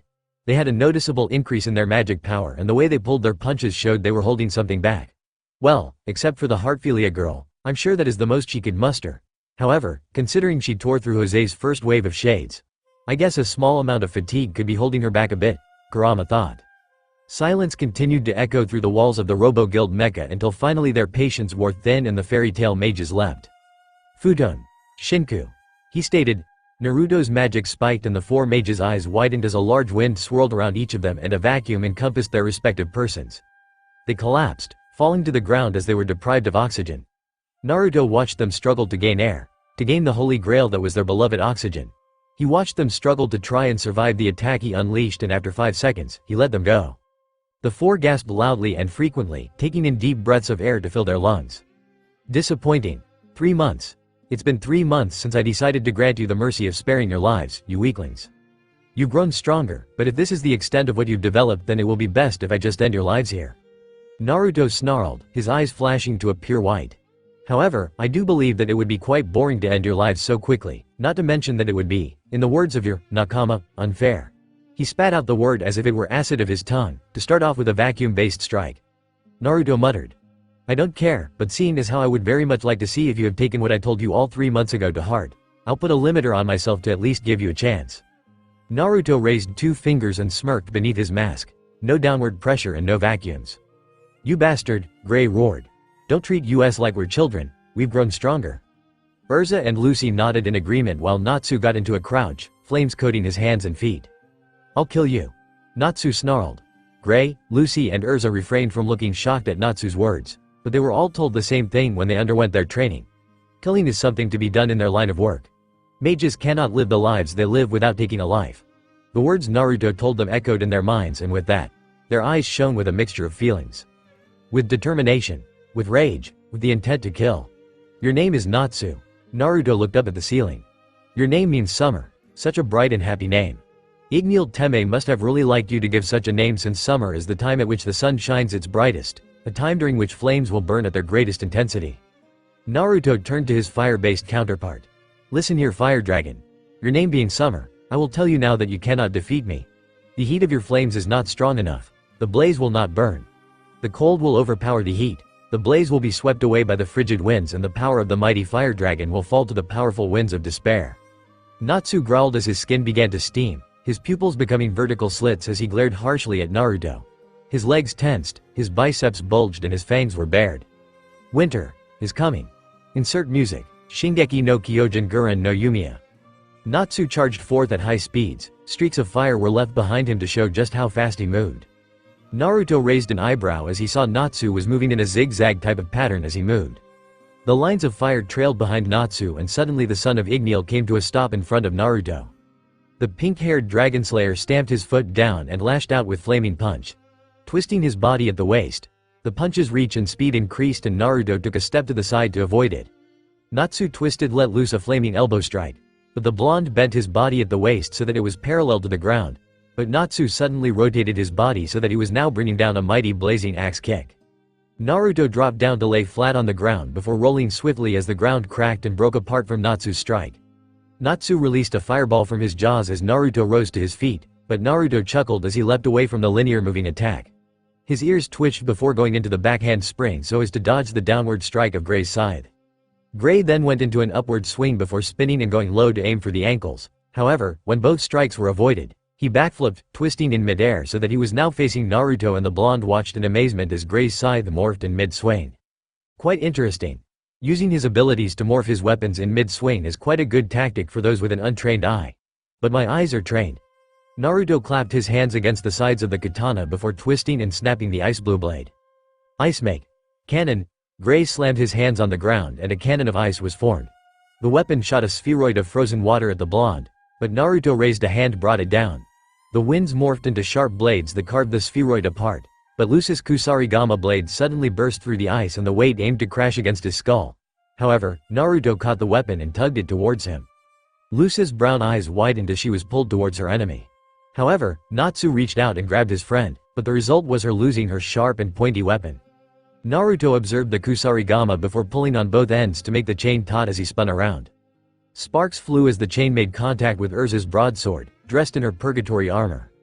The spiked, gray blade continued to create friction against Lucis' Kusarigama until Naruto lashed out with a kick that sent a blast of wind into her armored belly. The Scarlet Woman crashed against a pillar, but had managed to right herself so her feet planted against the side of it. She pushed off of the pillar at a remarkable speed and brought her sword down in powerful slash that tore the ground asunder. However, she was then punched across the face as she was left open after her strike. She stumbled to the side before Naruto bent low and came up with a palm strike to the chin, knocking her upwards. Naruto then leapt after her and crashed his knee into her breastplate, denting the dense metal before flipping and slamming his boot against stomach to send her rising higher into the air. As Naruto completed his backflip that resulted in Urza's rise in altitude, a pulse of wind rushed forth and crashed into Gray as his mace of ice was brought down upon him. However, Gray quickly morphed the mace into a bow and 3 arrows of ice were forged from his magic. Hyojin Maiku. Sasu Yona Aim, Ice God Make, Piercing Rain. He let loose the projectiles, but Naruto leapt backwards, altering his body's position so that he dodged one arrow which passed his ear while catching the other 2 in his haste to break the arrows in his hands. His eyes narrowed when he realized something was different. The ice wouldn't break, but also. This ice. It's black. Tusan once told me. A select few humans who were said to be trained by those who were blessed by the dragons to achieve the status of a divine. Those humans were labeled as gods among the realm of mortals by the humans and creatures of the mortal plane. The god trained their chosen champions much like how the dragons trained their Dragonslayers during the Dragon War. Naruto looked at Gray, who gripped his bow, which was now putting on a blackened appearance. That bastard's a godslayer. Naruto snarled. Naruto reacted as Gray sent another volley of arrows at him, catching the nearest 2 out the air and spun them quickly, deflecting and blocking the remainder of the arrows before throwing them back towards Gray. As he threw the 2 black arrows back at Gray, the raven-haired boy slammed his bow into the ground. Hyojin Maiku. Tate, Ice God Make. Shield. Gray quickly converted his bow into a kite shield. The ebony ice shield blocked the arrows before he switched it to a Fuma shuriken and he threw it. The spinning death was then sent veering off course as Naruto bent the winds and sent the projectile towards Gray, who was now leaping at him. However, Gray's eyes widened as Naruto met him in midair. Fast, was all Gray could think as black eyes met cerulean. A barrage of punches to the torso sent Gray flying backwards, but Naruto vanished into the wind and reappeared in front of his airborne opponent before dropping low. Balancing on his left hand and leg, he struck upwards with a kick that met Gray's back.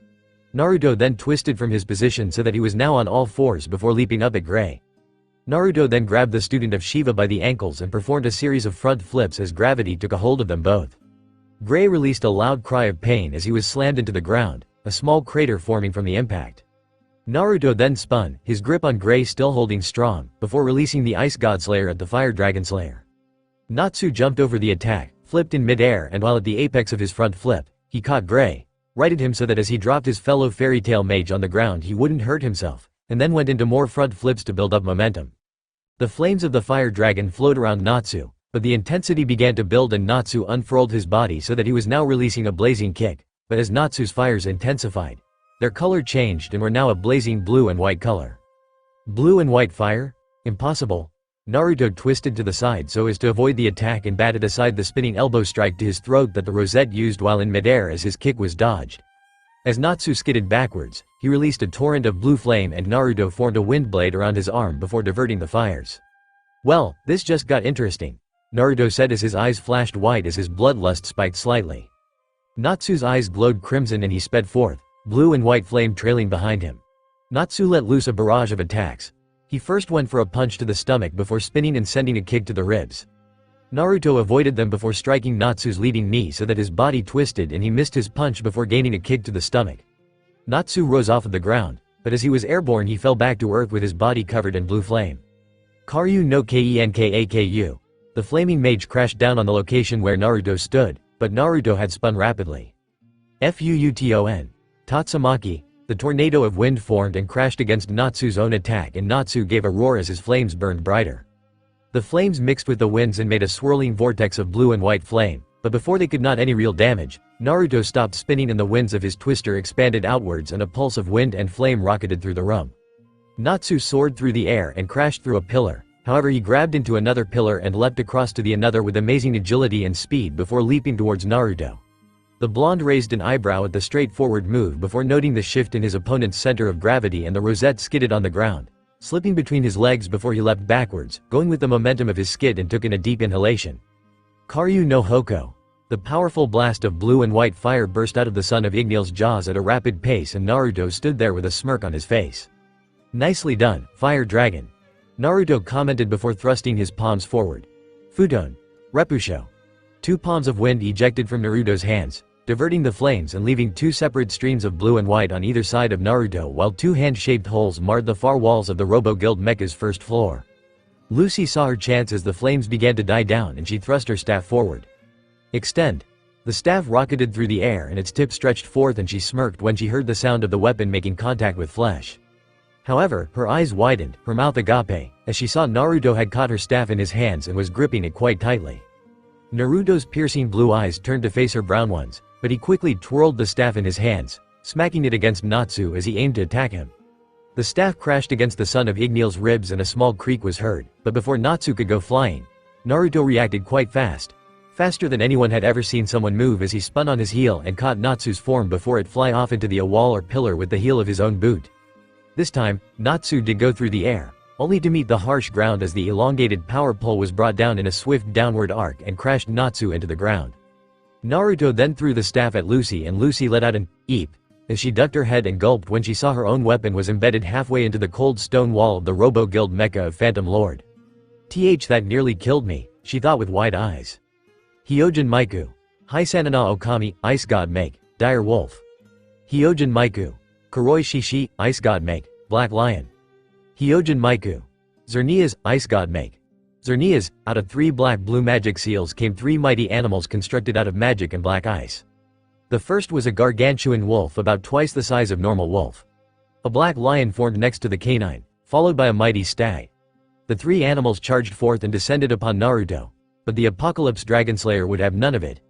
Naruto vanished into the wind and suddenly all 3 creatures of ebony ice found themselves soaring skyward by a great force. Their bodies smashed to pieces as they were struck through their cores. Futon. Senpu Kyaku. Naruto's form stood strong, his right leg coated with swirling winds from the kick that struck with the force of a cyclone.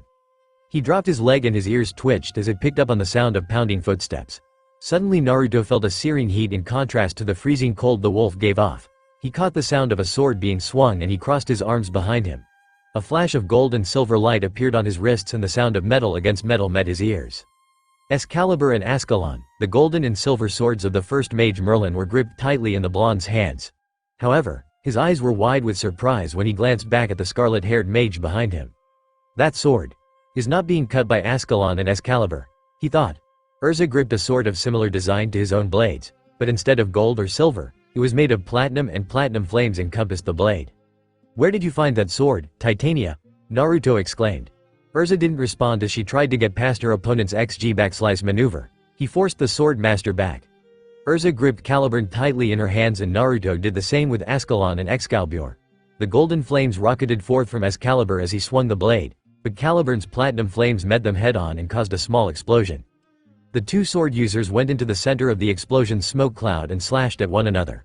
Urza went for an overhead strike, but Naruto blocked it with Ascalon before twisting and going for a slice at Urza's legs with Excalibur. Urza leapt over the attack, flipping in midair and carved an arc of fire over Naruto's head, but Naruto unleashed a flaming shield as he rotated both his blades to block the attack. As the Titania of Fairy Tail leapt at Naruto, she performed a various amount of sword maneuvers. She went for an overhead downward slash before spinning and unleashing a devastating amount of spin attacks accompanied by fire. When she stopped spinning, she went low and aimed to cut his legs, but he stabbed Ascalon down onto the blade, diverting the strike and having her stab the ground, but she went with the momentum and performed an upward arcing slash. Naruto leaned back and avoided the strike and Urza leapt into the air. She then went into a series of front flips and brought legendary third blade of Merlin down on Excalibur and Ascalon. A mighty shockwave erupted from the clash of the two sword-wielding titans. As the two pushed away from each other, they raced back toward each other and crashed their blades against one another. Downward diagonal. Upward arc. Downward vertical. Horizontal. Spin attack. Fire blast. The attacks clashed epically with one another, a shockwave forming with each impact. However, as Urza went for a stab to the chest, Naruto brought up Ascalon and his overpowering strength sent Urza's arm upward and left her open to strike. Naruto raised both blades and brought them both down on the brown-eyed Titania, but Urza managed to react quickly and dropped Caliburn from her airborne right hand and caught it with her left. Excalibur and Ascalon met the flat of Caliburn's blade as she blocked the powerful slash. Platinum, silver and gold flames ignited the air and a mighty explosion of shining flame burst forth from their point of contact. Urza gritted her teeth as she tried to hold her own against the SS-class mage, but to no avail. Naruto released the flames from his swords upwards so as to propel them forward. Urza's eyes widened as she was overpowered by the momentum of Naruto's attack and she forced down to the ground. Her purgatory armor cracked as she met the ground and she was then kicked in the face before a blast of gold fire sent her skyward, courtesy of Excalibur. Naruto appeared above her and brought both blades down on her, but Urza blocked them with Caliburn, but the force of the strike accompanied by the flames that acted in a manner to propel Naruto's blades caused her to crash down to earth. Urza lay in a crater and her eyes widened as she saw Naruto descend towards her with both shining blades poised to stab down into her. However, just before she was about to be hit, Naruto was forced to block the attack from Natsu as he sent a wave of blue and white fire her way. Natsu rained blows upon the swords, but they did not crack, but nor was the son of Ignil hurt as he pounded on the weapons of the son of Agnologia. "Urza, are you alright?" Lucy and Gray asked as they ran up to her. Urza nodded, but turned away, coughing up a small amount of blood due to internal bleeding. "Urza, you should rest," Lucy exclaimed. "I've already lost to him once, I will not fail a second time." "Karyu no Kouen," Natsu yelled as he sent a raging ball of fire from his hands, but Naruto sliced the fires apart with his ancient blades of the first mage. "Futon. Daitapa," a great gust of wind slammed into Natsu and the blue fire using Dragonslayer skidded backwards as Naruto stared at them. Naruto nodded to them before his blades vanished in a flash of gold and silver. "I'm done here," he stated. "What?" the fairy tale mages exclaimed. "I came here merely to amuse myself and sat my curiosity. I wondered as to whether or not you would actually pose a threat to me or if you would fall to me once more as easily as you had done before." Naruto replied. "Though you have indeed improved, I see no point in fighting you any longer. You said you would kill me and you came with the intent to kill, but I felt the killer intent wane as the battle progressed. You are still soft-hearted. I could kill you, but I have other matters to attend to." "Hold on," Urza called out, but a blast of killing intent and magical pressure silenced her. "Hold your tongue, Titania." I would take my mercy if I were you, as it spares me the trouble of crushing your skulls beneath my boot and killing you all. None of you should be alive right now." He glared at them, his gaze passing over them, settling a bit longer on Urza before he turned away. The two SS-class criminals vanished into the wind and in a burst of flame respectively. "No, get back here, I'll kick your ass, OGONNOFUUJIN," Natsu roared. However, before he could say more, the element 4 and Gajeel had appeared before them as they emerged from the hallways. Totemaru, Monsieur Saul, Arya, Juvia Loxer and Gajeel Red Fox all stood in front of the fairy tale's strongest team as they climbed back to their feet. Non, you all are weak. It will now be easier to defeat you all." The earth element laughed as his body bent unnaturally from side to side. "Well, now that the blonde guy softened you up, I think it's time I show Salamander here just who the real master of flame is." "Shut up," Natsu roared as his eyes became slitted like his draconian father's. Totemaru stared into those eyes with amazement and fear as the image of Igniel roared behind Natsu. What are you?" Totemaru muttered. "Attacking downed enemies is so sorrowful," Arya cried loudly, tears pouring down his face. "Juvia and Gajeel-san are ordered to defeat Fairy Tail. Juvia and Gajeel-san will obey Master Jose's orders." The water Dragonslayer twirled her pink umbrella over her head as her small, personal thundercloud began to unleash its downpour. The Fairy Tail mages faced off against the Phantom Lord mages, staring down each other and sizing each other up. Fire magic. Red fire. Totemaru then stepped up before unleashing a blast of red flame at the group, and as the flames landed on the ground near them, it exploded outwards in a dome. The flames completely covered the strongest team and Totemaru smirked. "Well, that was easy," he chuckled. "I don't know why Master Jose was worried of these little shits." Totemaru began to laugh, but it stuck in his throat when he heard Natsu speak. "He was worried because we have the ability to kick your asses." Totemaru turned back and saw his flames beginning to move as if they gained a life of their own and began to move throughout the air as a single stream of crimson flame. Natsu held out his hand and the red flames flowed into them as if he were bending them to his will. "Impossible, I am the master of flame. Those flames are mine, no one can control them," Totemaru roared as he thrust his hand forward, but the flames did not respond to his action. Natsu smirked. "I am the son of Igniel, the Dragonslayer of fire. You lost ever since you met me, Totemaru." Natsu growled before eating the red flames. As the flames were swallowed, the fairy tale mages quickly dispersed as a giant wave of air was launched at them. "You will fall beneath the might of the void of air," Arya said as he sent another wave of air at his opponents. Gray quickly leapt into the air to avoid it, but suddenly a wave of water crashed into him and his eyes widened when blue eyes glared back at him. "Juvia will defeat Fairy Tail," she stated in a monotone as her watery form pushed against him and sent him through the wall of the Robo-Guild mecha and through the air to the waters below. "Gray!" Lucy yelled out in alarm at seeing her friend attacked, when she saw Saul appear out of the ground, directly beneath her skirt. No, KYAAA, pervert!" Lucy yelled out as she covered her panties with one hand and slamming her boot down on Saul's face repeatedly as she attacked with feminine fury. Saul let out yelps and cries of pain as he was repeatedly abused by Lucy's boot before she drew her staff and slammed it down into his face. The mustached man's face seemed to cave inward as the weapon embedded its form into his face, leaving a large red mark as his bloody, broken nose cracked. She then swung her staff like a golf club and a few of Saul's teeth went soaring as he was struck across the cheek with a sideways swing. A third blow to the neck halted his breath and made him lose consciousness from the pain. Silence filled the area as Urza, Natsu, Arya, Gajeel and Totemaru stared at the scene that had just occurred. "That was embarrassing. I can't believe he lost like that," Gajeel muttered. "Losing to a weak female mage is so sorrowful." Arya then turned and avoided a sword strike from Urza. "What was that about weak female mages?" The Titania snarled before slashing at Arya's head, but the man ducked beneath it.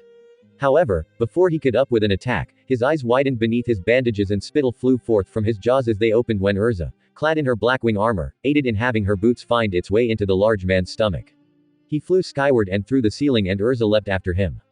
"Natsu, handled Totomaru and Gajeel." Natsu heard his friend yell out to him. "Gotcha," he replied with a thumbs up. However, as he did so, a blur of black raced past him and Lucy's eyes widened as she saw the blur headed for her. Natsu went to go chase after the blur, but a wall of green fire stopped him. He quickly ate the flames and was about to move on when blue fire crossed his path. Insert music. Fairy Tail Mahu Taisen. "You're an annoying little bitch," Natsu growled. Totemaru drew his sword as he watched Naruto bend his blue flames as if they were his own. "You will not move on without defeating me. You may have the upper hand in pyrokinetics, but what about close combat?" Totemaru leapt at Natsu and the fire Dragonslayer crossed his orange-yellow fire-coated arms to take the blow. Natsu glanced back at Lucy as he separated from Totemaru, doing so every time he blocked or dodged his opponent's sword strikes. Lucy quickly unleashed her kusarigama and wrapped its chain around the object, but her eyes widened when she saw a pair of jaws open up and chomp down on the metal chain. "No way," she muttered, and she lashed out with her side blade. However, that was also eaten as Gajil's visage appeared in front of her. "Nice weapon, it was quite tasty. Jihehe," he chuckled. His arm suddenly came down in the form of an elbow strike, but Lucy quickly twisted to the side and sent out her right arm, diverting the strike. Gajil's eyes widened as this occurred, as he never thought for the blonde weakling to be able to react to his attacks. He was proven wrong, however, as Lucy took a step forward from her turned posture and a punch found its way into Gajil's stomach, followed by a hook shot to kidneys. The black-haired Dragonslayer slightly seized up from the strike to his organ, and Lucy turned on her heels and crashed her elbow into the same spot. A grunt of pain was rewarded to her for her efforts. Gajil snarled and made a wild swing at her head, but Lucy performed an unexpected duck and grabbed Gajil's outstretched arm and used it as a way to control her pivot. She jammed her hip up against Gajil's own, and with the momentum of it, she pulled on the larger man's arm. Earth met sky, and Gajil found himself tumbling through the air as he was slammed into the ground by the overhead throw Lucy just administered. She then wrapped her legs around his upper while gripping his wrist tightly as she lay on the ground as well, and locked the arm joint and continued to apply pressure. Gajil gritted his teeth as he felt his elbow and shoulder being strained. "Whoa, way to go, Lucy!" Natsu exclaimed as Totemaru could only stare in shock. Gajil gritted his teeth before grinning toothily. "You got guts, brat. Not to mention that technique of yours was quite an unexpected one, since I didn't expect a little rich girl like you to be this adept at fighting. But all good things must come to end, I suppose." Lucy's eyes widened as Gajil's arm flexed, and he easily broke through her arm lock as he resisted against her. He then brought his arm down, his gloved fist smashing against her face and splitting her lip. Blood flowed from it before an elbow found its way into her stomach. A gasp was elicited from the busty celestial spirit mage as the wind was knocked out from her lungs. Gajil rose to his feet and picked her up by the throat. "You're good, brat, but you're still too weak to have actually done some damage." Lucy let loose a cry of pain as she was struck in the stomach. Lucy's eyes widened and she coughed up a glob of blood from the blow that felt as if an iron bar had stabbed its way into her belly. Her vision grew blurry as she glanced up at the fire Dragonslayer. "Nat. Sue." Lucy blacked out. Natsu's head snapped around as he tore his eyes away from Totemaru, and his eyes widened before narrowing with rage as he saw Gajil gripping Lucy around the throat. "Jihehe. Oh, it would so very simple to kill you, but Master Jose says he needs you alive."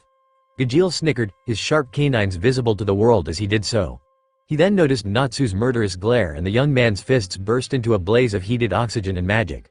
Lucy's unconscious form struggled to breath as Gajil applied more pressure to her throat. "Gajil!" Natsu roared as flames of blue and white encompassed his whole being. "Oh, that rage. I like to see that in a fighter. Come after me if you want your little girlfriend back, salamander." Gajil chuckled before leaping to the higher floors through the hole Urza had made when she kicked Arya. Totemaru then stepped in front of Natsu as he was about to leap after his opponent. "If you want to go to Gajil-san, you'll have to gurk. Shut up and get out of my way." Natsu growled as his fist crashed into Totemaru's stomach. Totemaru coughed up a mouthful of blood before he was grabbed by his throat and slammed into the ground. A spiderweb of cracks formed from the impact, and Natsu twisted, going with the flow of his movements to move over the fire element four-member's body and send him careening through the air.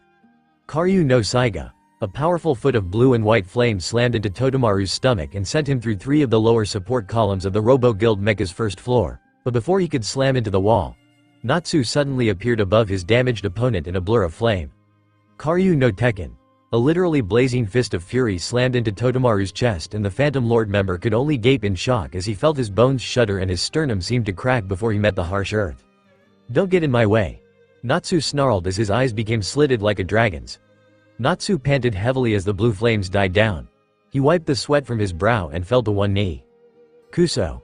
The blue flames drain me much too quickly. I'll have to wait for 10 minutes before I can use them again. But I need to get to Gajil and save Lucy." Natsu rose back to his feet and orange flames ejected from his feet. The thrust sent him through the hole in the ceiling towards Gajil. "Don't worry, Lucy, I'm coming for you. Insert music. Fairy Tale Urza's theme." Phantom Lord Robo-Guild Mecha's second floor Arya grunted as he held Urza by her wrist, the platinum flames of Caliburn licking the air just a few inches away from his face. The S-Class mage of Phantom Lord then twisted his, pulling Urza down so that her slash merely tore open the ground. Melted stone stood in the wake of the enchanted blade before its wielder was kicked in the side. The armored woman spread the wings on her back down, a crescent of platinum-colored flames scorching the air as it moved towards Arya. Air magic. Void. A great vacuum developed out of thin air, but Arya's eyes widened as not even the absence of oxygen could snuff out the flames of Caliburn. Impossible. How did that happen? The bandage-covered man exclaimed. Caliburn is no ordinary blade. A blade forged from magic and the strongest elements to ever be found on the face of Earthland. Its abilities cannot be stopped by normal means. Urza replied. This is the sword of kings. Urza brought the blade down upon the ground. A great stream of shining fire tore the earth as the fire stream raced towards its target. Arya quickly leapt to avoid it before holding out his hands. A gray magic seal shimmered to life before him. Air magic. Vacuum wave. A great bullet of pressurized air struck Urza in the stomach and sent her skidding backwards, and another struck her in the face, sending her into the air. She quickly regained her bearings, flipping in the air to land in a crouch before sending an arc of platinum fire at her opponent. As Arya leapt upwards to avoid it, his jaw was agape as he saw Urza had flown up to meet him with the wings attached to her armor. Air magic. Vacuum wall. Feudal.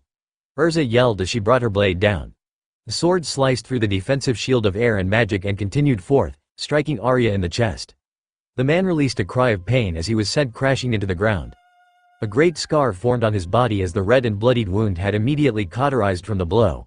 Arya rose to his feet, but flinched as Urza landed in front of him, her blade hovering over his head.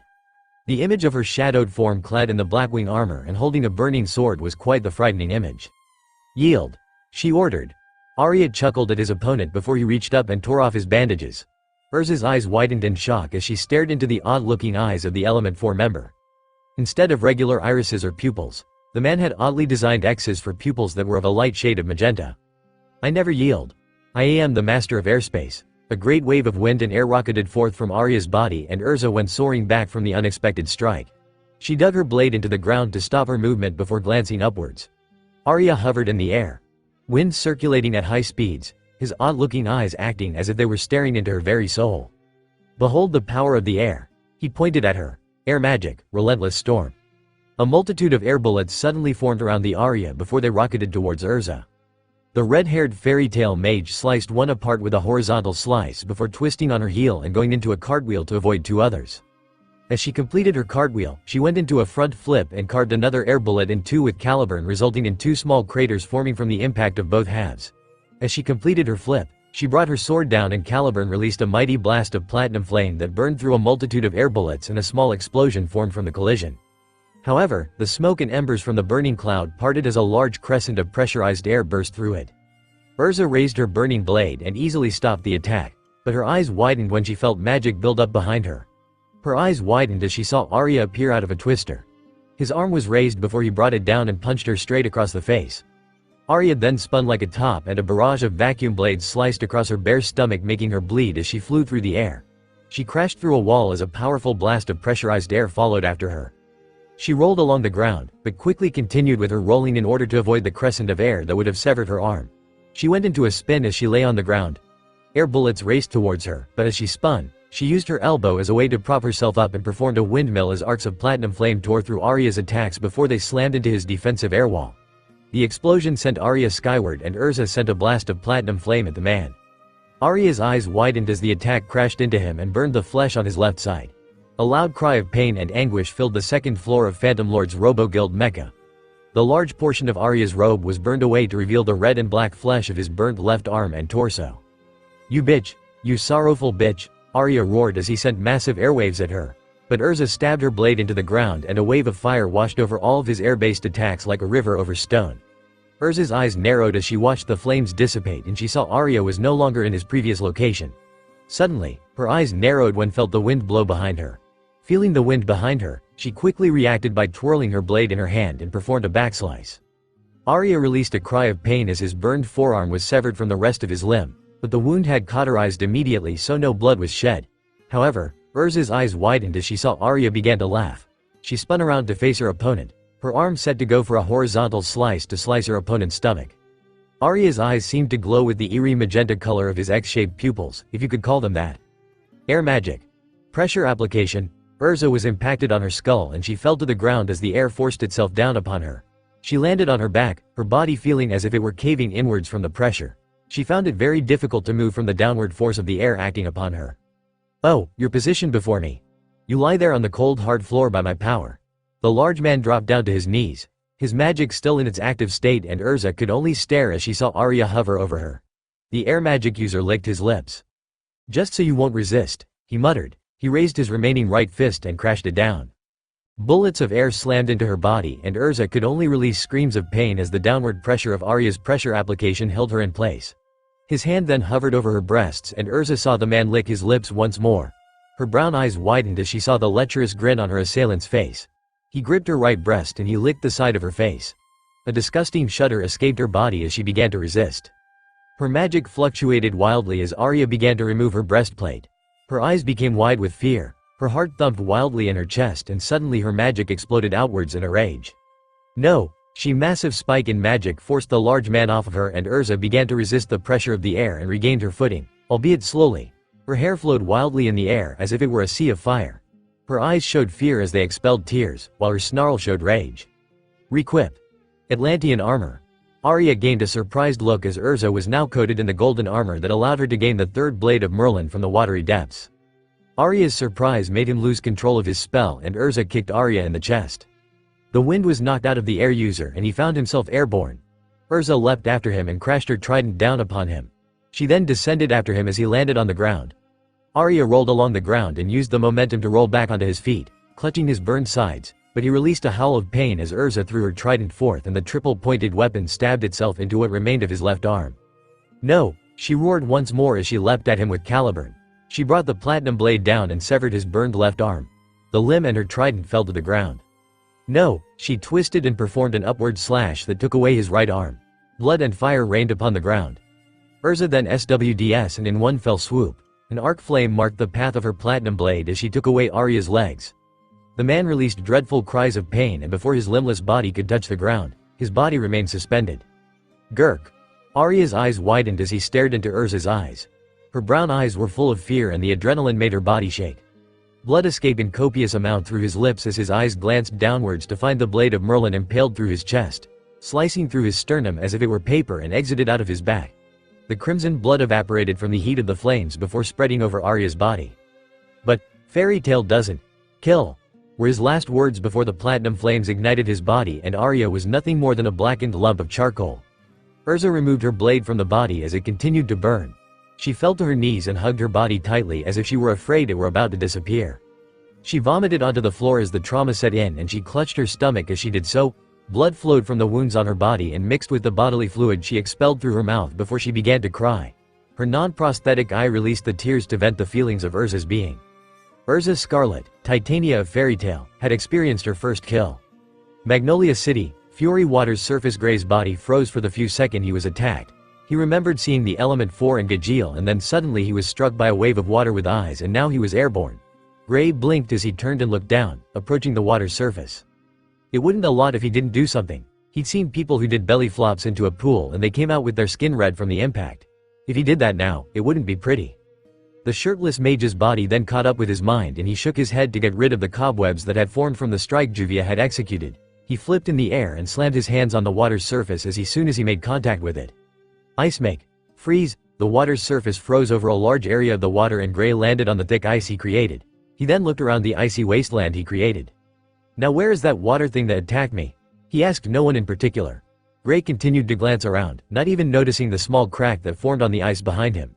Gray then looked upwards and his eyes narrowed as he saw dark cumulonimbus clouds beginning to accumulate overhead. "Well, that's strange," he muttered. The rain then began to fall and the ice behind him formed a larger crack.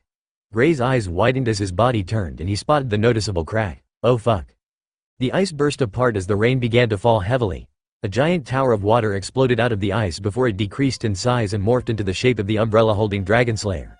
Her piercing blue eyes stared into Gray's cold-colored ones before she folded the umbrella and stabbed it into the ice. Gray looked with mild amazement as the umbrella dug into the thick ice. "I don't want to fight.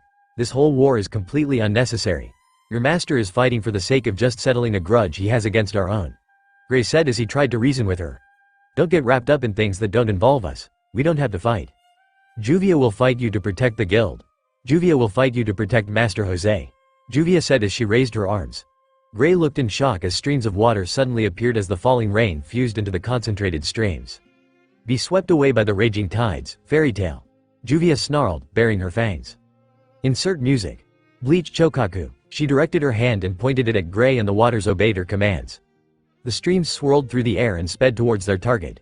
Gray cursed as he leapt out of the way of one water stream, but the second came up and snaked its way around his body like an actual serpent and tightened its grip on him. The solid-like waters then began to boil, and Gray released a cry of pain as his skin was being burned. Graw! Gray released a pulse of his magic, and the boiling water froze into ice and he broke free. He landed on the ice and quickly went into a forward roll as another stream of water aimed to strike him in the face. Wisps of steam formed as the boiling waters crashed against the cold ice, but due to its thickness, it did not melt. Ice Make.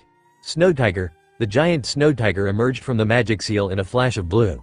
The beast roared before charging forth. Juvia sent a stream of boiling water toward the feline of crystal, but the snow tiger merely stamped down on it and ended its life. The snow tiger then slashed at Juvia, and Juvia was cleaved in half. Gray's eyes widened as he saw the girl had not made any move to dodge. "Why didn't she dodge?" Gray exclaimed. Juvia did not dodge, because Juvia cannot be stopped. Gray's head snapped behind him and his eyes widened as he saw Juvia reform, her lower half being made of flowing water. Gray looked closer and his eyes widened as he watched the slitted pupils within her eyes and her sharpened canines. "You're a Dragonslayer. Juvia is the Dragonslayer of water. Juvia is the daughter of Levia. Juvia cannot bend your ice for some reason, but she can control the water she makes." She then called upon the rainstorm once more, and the water stream divided in midair to form a double helix. Gray avoided one water stream and felt the searing heat and went to freeze the second one as he saw it approach. However, the water suddenly flash froze and the pillar of ice plowed through the air and crashed into his stomach. Gray coughed up a mouthful of blood as the ice pillar sent him through the air. Gray flipped in midair and called upon the black ice. Hyojin Meiku. Hyojin no Ken, Ice God Make. Ice God Sword. A giant black sword then appeared in Gray's hands. He gripped the blade tightly and stabbed it into the icy surface beneath him, carving a small trench in it as he came to a stop. He then looked up and saw Juvia speeding towards him. Gray slashed at her with sword of black ice, and Juvia's eyes widened as she saw her body begin to freeze when she came into contact with the ebony blade. Realizing the effects the blade had on her, she quickly dispersed into water particles, the frozen part of her being dropped to the ground as a black ice shard. She then reappeared behind her opponent and took a deep inhalation as rain and magic swirled into her jaws. Suiryu no Hoko. A powerful stream of water rocketed out of her mouth and sped towards Gray. But the black-haired ice mage held up the flat of his blade and blocked the attack. Water flew everywhere and fell to the ground as blackened ice shards. Gray looked up and saw Juvia descend towards him, claws of water coating her hands. Suiryu no Tsume. The claws of water crashed down upon Gray's ice blade, but the moment they touched, Juvia relinquished her claws and reverted into her water body, swerving around Gray's blade and into his guard. The ice user could only stare in shock as the water stream that was Juvia released a great amount of pressurized liquid at his face in the shape of a dragon's maw. Suiryu no Kiba. The powerful fangs of the water dragon clashed against Gray's face and sent him skyward before Juvia met him in the air. The daughter of Levia solidified and a tail of water formed where her legs would be. The tail was lengthy and at the tip, it branched off into 3 sharpened tips that were made of hardened water. She flipped and brought the tail crashing down, tip first. Suiryu no Toraden to Shippo, Water Dragon's trident tail. Gray quickly transformed his sword into a shield, and the shield created sparks of friction between itself and the trident-tipped tail. But the force was still enough to send Gray slamming down into the ice below. A crater formed from the impact and Juvia sped after him and slammed her liquid form down atop of out of the crater by the current Juvia created. He coughed up water from his lungs and it also escaped through his nose. He shook the water off of his body and looked to see his shield was now shards of ice since he had lost the concentration to keep it intact. Juvia will kill you now, fairy tale mage. Be gone with the tides. Juvia said, in a head snapped up and saw Juvia standing in front of him, dragon's maw for a hand and ready to bring it down upon him. Gray's mind seemed to see everything in slow motion as Juvia thrust her hand forth, the dragon's head that made up her hand moving even slower in comparison. Adrenaline pumped through his body at rapid rates. His brain sent signals to his body to react. Synapses transmitted the signals to his hands and hands performed the autonomous command. Gray raised his hands and released a pulse of ice magic. Ice Make. Freeze. A flash of blue and a sudden cold front resulted from Gray's reflex arc, and the black-haired man opened his eyes and looked over himself. He sighed in relief when he saw that he was alive. However, his hands suddenly felt rather warm and as if they were holding something. He looked at his arms and followed their path and stopped at where his hands lay. His eyes slowly widened in horror. His mouth was agape. This has to be a dream. This can't be real, Gray shouted in his mind. He flexed his hands and Juvia moaned within her icy prison as Gray squeezed her large breasts, which he had somehow managed to grip in his attempt to save his life. He quickly shattered the ice prison and Juvia fell to the ground and she looked down to see Gray's hands still on her breasts. She raised an eyebrow at that before looking up at Gray, who was red-faced, and he quickly withdrew his hands. You let Juvia go?" she asked. "No, I didn't mean to. I aimed to save myself by freezing you. But I didn't mean to grab your breasts. Now that I didn't like it, I did cause they're like wow, but oh dear fucking Shiva. Why did this happen to me?" Gray planted his face in his hands. Juvia is confused. "Who is Shiva?" "Oh, she's my trainer." Juvia's eyes narrowed at the mention of Shiva being a female. "You touch Juvia on her female parts while you know another woman?" Juvia roared as she stood to her feet, her eyes shining with rage. Gray's sweat dropped at the blue-haired Dragonslayer. "Do not toy with the heart of a Dragonslayer." "Toy with your heart? What the hell are you talking about?" Juvia needs no explanation. Juvia knows fairy tale mages are scum for touching Juvia. You love Juvia yet you know another woman. This Shiva shall be the love rival of Juvia and Juvia will crush you for betraying your heart. Juvia glared at Gray as he stared up in disbelief at the Phantom Lord Mage. Insert music. Bleach, stand up, be strong. You can't be serious. Shiva's a goddess, Gray yelled. But he was proven that Juvia was indeed serious as he was engulfed in a sphere of heated water. He gritted his teeth in pain as the water turned his skin red from the heat. You compliment her in front of Juvia. You call her a goddess in front of Juvia's face while you have feelings for Juvia? Juvia manipulated the spheroid and turned into a whirlpool and Gray began to swirl around, clutching his throat to prevent himself from breathing in the scalding liquid. The twister then acted downwards and Gray was forced down into the ice below before he was ejected outwards by another torrent. Juvia must punish you even more dearly. Juvia then froze the water spheroid and Gray was now the one trapped in an icy prison. Juvia snarled as she began to squeeze her hand and the ice prison responded in kind and began to crack and pop as an invisible pressure was exerted upon it. However, the Dragonslayer's eyes widened as the ice of her prison began to turn black. The ice no longer responded to her will and then the ice prison morphed into the shape of a beautiful woman, the image of Shiva the ice goddess. The blackened ice woman then charged forth and slammed its fist against Juvia's location. But the daughter of Levia leapt back to avoid the attack before breathing out a heated water stream from her jaws, but the avatar of Shiva raised its hands and clapped them together. A black-blue magic seal formed and as the water stream came into contact, it froze over instantly and turned into black ice. The water stream dropped to the ground, cracking it and Juvia stood atop the icy surface before smirking. So Fairy Tail wishes to play rough with Juvia. Then Juvia will play rough.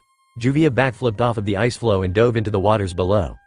The avatar of Shiva remained stationary as it watched the waters and suddenly the water began to churn. They rose and fell as they battered the ice floe Gray had created until a massive tidal wave rose up, Juvia's head poking out at the top. This is how the daughter of Levia plays rough. Juvia roared before large dragons of water protruded from the tidal wave's wall and sped towards the ebony form of Shiva with deafening roars of aggression.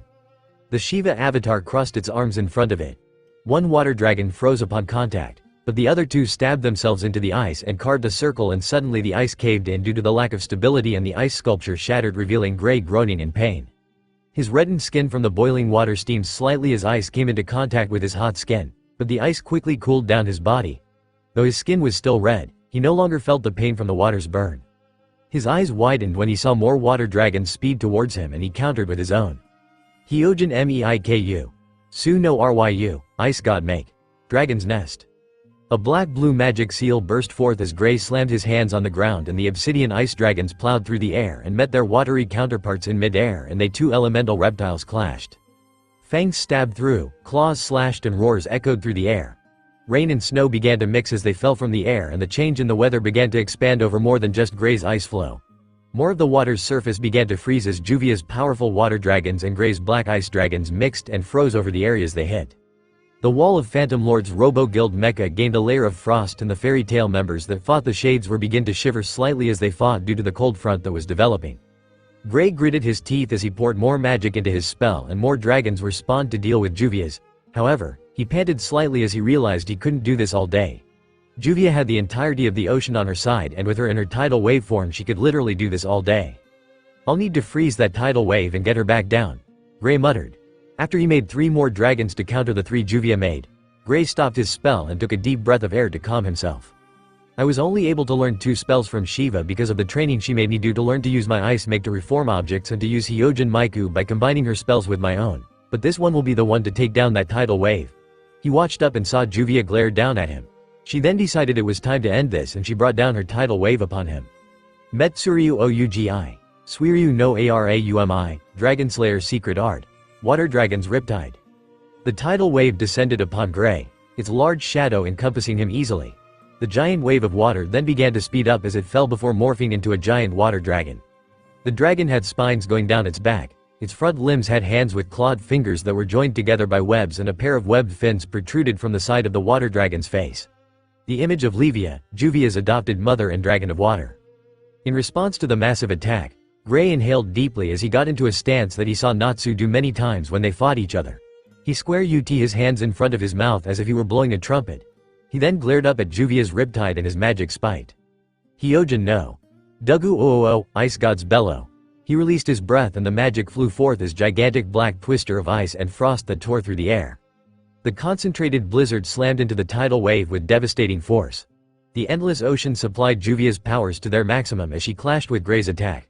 Gray's eyes glowed with black-blue light as he drew upon the powers of the ice goddess Shiva, and with a loud bellow, his magic spiked and the dragon of Juvia's roared loudly before a massive explosion of magic energy. Ice and water flew forth from their point of collision. The explosion's cloud of ice and frost then dispersed as Gray's attack tore through it, pushing against Juvia's body, and she began to shiver as her body began to freeze over, but the force of the attack pushed her off of the blast and the attack continued into the atmosphere. The rain stopped falling as Juvia fell to the ice from her altitude. Juvia glanced upwards and her blue eyes widened in awe as she saw the rain clouds that always accompanied her vanish. In its place were dark snow clouds, and the frost bore down on her, and Juvia was left speechless as she watched the majesty of the snowy weather.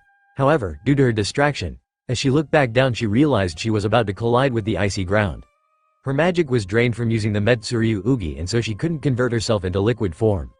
She then shut her eyes and prepared for impact, but her eyes quickly snapped open when she felt something, or rather someone, grab her out of the air.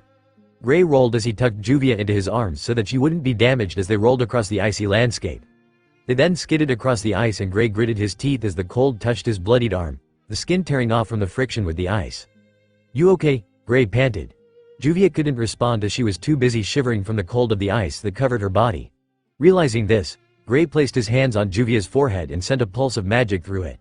The black ice turned blue before it crumbled away. "Why you saved Juvia? But Juvia is an enemy." The Ice God Slayer smirked at the Water Dragon Slayer in his arms. "You were being loyal to your guild. If I were in your place, I would have done the same." Gray chuckled while Juvia's cheeks flushed lightly. "Besides, I couldn't let you fall and hurt yourself. I feel bad if I did." Juvia's blush deepened as she glanced away from Gray in embarrassment. However, her blinked in surprise when a snowflake fell on her nose. Juvia always saw rain. Gray glanced down with a confused expression as Juvia spoke.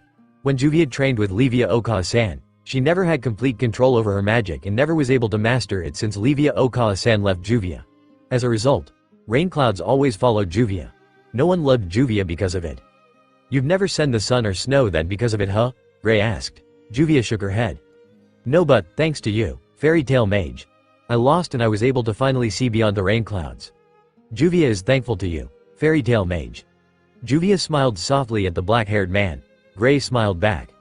"No problem, and by the way, it's not fairy tale mage. The name's Gray Fullbuster." Juvia Loxer appreciates Gray-sama's help. "No, you can just call me Gray." But Juvia likes to refer to Gray Fullbuster as Gray-sama. "Stop it." "Why Gray-sama?" "Because I said so and it's annoying." "Why Gray-sama?" "Stop it. Gray-sama, your face is turning red, are you sick?" "No, now stop calling me Gray-sama." But Juvia likes calling her love by Gray-sama, Juvia said as her eyes were replaced with pulsating hearts and she snuggled into Gray's bare chest. Gray immediately stood up, dropping the blue-haired Dragonslayer on the ice and backed up a bit away from her. "You love me now? We just met," he exclaimed, waving his arms wildly in the air as if they were bird wings. "You touched Juvia's breasts. Levia Okaa-san says only a man who loved Juvia will touch Juvia there," Juvia huffed.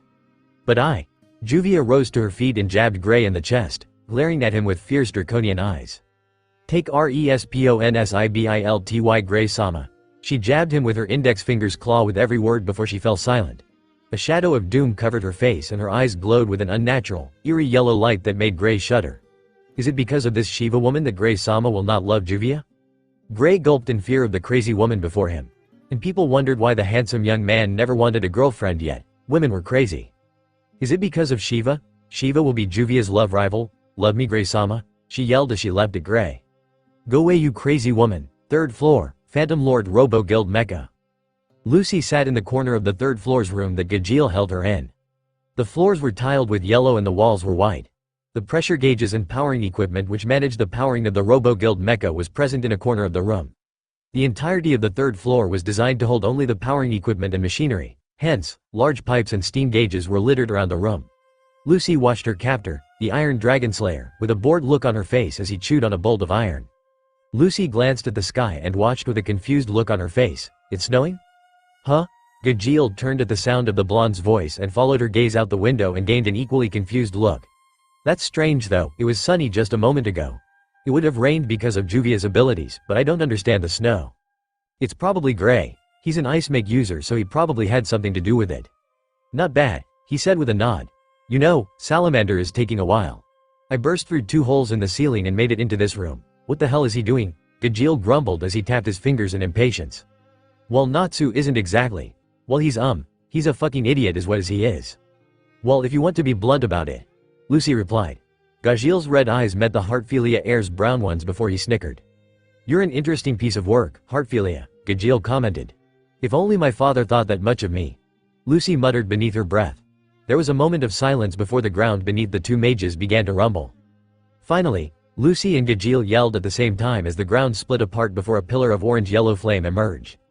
The flames part and revealed Natsu, his eyes shining within the flames as he was coated in an aura of fire in the image of a dragon's body. The fires then died down and Natsu growled at Gajeel. Gajeel Red Fox. Salamander. The 2 Dragonslayers stared each other down in a menacing manner. Only for the tense moment to be ruined when Natsu got hit in the head by Lucy when she kicked a stone at him. Ah, Lucy, what the hell that for? Heartfilia, you just killed the moment, Gajeel snarled. Yeah, well, I wouldn't have done that if you didn't take so damn long to reach here, Natsu. What the hell were you doing? She asked. Natsu turned away from the blonde, huffing indignantly. Don't question the guy who's here to save you. Natsu Dragneel, answer me right now. Natsu remained still, but a visible shiver of fear passed through his body causing both his nakama and his enemy to sweat drop. I had to pee alright. A man's got his priorities, Natsu exclaimed. You mean you had me kidnap your girlfriend and wait for 10 minutes for you to get here so I can kick your ass because you had to take a fucking piss? Gajeel yelled. You really need to exchange your priority listings, and I'm the enemy, I shouldn't even be the one telling you this shit.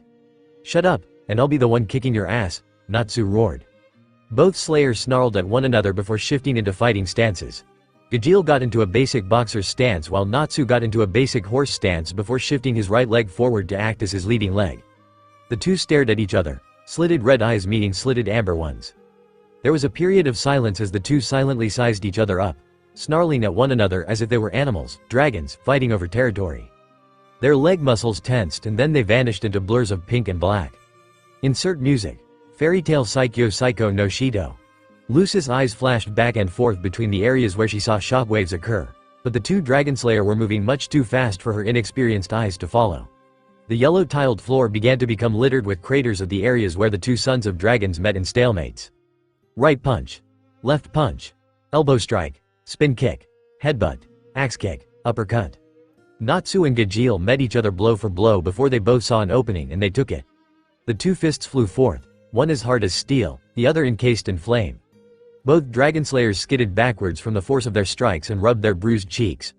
Natsu grabbed his lower jaw and shifted the slightly dislocated bone back into place while Gajeel turned and spat out a small amount of blood. Nice shot. They complimented each other simultaneously, toothy grins on their faces. The 2 then leapt towards each other once more. Natsu raised his arm before bringing it down in an elbow strike. Gajeel raised his forearms and crossed them to block the blow before spinning and sending a roundhouse kick aimed for Natsu's ribs. The agile Rosette skidded to the side from the strike, tensing his muscles so that the force of the blow was lessened before he struck back and landed a blazing left hook into Gajeel's face. The Iron Dragonslayer didn't budge from the blow though as his feet had ejected a pair of iron spikes to keep him grounded. The black-haired man then retaliated by grabbing Natsu by his throat and performing a choke slam. Natsu released a grunt of pain before he was lifted up and slammed back down into the tiled floor which was quickly being reduced to mere concrete and dirt. Gajeel then converted his free arm into an iron club. Testuryukon. He crashed his club-like arm into Natsu's stomach and allowed it to extend. Natsu soared through the air before crashing straight into the wall before being dragged along it, carving out a path in it as Gajeel continued to exert force upon the Rosette's body. The son of Igneel then saw the tip of the club that was embedded in his abdominal area convert itself into an iron binding of some sort. Tetsuryu no Shibari, Iron Dragon's restraints. Natsu's waist was then tightly gripped by the restraint before he was slammed harshly into the ground before being tossed skyward. Gajeel leapt upwards after his opponent, using the Tetsuryukan to act as a propulsion device as they pushed him off the ground with the force at which they elongated as his legs transformed. Gajeel then slammed his iron hard fist into Natsu's stomach and the son of Igneel's eyes widened as the air was knocked out of his lungs before another punch followed it. A rising kick slammed into his stomach before Gajeel raised both his hands and clasped them above his head and brought them down. Natsu careened through the air as he descended and formed a crater as he crashed into the ground. Natsu groaned as he rose back to his feet. Tetsuryukan, Gajeel roared as he stabbed his blade forth, aiming for Natsu's stomach. However, Natsu's arms grabbed the two flat sides of the blade to prevent it from moving any further.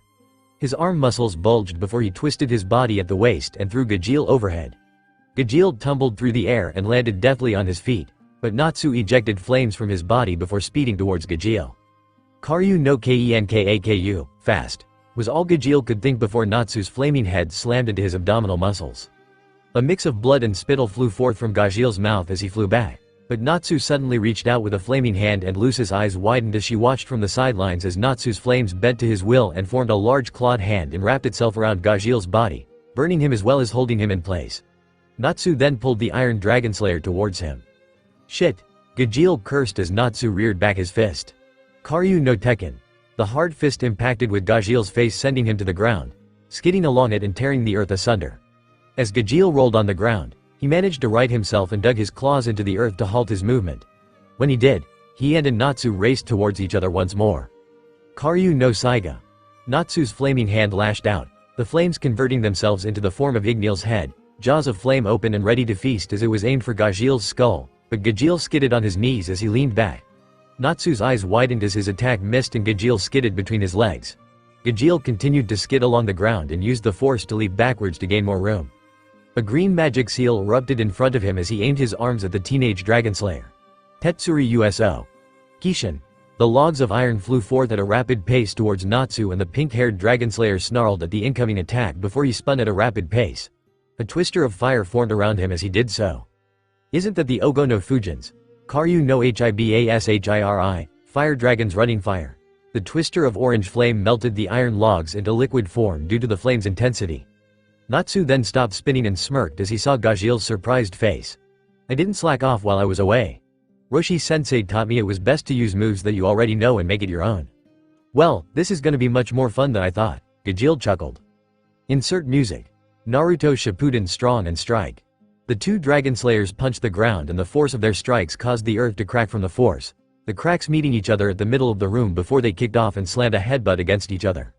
They then launched simultaneous punches, Gajeel with his left and Natsu with his right, but they caught their assaulting limbs with their free ones before slamming their left legs against each other when they aimed for a knee to the stomach. They then pushed off of each other and skidded backwards, but Gajeel stretched out his arms and converted them into the restraint claws he used earlier before using them to halt his movement when they stuck into the columns. When he came to a stop, Gajeel pushed off and then his whole body became encased in a green glow. Tetsuryu no Yuroko, Iron Dragon Scales. Gajeel's body then changed from a dark tan to sterling silver marked with scale patterns. Natsu looked up in shock and crossed his arms in front of his body. Karyu no Yokugeki. Natsu uncrossed his arms harshly and the wings of flame lashed out at Gajeel who grunted at the force of the strike, but his momentum kept him going. Natsu's eyes widened as he saw his fellow Dragonslayer plow through his own like it were made of hot, melted butter. Gajeel's body glowed slightly red from the heat and that only served to enhance the damage his strike dealt as he slammed a powerful lariat and brought Natsu to the ground. Natsu rolled with the blow so that its damage would lessen, but the pain was no less. With the momentum of his roll he went back to his feet. An arm of iron then rocketed towards the fire Dragonslayer's back as Gajeel appeared behind his opponent, but Natsu leapt into the air and performed a backflip, landing perfectly balanced atop the cylindrical surface before lashing out with a kick that ejected a stream of flame towards Gajeel's face. Gajeel leaned his face back and sweated lightly from the proximity to the flames. However, his crimson eyes were met with the image of a flaming chlorum above having leapt off of Gajeel's arm when he launched the flame from his foot. Karyu no Kagitsume, the flaming claws slammed down Gajeel's face and sent him into a crater from the force of the blow.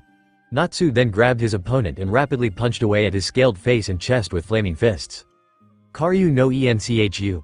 Natsu roared as he brought down a flaming elbow that brought about a mighty explosion.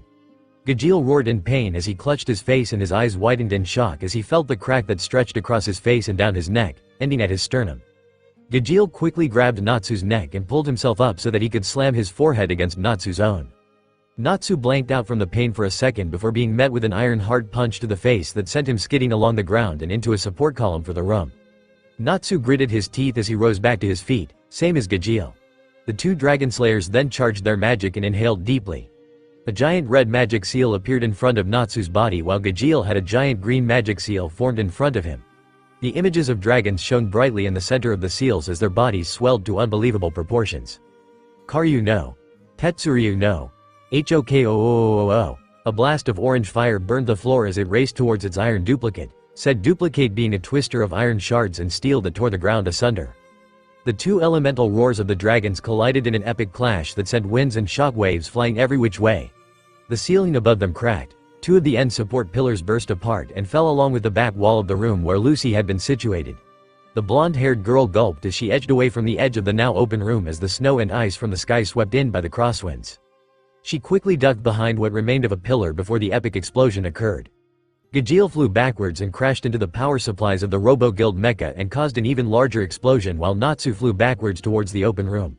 Lucy's eyes widened as she saw her best friend soar through the air before grabbing her sheathed power pole. Extend. The wooden weapon heeded its master's demands and it extended outwards. Natsu managed to regain a glimpse of his superb reaction timing and lashed out, grabbing the staff tightly in his hand. Retract.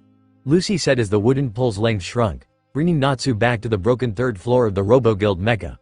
Natsu gasped in surprise as he glanced back at the frozen waters below, gripping Lucy tightly in a hug as if she were an anchor to keep him on the floor, which she technically was. Thanks Luce. You're a lifesaver, literally, he said. I could have died if I fell from this height. Lucy blushed a bit at the close proximity between herself and Natsu before smiling at him. Could have? She asked with a raised eyebrow and a giggle at her friend's tone of voice.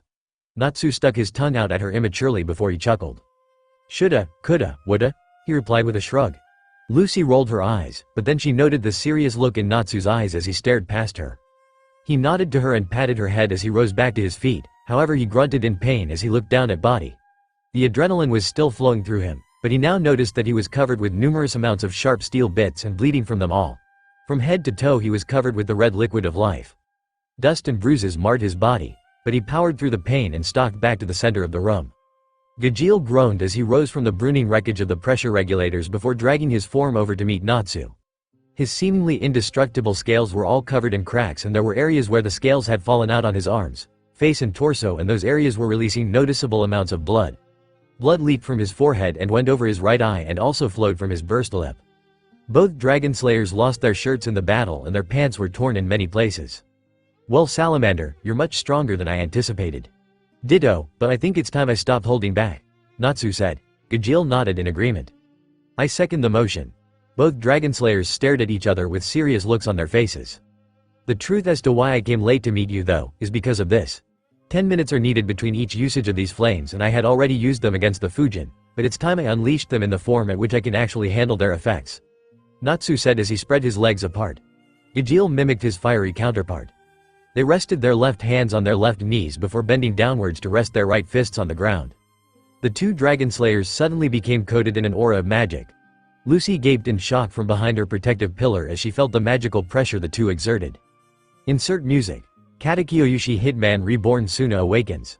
The auras increased in intensity and Gajeel's aura became shining like steel while Natsu's blazed in blue and white flame. Their eyes became much more animalistic and their fangs and claws became longer and sharper. Small scale-like patterns coated their arms and foreheads, and with that, their magics exploded outwards with enough force to cause the ground to cave inwards. Faya Doraibu, Fire Drive. Iron Doraibu, Iron Drive. This was the intermediate that lay between a Dragonslayer's normal magic level and the level to achieve Dragon Force. Drive Mode. Let's how well you can use your skills in this form, Salamander. Bring it Kuragain. Both Dragonslayers then took off and explosions of flame and iron shards flew forth every which way as they collided throughout the space of the large room before the two met each other in the center. The two fists, one of blue and white flame and the other of shining silver steel, clashed against one another, trying to overpower the other. Natsu and Gajeel gritted their teeth in effort before pushing away from each other. Karyu no Hoko. Tetsuryu no Hoko. Both Dragonslayers inhaled deeply and unleashed their roars. A blue and white stream of mighty flames burned the floor without even making contact with it, while a massive twister of iron and steel shards tore a trench in the floor. Both roars collided, which resulted in a devastating shockwave, pushing against each other, trying to overpower the other. Another massive explosion occurred that caused pieces of the ceiling to fall from above. Aieee! Natsu's eyes widened as he remembered Lucy was still here. I can't let her get hurt here. I need to finish this now. Natsu growled before taking off once more. Gajeel took off at a high level of speed and met the salamander's face with an elbow. But as Natsu fell to the ground, he went into a windmill and swept Gajeel's feet out from under him, sending the son of Metallicana to the ground as well. The two then performed simultaneous cat springs, pushing their bodies off of the ground and slammed their fists against each other's faces, and they went skidding backwards from the blow. Gajeel and Natsu sprinted towards each other, and Natsu crashed a fist against Gajeel's hard skin. But the Iron Dragonslayer spun with the fist, latching onto Natsu's outstretched arm and flung him over his shoulder and into the ground. Natsu unleashed a burst of fire from his body that sent Gajeel skidding backwards. Natsu then began to spin, and whips of flame flew forth from his legs. Gajeel quickly converted his arms into twin iron blades, and they vibrated as they activated their chainsaw-like capability. With a roar, Gajeel tore through each whip of flame and caused them to dissipate. Natsu stopped spinning as he realized his opponent was getting closer and pushed off of the ground as he performed a cat spring and clasped his hands above his head. Karyu no Kouen. A mighty fireball of sapphire and ivory colored tore towards Gajeel. But the Iron Dragonslayer would have none of it as he spun around to build up momentum for his strike. His arms shone like silver as they transformed into the likeliness of a giant pair of iron claws. Tetsuryu no Kimu Tsuyoshi Tsume, Iron Dragon's adamantine claws. The claws tore through the flames and scattered them apart before he crossed them in front of his body as Natsu came crashing down with a flaming axe kick. Karyu no Kagitsume. The claws crashed against Gajeel's claws, and the older Dragonslayer pushed his younger, fiery counterpart back as he uncrossed his claws. Gajeel's claws vanished and his iron-colored aura grew brighter while a massive cloud of flame outlined Natsu's body.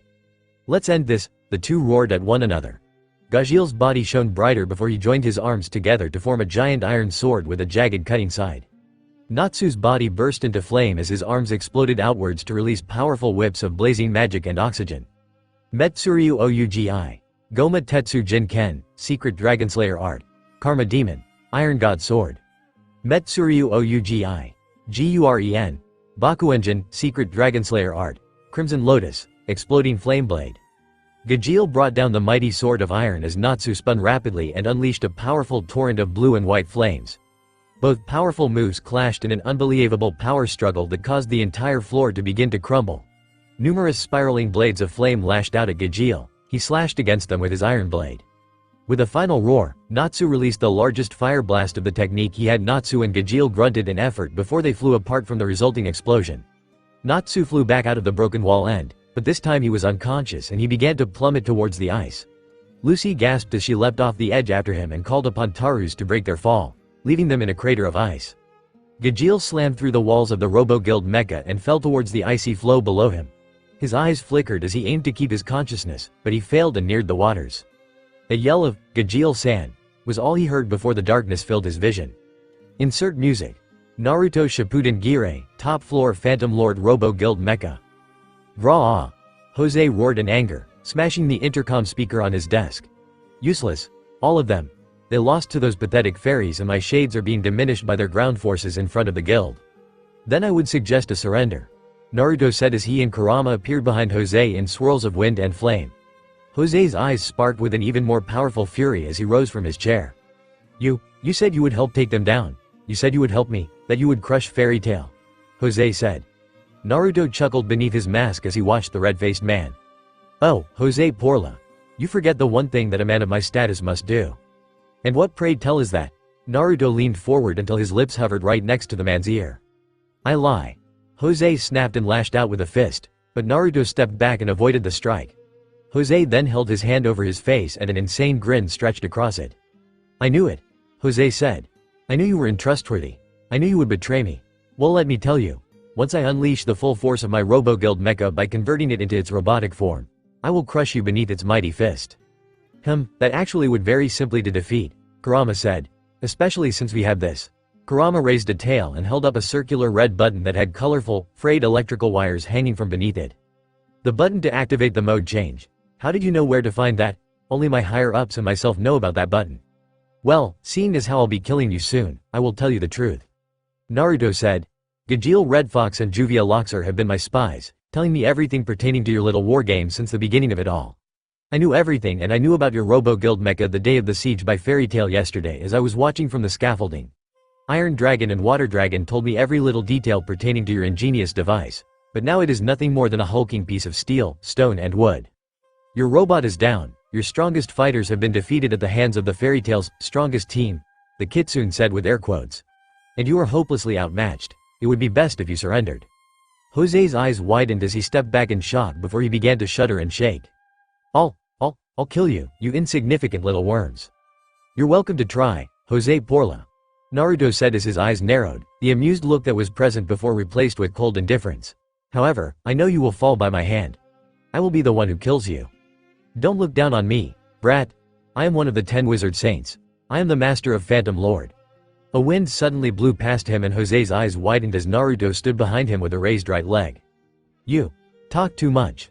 The raised leg shot forth and crashed into Jose's back, sending him through the wall of the control room they were in and through 2 other pillars before he slammed into a 3rd support pillar with enough force to lay within the imprint he had made. Futon. Senpu Kyaku. Naruto stated as he rested his leg back down. Kurama. The transformed Exceed looked at his partner as Naruto glanced at him. Go through the castle. Look for anyone and get them out, Naruto said. Kurama's eyes widened with shock. You are actually showing caring and mercy? Kurama exclaimed. Naruto snorted and rolled his eyes. Of course not. I need manpower and I would like to expand my spy network. If the Element 4 and Iron Dragon are still within the premises, it would be best to remove them from here lest I kill them in the act of battling with Jose, as I highly doubt this place will still be standing when it is over and done with. You have a good point. Very well, I'll go look around. Naruto nodded as Kurama turned to run off, only for his eyebrow to raise as Kurama paused and turned back to him. Naruto.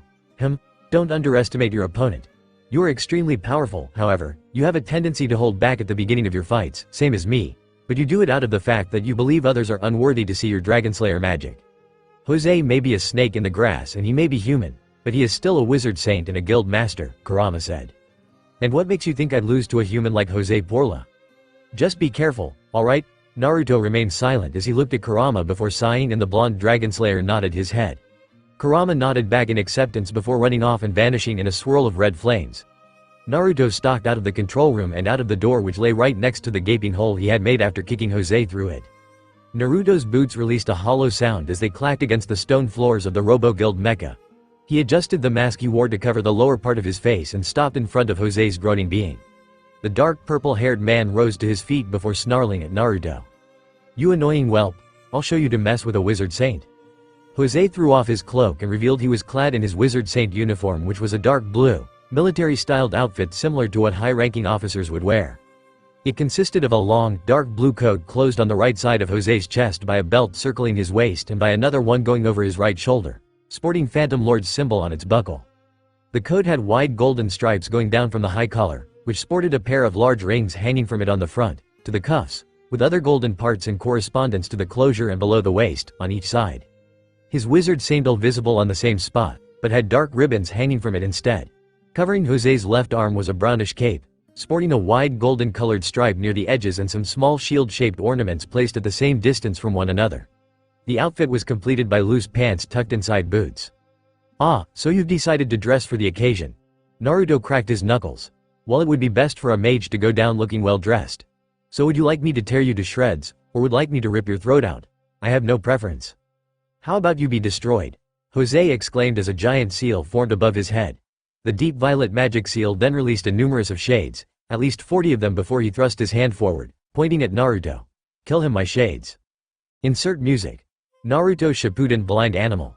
The cloaked, red-eyed magic constructs flowed like a river through the air, their claws of shadow aiming for Naruto, but the blonde wind user took a deep breath of air before a gray-green magic seal sprung forth as he exhaled. Futon.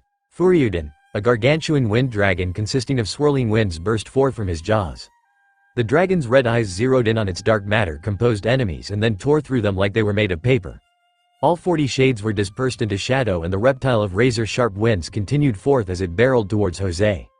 The man jumped into the air to avoid the attack and a decent-sized crater formed as the wind dragon exploded into a dome of sharp winds upon contact.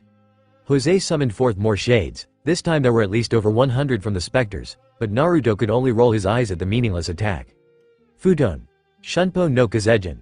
Naruto vanished into the wind and suddenly great blast of air impacted with all of the shades, sending them soaring through the air.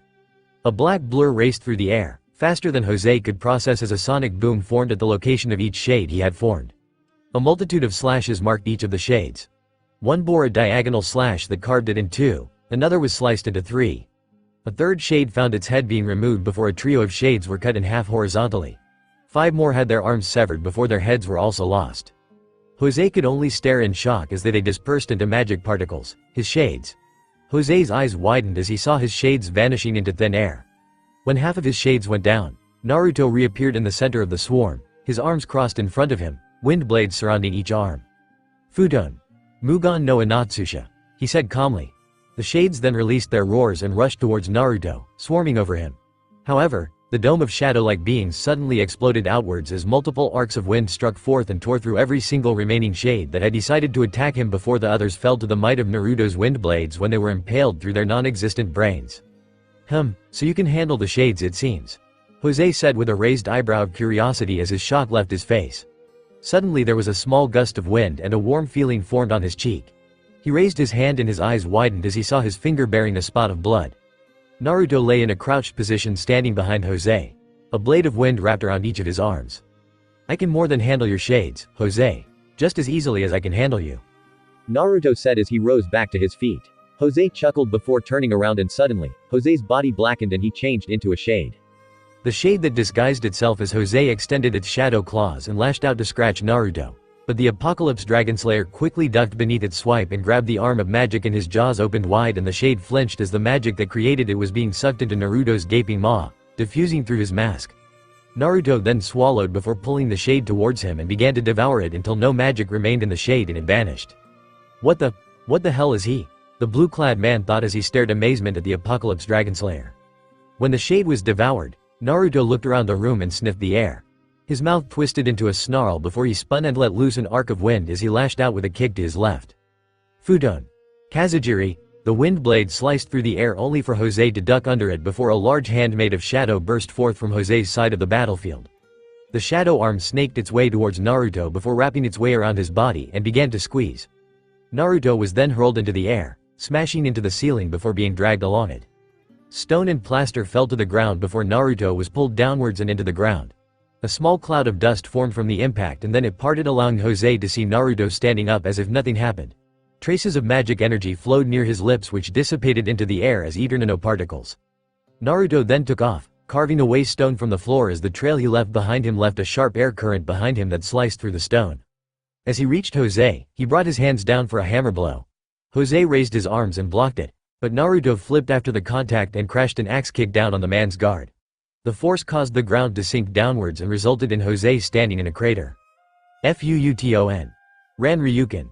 A wind dragon's head swirled around Naruto's fist before he thrust it forth. Shade magic. Shadow claws. Jose's hands became wrapped in an evil purple magic energy that resembled shadows before morphing 3 elongated claws formed on them. Jose lashed out with his attack and met Naruto's wind-encased fist head-on. A mighty shockwave resulted in both combatants struggling against one another for dominance. However, due to Jose being on the ground, he ended up losing his footing as the ground beneath him cracked.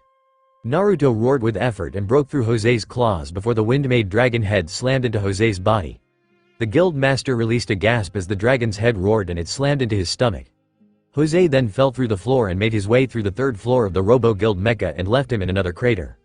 Jose wiped the blood from his lips as he rose to his feet. His shirt and pants were now torn in various places. He lost the left leg of his pants and his shirt now bore various lacerations along with his skin. The guild master clutched the bleeding wounds. A shadow then formed on the floor in front of Jose, the size of said shadow increasing quite rapidly. The purple-haired man cursed before performing a backhand spring to avoid the drop kick Naruto aimed for his skull. Insert music. Naruto Shippuden flying light. Jose skidded backwards before raising his fists. Shade magic. Shade stream. The guild master of Phantom Lord slammed his fists on the ground and a powerful stream of magic rocketed forth towards Naruto's location. Naruto inhaled deeply and ate the magic stream causing it to veer from its course and into his jaws. After Naruto finished eating, Jose had taken the time to close the distance between himself and the Ogono Fujin, and two shades accompanied him. The two shades wrapped themselves around Naruto's arms and legs, binding him so that he couldn't move, and Jose thrust his hands backwards before thrusting them forwards. A magic seal formed as he struck Naruto's stomach with devastating force, and to add salt to the wound, a powerful beam of magic slammed into his body. Naruto grunted as he was sent back, flying towards the walls where Gajeel had flown through after his fight with Natsu. Naruto flipped in the air as he devoured the shades that bound him, his feet causing a spiderweb of cracks to form upon impacted before pushing off, and as he reached Jose, he spun and delivered a strong roundhouse kick that sent one of the damaged support pillars from the Dragonslayer battle earlier and into the eastern wall of the third floor. Jose made an imprint on the wall before pulling himself free. Naruto took a deep breath and sent another wind dragon at his opponent. Jose then sent a blast of ebony energy that tore through the wind dragon and caused an explosion at Naruto's feet as Jose aimed it to fall short. Naruto crossed his arms in front of his face so that the dust and stone would damage him, and his ears twitched as he picked up on a sound to his left along with a magical energy signature.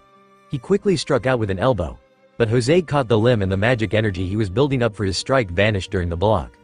Naruto then spun and slammed the heel of his boot into Jose's ribs, and the man skidded backwards before sending a shade at Naruto that came at the young Dragonslayer quite quickly. The shade lashed out with its claws and tore through Naruto's cloak and shirt and left a trio of red marks on his chest. The shade was then reduced to mere eternano as Naruto angrily destroyed it with futon. Daitapa. A red glow encompassed Naruto's chest, and the healing factor he had kicked in his wounds no longer bled as the skin and muscle began stitching themselves back together. Naruto raised his hands and pointed them at Jose, who was holding his bruised ribs. Futon. Atsugai. A compressed spheroid of wind swirled to life in his hands before it fired out as a massive burst with the force of a hurricane. Jose quickly raised both arms and clapped his hands together. Shade magic. Encampment wall. A multitude of shades burst forth from the magic seal that formed in front of Jose before they began to swirl around him to create a solid dome of shadow and magic. The burst of wind Naruto sent forth crashed into it with devastating force as a dome of wind expanded outwards, pushing against the shield of shades while also exerting a great amount of downward pressure that caused the floors to crack and creak. The cracks spread across the floor and stopped at an area near one of the support columns as said column snapped and broke apart along with that area of the ceiling. When the attack ceased, the shades that formed the encampment wall all flew forth towards Naruto before fusing into a large shade construct. The construct was a giant orb with large crimson eyes.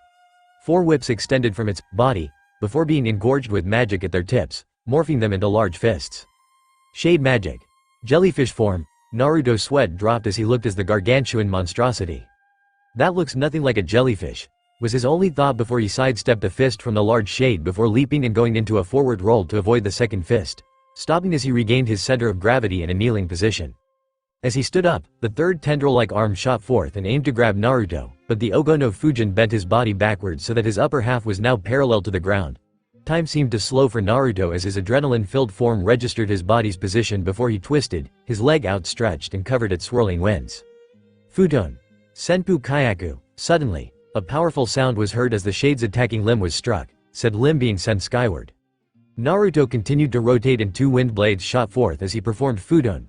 Kazajiri, and they sliced into the shade's massive form. But though it had done its job to slice through the shade, it did not dissipate like its brethren and only served to regenerate and then lash out with its 4th arm. Naruto was hit in the side with a massive fist and he was sent through the air, through a support column before 2 of the shade's massive hands slammed down on him. Naruto lay within a large crater that was made up of intersecting handprints before he was plucked out of the crater by one of the arms. The other 3 then raced forth and impacted with his body. Naruto grunted in pain as he rocketed through the air and was sent through the far wall and into the frigid air outside the Robo Guild mecha. Ignoring the fact that it was snowing, Naruto hovered in the air as he finally regained his bearings. A sonic boom followed as he sped back into the battlefield, and this time, all 4 fists of the jellyfish shade were already making their way towards him.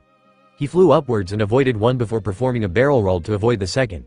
He glanced to see the third coming at him for a palm strike, but Naruto let loose his own palm strike and a massive burst of wind flew forth in the shape of a palm. Futon. Hantai no Fuujin. The hand-shaped attack slammed against the jellyfish shades in probably the most dangerous and epic high-five the magic world would never witness, and due to Naruto's attack being made of slicing airwaves, it made it seem as if the shade's hand had disintegrated, and with the obstruction gone, Naruto continued his path towards the shade jellyfish. However, Naruto's eyes widened in realization. Where's the 4th arm? His enhanced hearing picked up on the sound of the ground cracking, but at the speed he was moving it was hard to slow down, and so the best thing he did in relatively tough situations. He destroyed all that was in his path. The fourth hand burst forth from the ground, directly in front of him before aiming to crush Naruto in its palm. Jose laughed loudly with glee as he saw his shade grab Naruto from out of the air and began to squeeze. Yes. Yes. Dai o gonofujujin. Be returned to the hell from which you came. Jose laughed louder, an insane look coming forth from his eyes. However, the dark-eyed man froze as he heard 3 words echo throughout the room. 3 words he hadn't heard in a very long time. Energy make. Rasengan. The hand glowed blue before it burst apart like a pop balloon, and Naruto charged through the destroyed hand and continued on towards Jose. Jose stared in shock at the rotating blue orb of pure Eternano. Impossible. Only Minato was capable of using such pure Eternano, Jose thought, his form frozen in shock. Minato Namikaze, a fellow wizard saint, was proclaimed dead years ago, and it's been at least 20 years since they claimed his time of death. Minato? Jose managed to gasp out as Naruto was now in front of him. No. I am nothing like that man. Naruto snarled out before he crashed the Rasengan into Jose's stomach. The master of Phantom Lord released a gasp of pain as the attack tore through his clothes and impacted with the flesh of his abdominal area, and with a burst of blue, Jose was sent spiraling through the air. Jose continued to spiral through the air before he slammed into the ground, carving a trench along the surface. Naruto stood at the place where he struck Jose and watched the wizard saint shakily raise his head, coughing up a mouthful of blood from the internal damage. B-B, but only Minato Namikaze. Jose gasped. Only he could use energy make, so how is it that you, a person who bears similar blonde hair and blue eyes and can use it, not be the wizard saint known as the Kiroi Senko? Naruto stared at his opponent before closing his eyes and raised his hand towards his mask. He pulled it down and Jose could only stare as he saw the mask was pulled down and revealed the lower facial area of Naruto. A rounded jawline greeted him along with cheeks that each bore 3 whisker-like birthmarks on either cheek. As you can see, my facial features are different from that of Minato's. I am not the Kiroi Senko, and I am clearly not one of the members of the 10 wizard saints like you. Naruto said as he opened his eyes once more. I know energy make because I was taught on its principles by my Two-san. He is the only parent that I will recognize, as he gave me the strength and power to defeat my opponents. Minato is your. Nope. Jose flinched at the sudden outburst and Naruto bared his teeth, showing his sharpened canines, eyes flickering from blue to white. Minato Namikaze is not the man I will call my father, he died. Naruto then stalked towards Jose as said wizard saint finally climbed to his feet. Now you will meet him in the afterlife, Jose Porla. Naruto growled before taking off towards his opponent. Jose stood there staring at the place where Naruto had once stood, his head bent low, eyes covered by the shadows made by his hair. Jose then lashed out and his hand made contact with something solid.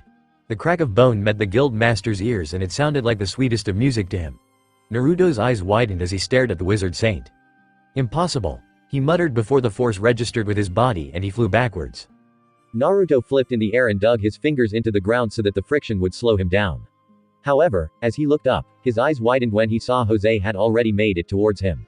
Only he noticed something different. His magic energy gave off a foul intent, and when Jose gazed into his eyes, he no longer saw white sclera and black irises, but instead the irises were a golden yellow color and his sclera was a pitch black color. Naruto then felt the impact of Jose's fist with his stomach and he rose slightly off of the ground. Another punch sent him skyward before a double rising kick sent him to the ceiling. Naruto hovered in the air, gasping as he was forced to catch his breath from the blows to his diaphragm. However, due to this momentary pause in action, Jose was able to leap above Naruto and his hands glowed with magic energy. Dark beam. The guild master said calmly before the concentrated blast of magic energy slammed into Naruto's body and sent him to the ground. Naruto grunted in pain before spitting out the little bit of blood that escaped his mouth from the internal bleeding. He looked down at his person and saw that his cloak and undershirt had the entire area where his left torso was and the sleeve had been torn off from the blast. He snarled as he looked up at the hovering Jose Porla. You've asked me what I am. Now I believe the question is, what are you? A man who gained access to the true secrets of dark magic. I now have the ability to augment my skills to a level that no other mage is capable of. I'm confident that I could even defeat that old fool Makarov with it, Jose said as he cracked his joints. The significant rise in your power will prove troublesome, Naruto said. With a sigh, he continued speaking, very well, it is very rare I get to reveal my true power against an opponent actually worth the fight. Jose's eyes widened at that. You mean, this isn't your true strength? Of course not. My futon and energy make are just the main magics that I use when fighting those I see as unworthy to see my true power. However, you Jose Porla are one of the few who will see my power in action. And actually be worth it. Looks like Kurama was right. A wizard saint is truly a worthy opponent. I can't afford to hold back any longer. Naruto thought before closing his eyes. Jose snarled.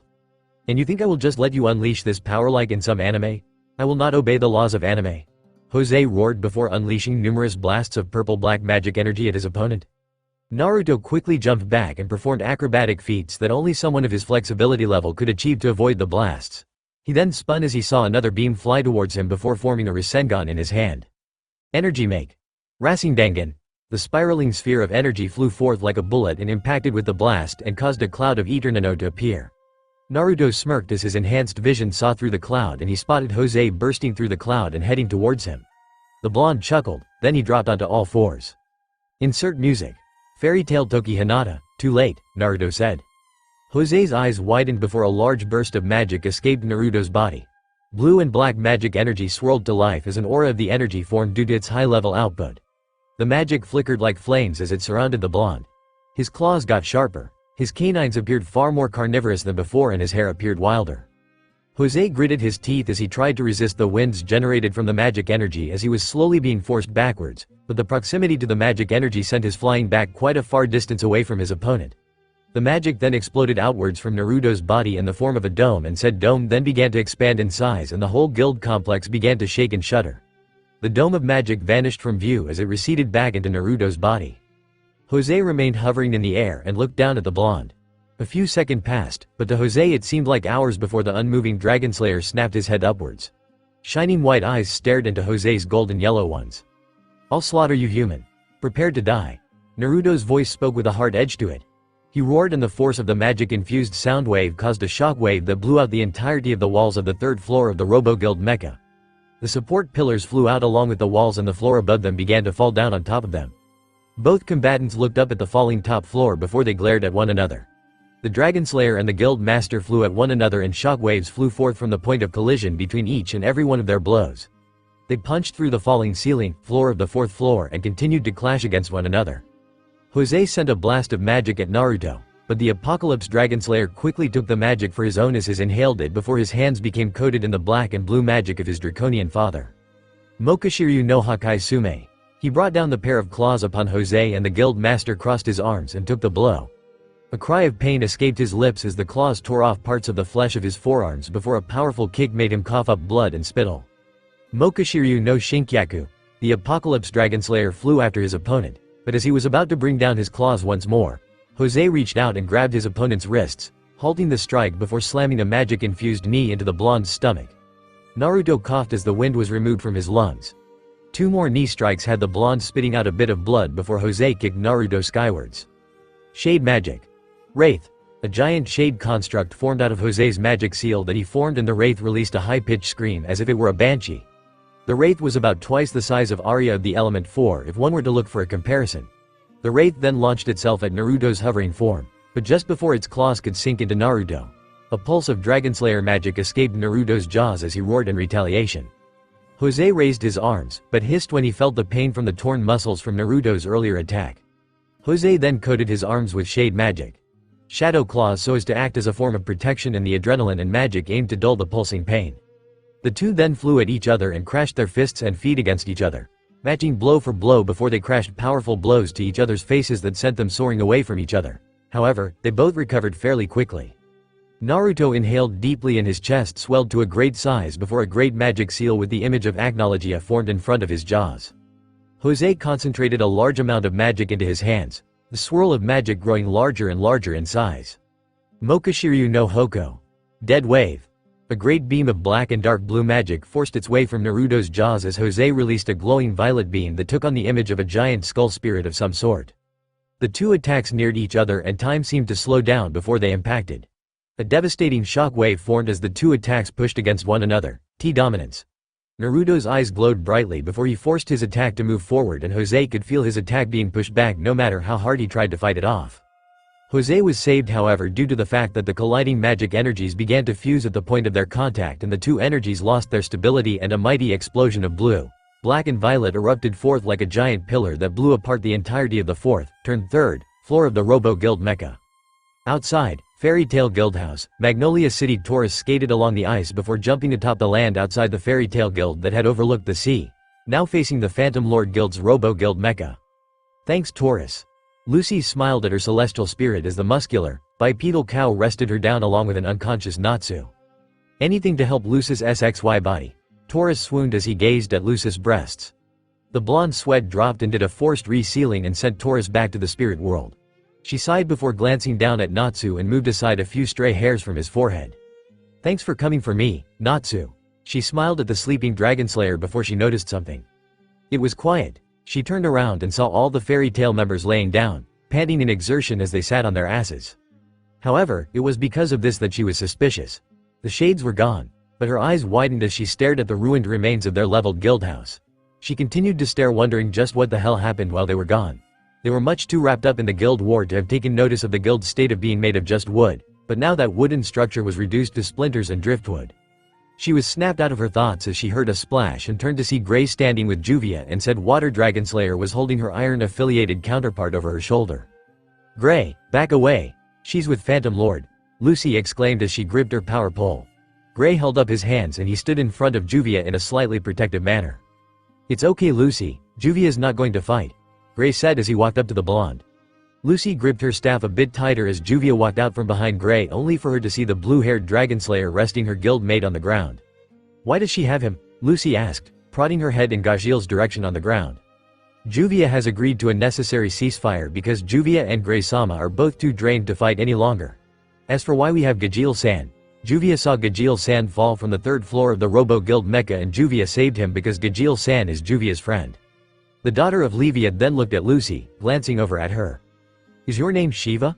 Lucy tilted her head in confusion as Juvia's question. No, I'm Lucy, she said, pointing at herself. I'm a fairy tale mage like Gray. Juvia's eyes narrowed as she looked at the smile the blonde sent at Gray, her eyes narrowing further when Gray returned the smile.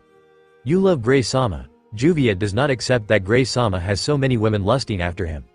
She doesn't lust after me, she doesn't even like me in that way, we're just friends, Gray said.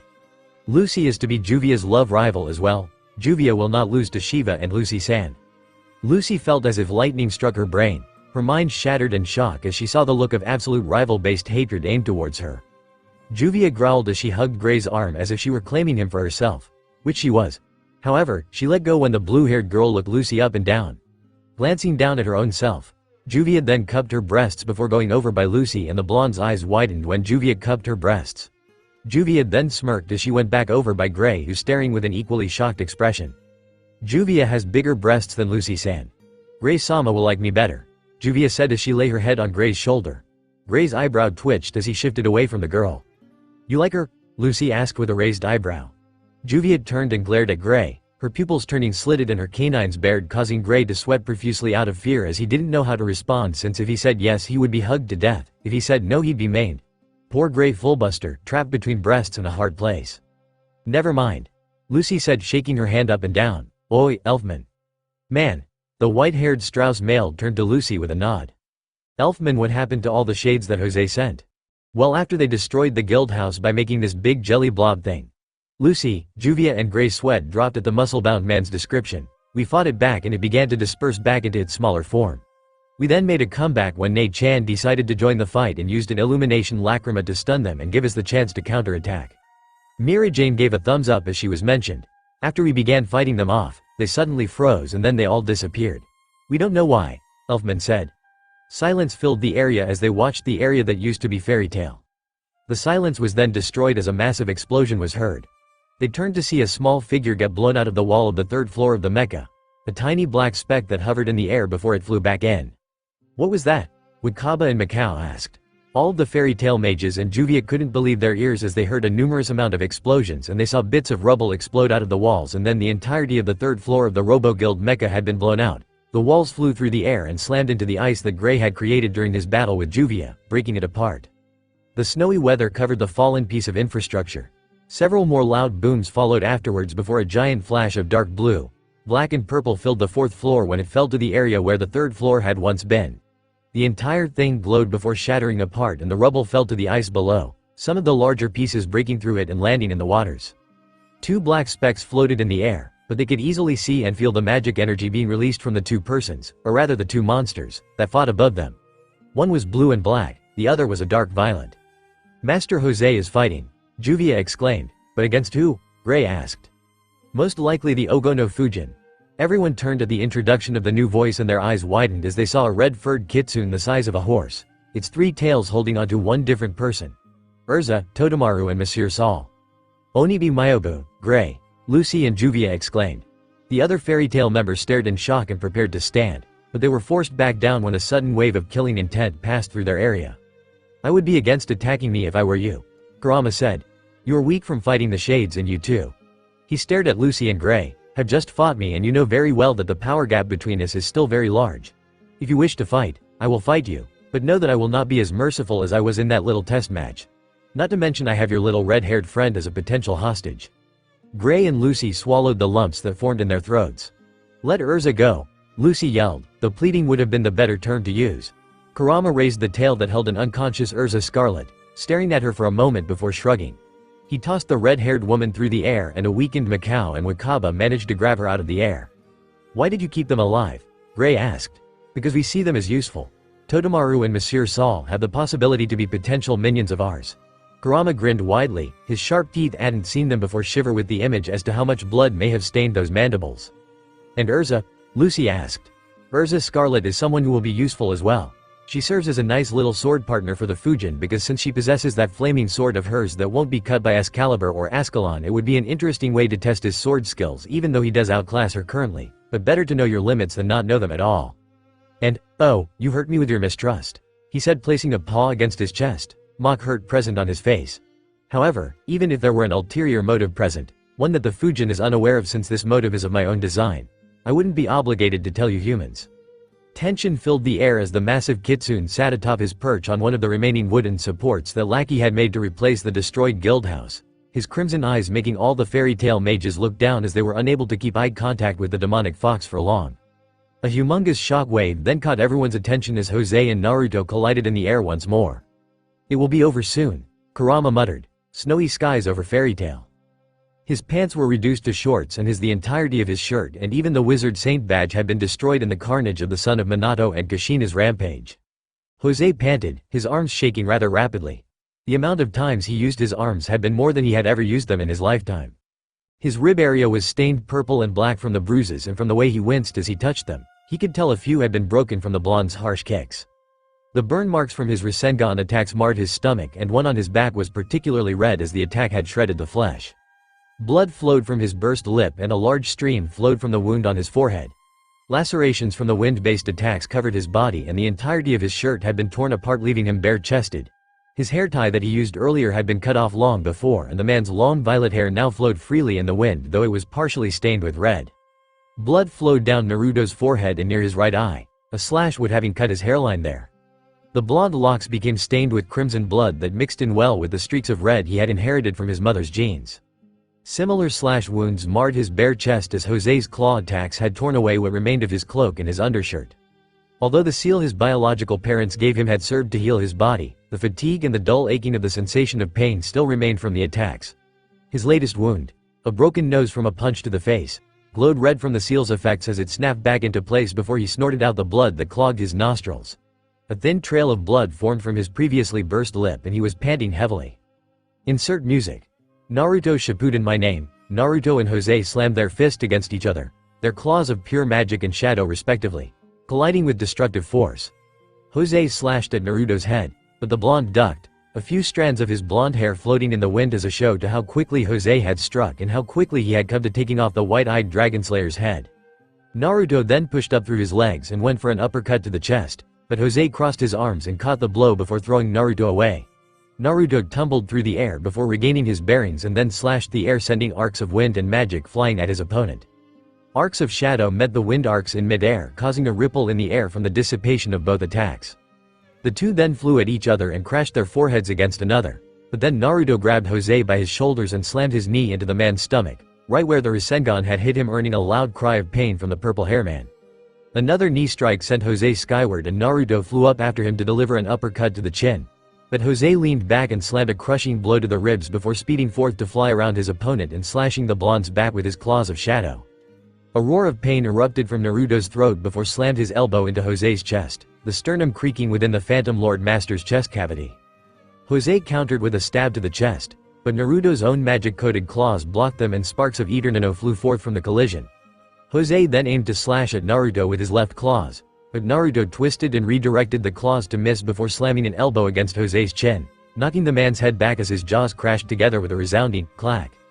Jose flipped as he leaned backwards from the blow and the toe of his boot found Naruto's jaw and returned the favor of having one lower jaw meet the upper one quite harshly. The two combatants growled as one another as they recovered and began attacking each other with fast blows, kicks and fists. Claws and magic blasts flew through the air as they climbed higher into the atmosphere. The adrenaline increased and their body temperatures began to drop as they rose into the clouds where the harsh, frigid winds swirled around them. Small particles of frost developed along the hairs of their arms. Dead wave. Jose roared as he sent the attack at Naruto. Naruto ducked before spinning around. Mokashiryu no Shippo. The tail came to life, sprouting from Naruto's tailbone and sliced through the air. Jose ducked beneath it before slashing the air and arcs of shadow magic energy went towards Naruto. The blonde inhaled and ate the magic energy before crossing his magic-encased arms so his claws blocked Jose's when he had rushed towards Naruto, having used the claw slashes as a potential distraction tactic. Jose was then kicked in the stomach, sending him backwards. Now, Naruto burst forth and crashed his fist into Jose's stomach before twisting and slamming the side of hand against the physically older man's face.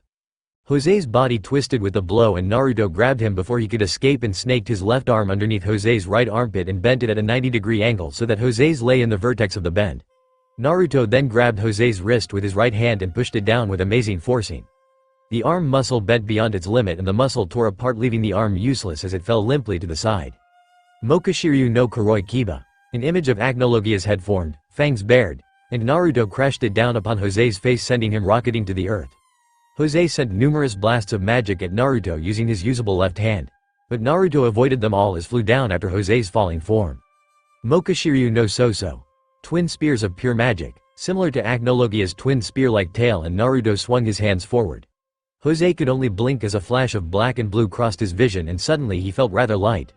Red splashed across and the pain registered almost immediately after as he saw his arms floating above him before being burned into nothing as Naruto's magic seemed to eat away at them. A devastating kick then met his chest and the man zoomed down at a rapid pace.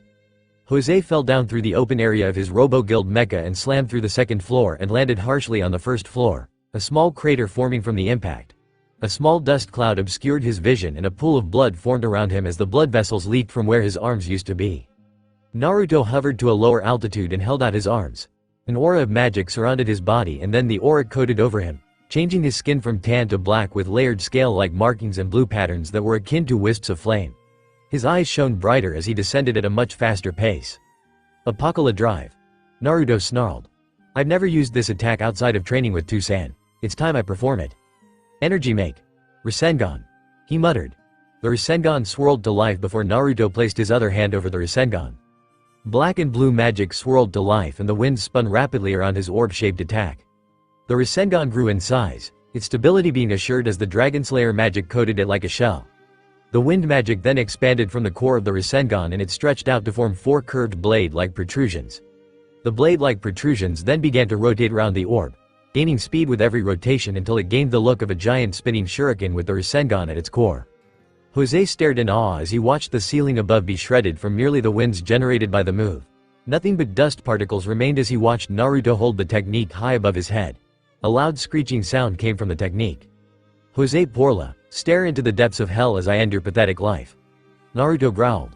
The shuriken then expanded as the black and blue aura of his Dragonslayer magic outlined the shuriken, giving it the appearance that it was a mixture of light and darkness. A move of my own design. My ultimate Fudon spell. It cannot be blocked as it shreds everything it touches into nothing. Behold the might of a unison raid performed at the hands of the dragon. Naruto gave a bestial roar that sounded deafening to all that heard him as he thrust his arm backwards and threw the shuriken forth. The shuriken tore through the air and, true to its user's words, anything that was caught within the winds it produced from its high velocity spinning and its diameter was reduced to nothing as they were destroyed by disintegration. Ichi nin no otoko unison raid. Psycho Fuuton. Jose released tears of fear as the attack neared him. The last words he would hear would be the name of the attack that killed him as they resounded throughout the atmosphere. Rasenshuriken, however, as his life flashed before his eyes, Jose could only utter 3 words that escaped his lips.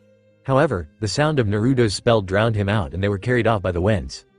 The Rasen Shuriken slammed down into the ground of the first floor of Jose's Robo-Guild mecha and sliced into Jose's body before the screeching it released became louder and the shuriken expanded outwards as a dome of wind and magic that destroyed everything it touched. The dome encompassed the first floor, then the remains of the second floor until the entirety of the Robo-Guild mecha was covered in the flash of magic energy that it created. The light generated was so bright it appeared as if the sun had returned once more. A powerful shock wave and burst of wind flew forth from the dome like a pulse of power to showcase the awesomeness of the attack before it died down. Naruto hovered in the air, taking deep breaths of air, his shining white eyes staring down at the area where his attack had once been. There was nothing left. Not a single speck of dust had been spared from the might of the ultimate wind spell, and a large hole had formed where the sea had been parted and the ice disintegrated. The water then swirled around as it began to refill the hole. The Apocalypse Dragonslayer snarled as his white eyes shone, turning to face the fairy tale mages below. His latest prey, the next he would kill. However, as he moved, his body suddenly shuddered as if he were under a seizure. The shining white eyes then began to flicker. One eye then became blue while the other remained pure white. "Give me my body back, asshole," Naruto grunted, his blue eye glancing to the right where his white eye remained shining. Naruto's gritted teeth then became a snarl as the Dragonslayer personality spoke this time. "The more this occurs, the greater we will be brought into the realm of insanity. Keep in mind if you truly wish to accept our human side, Naruto. Though he said our mental stability will remain in check, the words we were told by Minato Namikaze and Kushina Uzumaki are proving to be true. Our mind is eroding due to the conflict between myself and your repressed human side. I will return to the mindscape, but in the end, I will seize control and the dragon's blood will become dominant in your veins." Naruto chuckled darkly, clutching his right. Naruto grunted in pain as if he were trying to force something through as his skull throbbed. His brain felt like it was on fire, and then as the white glow vanished and his blue irises returned to the world once more, he seemed to have a blank look on his face. He hung there limply in the air as his brain seemed to have severed all connections with the rest of his body. Naruto shook his head to get rid of the fatigue he was feeling, the adrenaline beginning to wane from his body. Naruto then sniffed the air and turned to where Kurama was. Naruto flew down to where he smelled Kurama, but as he got closer and closer to his canine partner, he froze.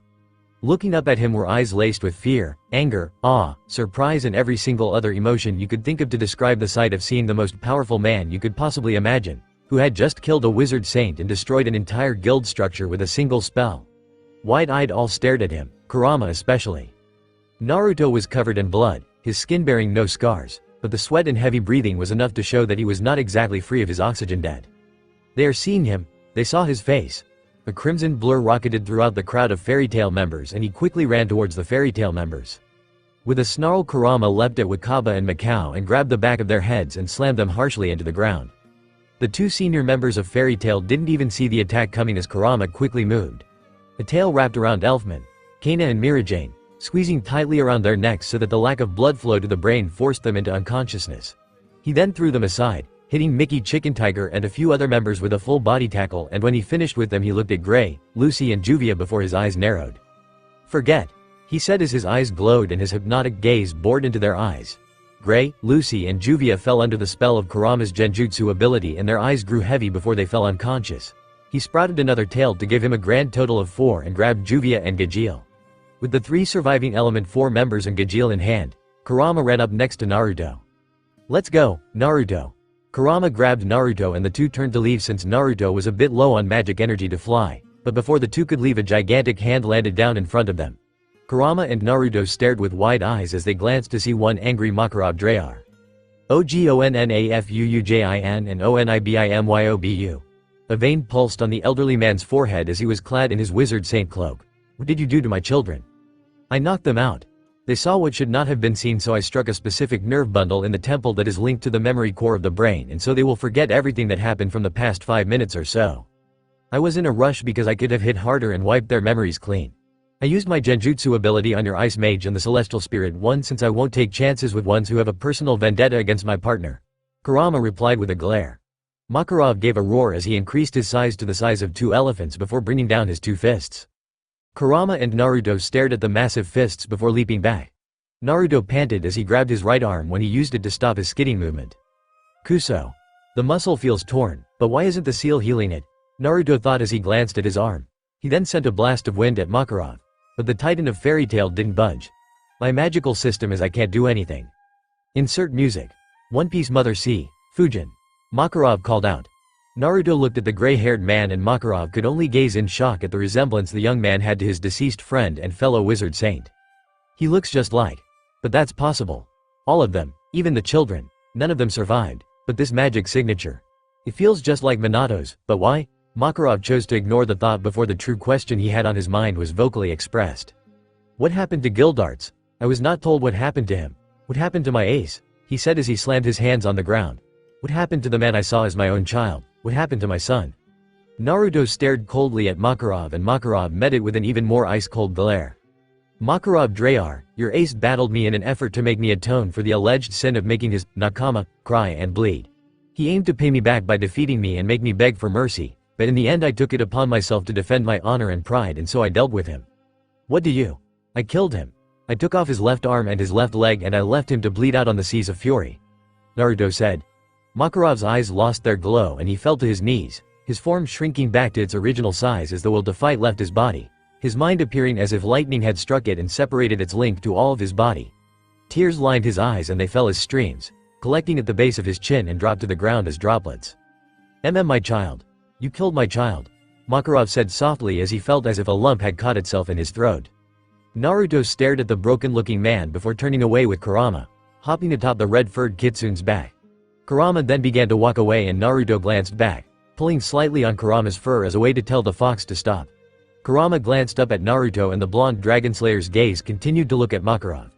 Naruto held his hand to his chest as he felt a constricting feeling, as if somebody took strings around his heart and begged him to tug on them. Naruto took a deep breath before his eyes shifted back to cold and unforgiving, his heart hardening once more. It sickens me, Makarov Drayar. You see your guild members as family, a connection that I see as nothing more than a way to satisfy the fact that you most likely lost your own. Your wife would be dead by now, your child and grandchild are not even present for the moment when the guild is in its most desperate time.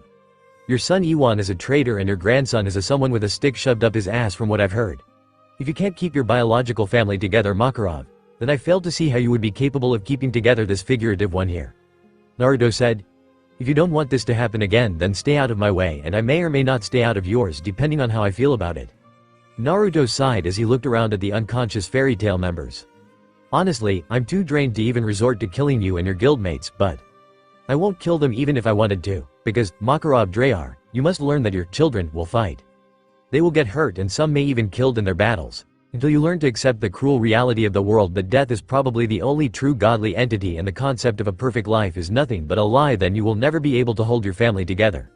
Learn to accept the fact that your children will be knocked down, they will bleed in certain matters, they may not be able to get up after having been knocked down because they would have died. Let's go.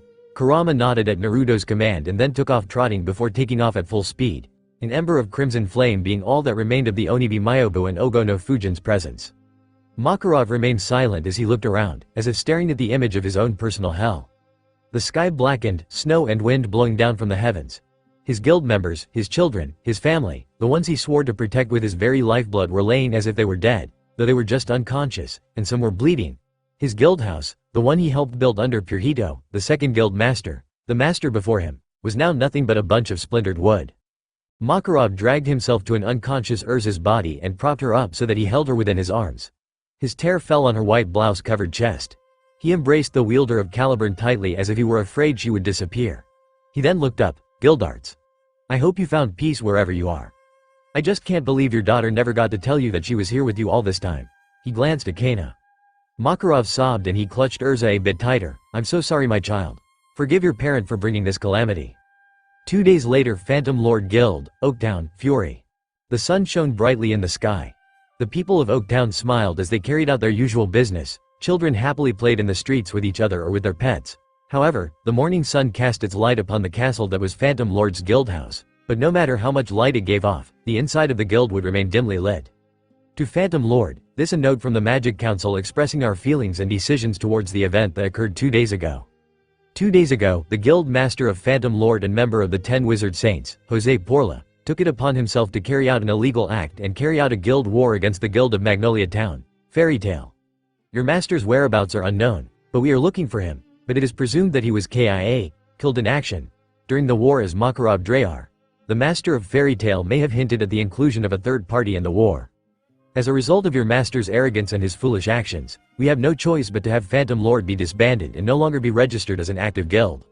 If Phantom Lord does not comply and they continue to carry out their actions as a guild, they will be labeled as a dark guild, and all members are therefore seen in the eyes of the Magic Council and in the eyes of bounty hunters to be viable for arrest and being brought for bounties.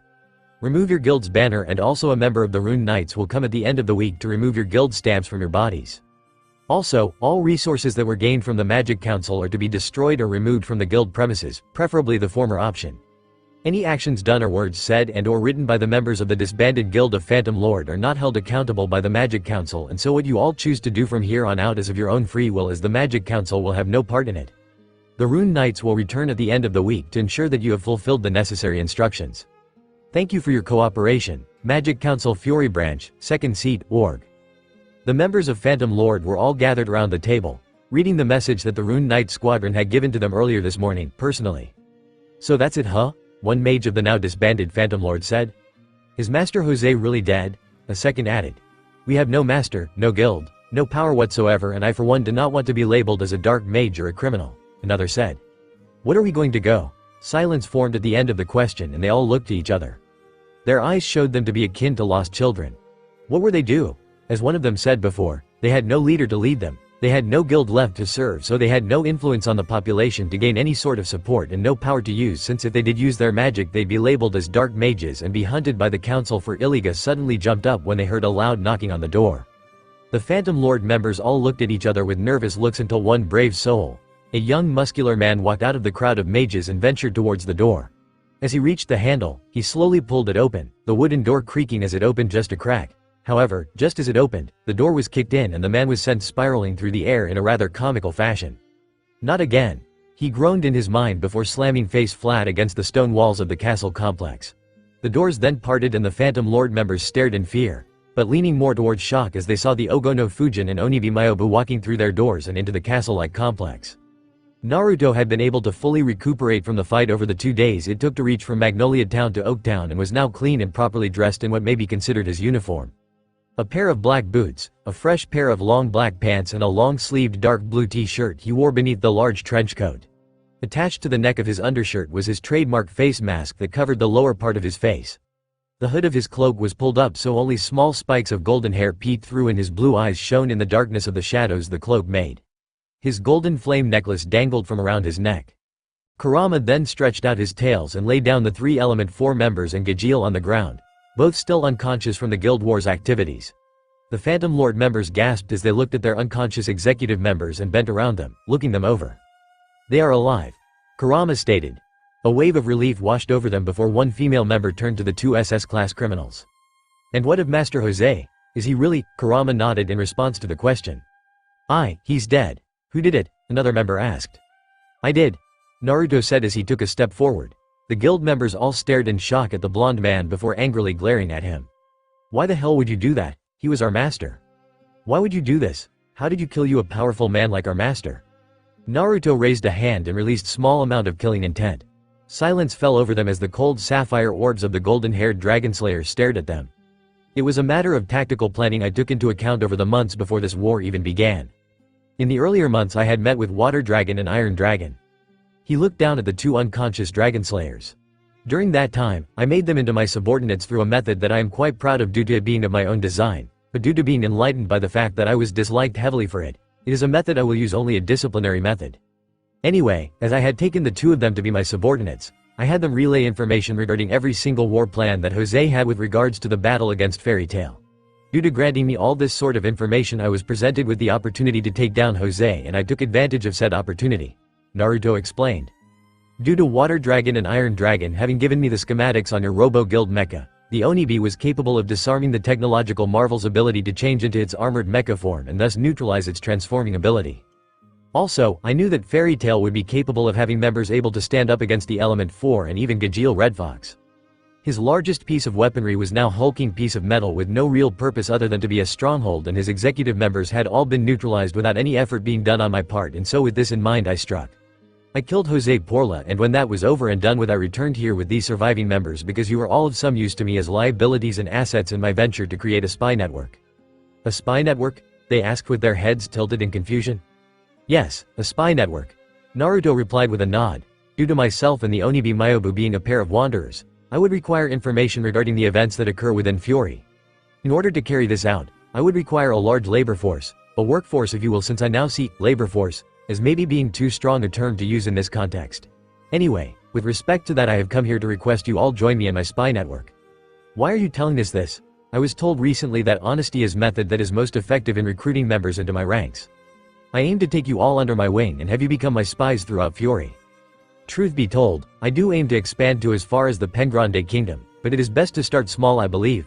With this honesty, I am also told that it will allow for me to gain the trust of my subordinates in a much quicker and easier manner, allowing for a more efficient workforce, and so it will allow for a greater amount of productivity. Naruto answered. I was also told that mercy in the form of a democratic manner of choosing would be best, so I will present you all with two choices. Let me guess, a Phantom Lord woman interrupted. You're going to have choose either to join and serve you as your spies in this spy network of yours or die, right? If you're going to bribe us with terms like that, it's best you just kill us all now. None of us are willing to join with a person who rather see us bleed out on the ground. You'd probably exploit us anyway, taking advantage of the fact that you'd have under your thumb since we're in a bad state right now, and then when you're done, you'd kill us anyway. The other guild members voiced their opinions as well. The voice grew quite loud, growing louder and louder until it was enough to wake the 4 unconscious Phantom Lord members. What happened? Gajeel groaned as he looked around. Oh non. This headache is really not very good for me, Monsieur Saul said as he scratched his head of green hair. When did we get back to the guild? What happened? Totemaru asked with a tired look on his face from now getting up from his sleep. Juvia is back in the guild. Where is Gray-sama? Juvia wonders what happened because Juvia is very confused. Can someone explain to Juvia, please? The guild member grunts nodded and responded to their superior members.